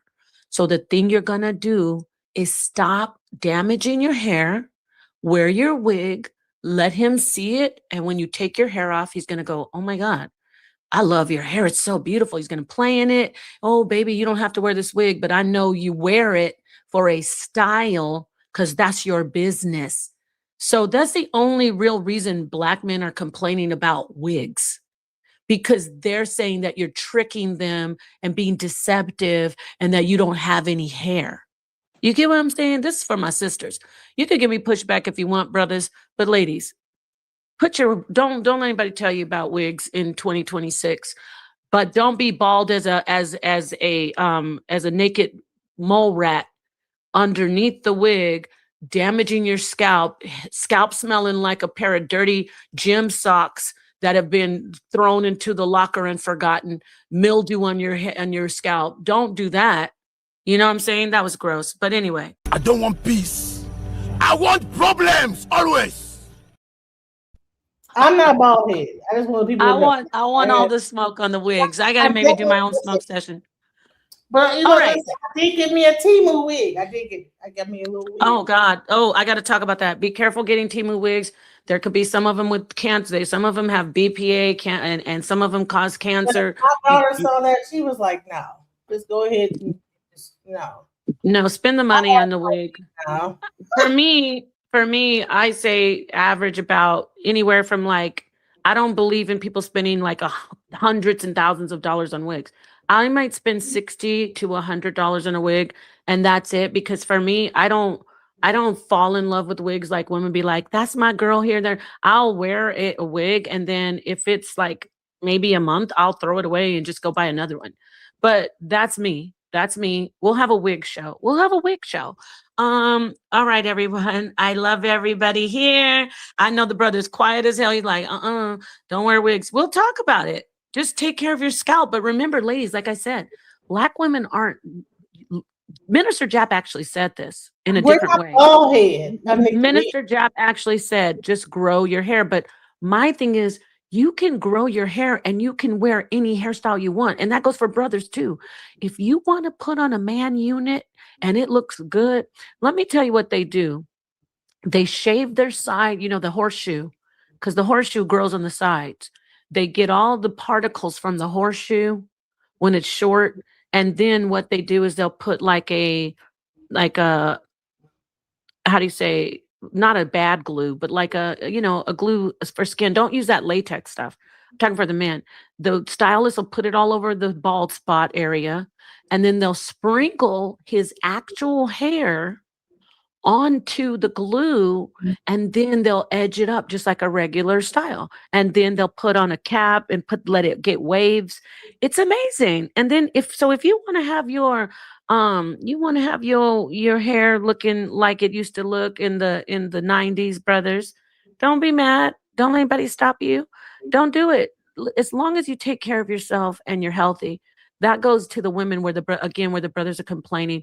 You're not healthy if you're all nasty and bald with scabs and bald spots, patches in your scalp from just not cleaning your hair. Come on, you shouldn't be wearing wigs. You shouldn't be wearing head wraps. You should get therapy. And because a lot of women too, I'm not being funny. This is Black and white and Asian and Hispanic. A lot of people, but women will let their hair go and it'll be a depression. They have a whole channel about people having dread, they have to actually take their hair have matted up so bad because depression is so hard that there's a whole channel of people like that. They have to actually comb out all the dreadlock and mat their hair, and that's the thing. There's a whole thing. That's a depression, yeah. And a lot of women are doing that with wigs. They might be depressed and they have to go to work, and they're just letting their hair go. So it's more than just I want to look like the white woman. It's not about looking like the white woman. When people be telling me, Nepal, you wore that blonde wig because you want to be white. I don't have that issue with my hair, but some women are wearing wigs for other reasons. Just like you talked about the education about obesity. So anyway, let's just love each other. But at the end of the day, that doesn't mean she should keep on letting her hair look like the forest of doom. She should get her shit fixed up, a bunch of crusty ass dreadlocks under there. You're gonna have to do something about that. You can't. What did they used to say when we were little? Your hair looks like a rat's nest. I think that's more in the white community. My hair, I comb it out. I condition it, everything.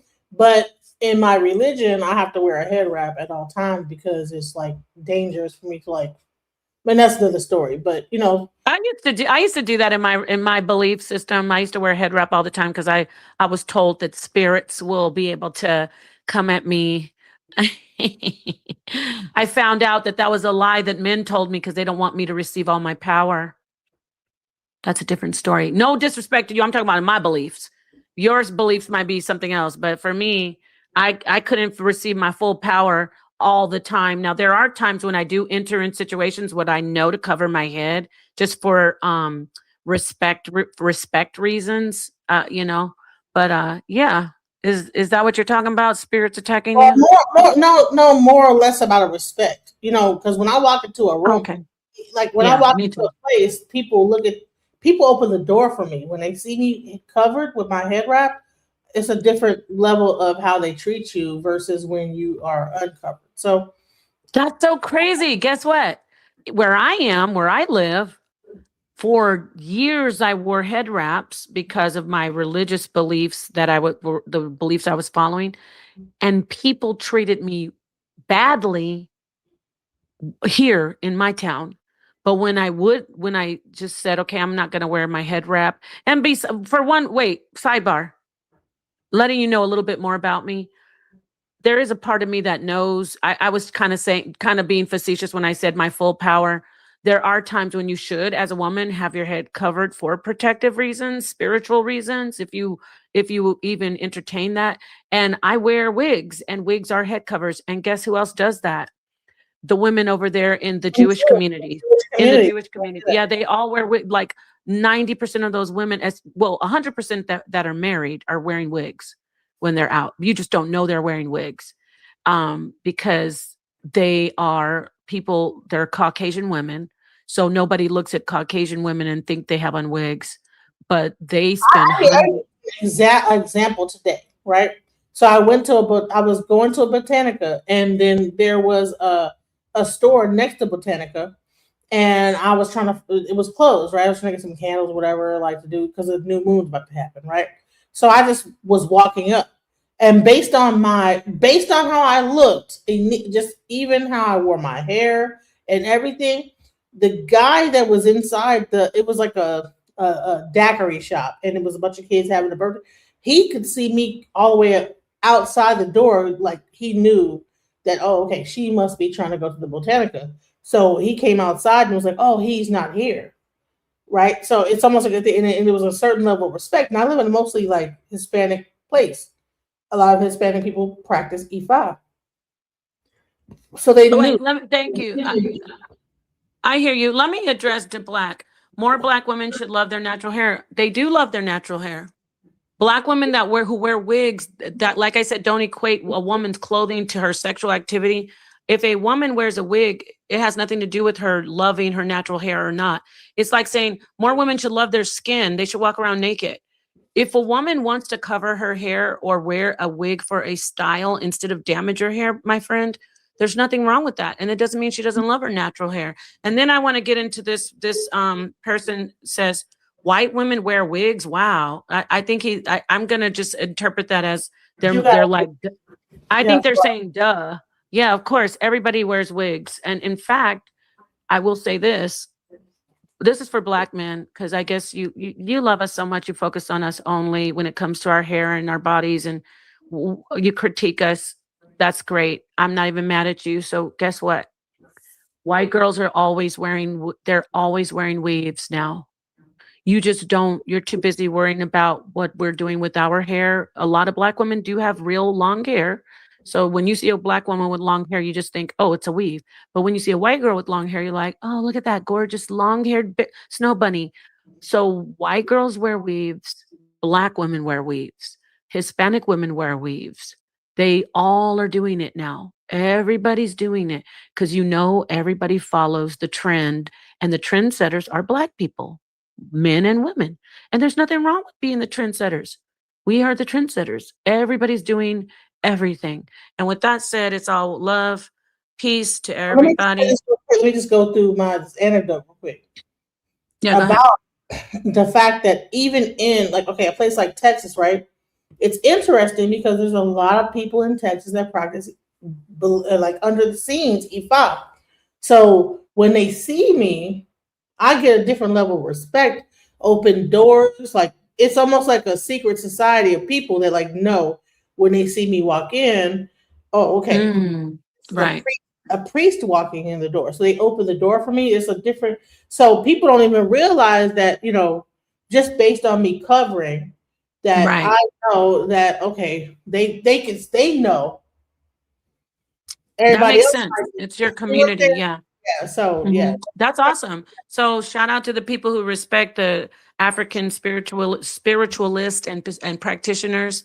That's right. That's Dallas. I think I noticed that too. There were a few people who were like, I do African spirituality.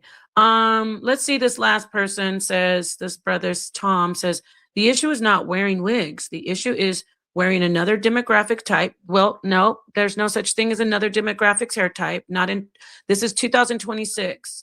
There's not one group of people who has one type of hairstyle. I got to stop right there. But let me finish reading it. He said, wearing one demographics type of hair. Why is it an issue? I don't know. You're plain dumb. Well, see, you must be in your 80s or maybe you're in your 70s, or I'm going to say the youngest you are is 50, because somebody having straight hair or red hair or blonde hair or blue hair isn't a one person's demographic anymore. It really isn't. I know you want it to be, but if we're going to do that, Tom, then we're going to say when white girls have big booties, that they shouldn't have big booties, right? We can't do that. And I would be foolish. Real quick. But I want to say this. I would be a fool to say because she has a big booty, she wants to be a black woman. If she has a big booty, it's because she has a big booty and she likes looking good with her BBL. Because all these white girls that you black men are showing on the internet saying, look at this white girl with this big booty, I'm gonna go out on a limb and say about 50% of them have had a BBL, and I'm not mad at them. I kiss them to the sky. Let me drop a bomb for my white sisters who are enhancing their black features, so-called, according to Tom, and shout out to my black sisters who are enhancing their blonde white features. Go ahead. There's no such thing as a demographic. Go ahead. I hate to hear that every time a black woman is wearing her hair with a weave, we want to say that they're trying to look like a black woman, a white woman. There's no, the hairdos that black women do with the weave look nothing like the hairstyles of white women. Let him have it. Let's let him have it. We just schooled him on it, and you're right. I gotta drop a bomb for you on that. Black woman with Genesis, wait. Because this isn't a battle for me, but who's doing the baby hairs and the baby bangs now? White girls and Latina girls.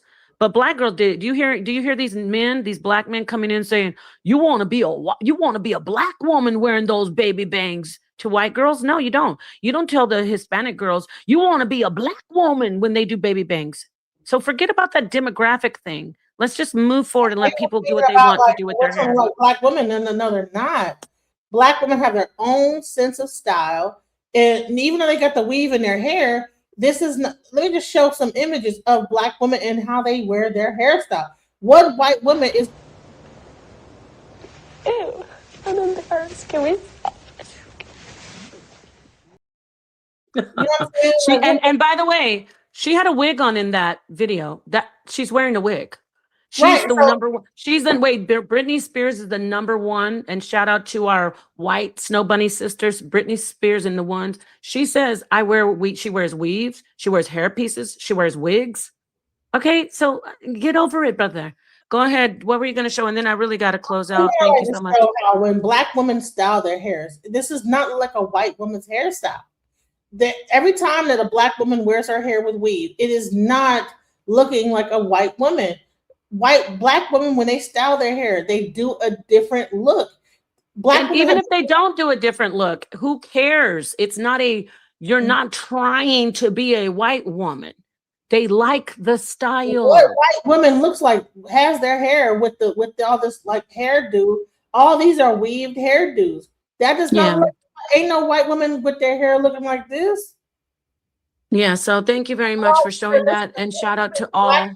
Weave versus how white women wear their weave. White Yes, women stop. wear their weave a certain way. Black women do it a different way. I Stop. don't even think of it like that. No, at this point, everybody's wearing everything because Black women put it out there on the table and people pick it up. That's what I will say. Black women are the Black people, Black male and Black female. We're okay. People are okay. Can we all agree? The whole world can agree we're the trendsetters. Can we be the trendsetters? Right? We trendset with the clothes. We trendset with the hair. We trendset with the style of music. It's okay. White women don't wear their lash the same way Black women do. They don't wear. Yeah, it's okay. It's okay. What white women got their nails with all that? Now they do, but Black women, when they get their nails done, they get all that extra put on it and everything like that. When we get our and now everybody does it. You know, so can't pretend everybody does it, right, Genesis? So again, I'm gonna get, like she said, nobody is giving a damn about people saying we want to be white or tell even a white girl that gets cornrows. If Black people go to her and say you want to be Black, she's laughing. I'm laughing too. I'm laughing at people telling me I want to be a different person because of a hairstyle. Now, if I'm doing all that LaToya Jackson stuff, if I'm taking melanin stripping pills to be pale and I'm trying to hide who I am, then you could be like, oh, like Sammy Sosa, he was hating his color of his skin. Then you got to say, okay, that brother, something's wrong with him. But when somebody's doing a hairstyle and it happens to be blonde, or they decide to put on some blue contacts, or they want to put cornrows in their hair, or a white girl wants to lock her hair up, can we stop telling? But you only do it to Black women, but I did for being diplomatic, I put white women in there.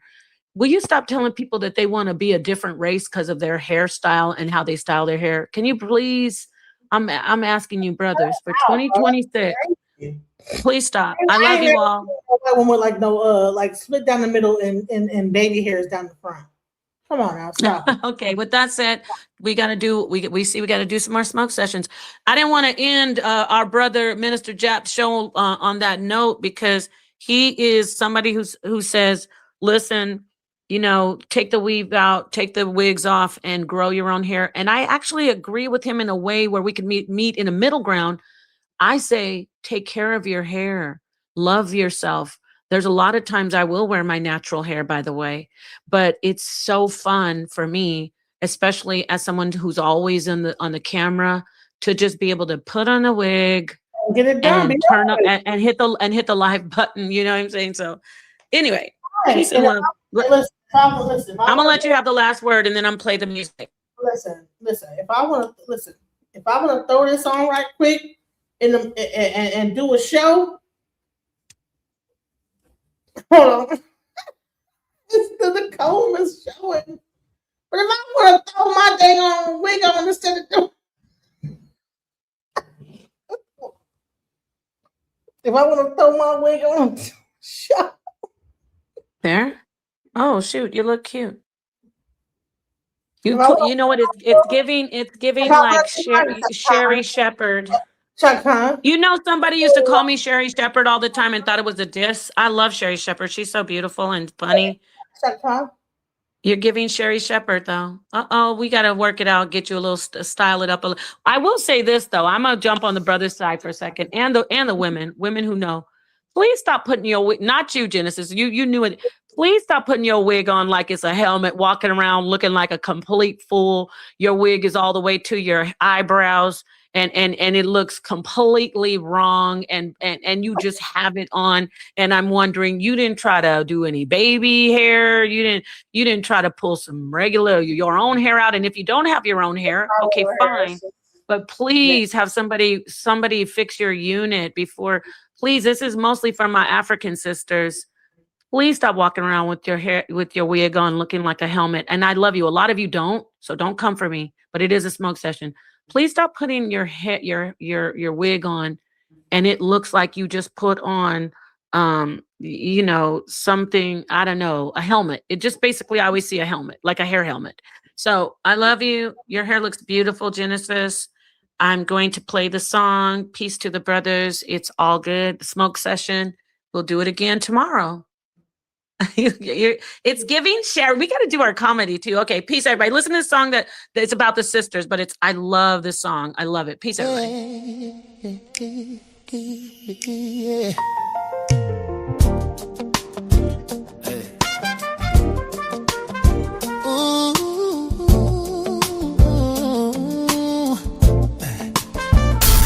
That is for my sisters trapped in religion.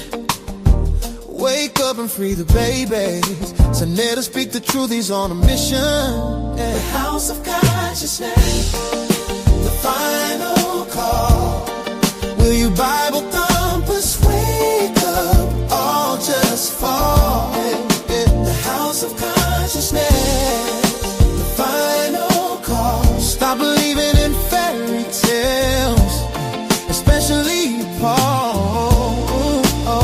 I use the Bible like a lantern in the night, trying to wake up my sister to light. The house is closing in, it's a total mess. You ignore my wisdom, the ultimate test. Step inside the HOK, it's the toughest terrain, where the truth hits hard, the cuts bring pain. I try to wake you with the word in my hand, to get you to the truth, to help you understand. I gave you the scriptures, chapters and verse. I gave you the keys to break the curse. I gave you Torah to unlock with keys. Break the mental chains and be free.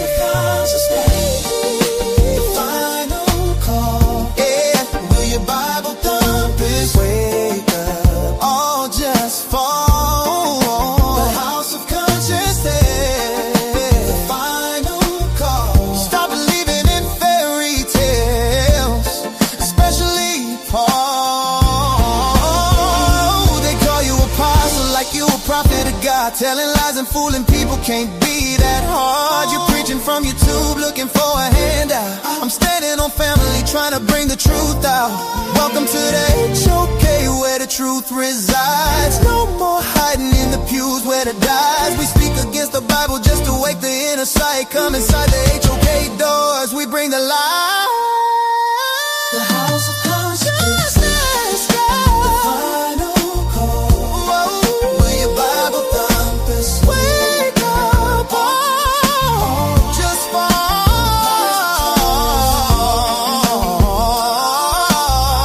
Stop believing in fairy tales, especially Paul. Sayonara, don't stop, wake the sisters up. Don't stop, wake the sister up. Don't stop, don't stop.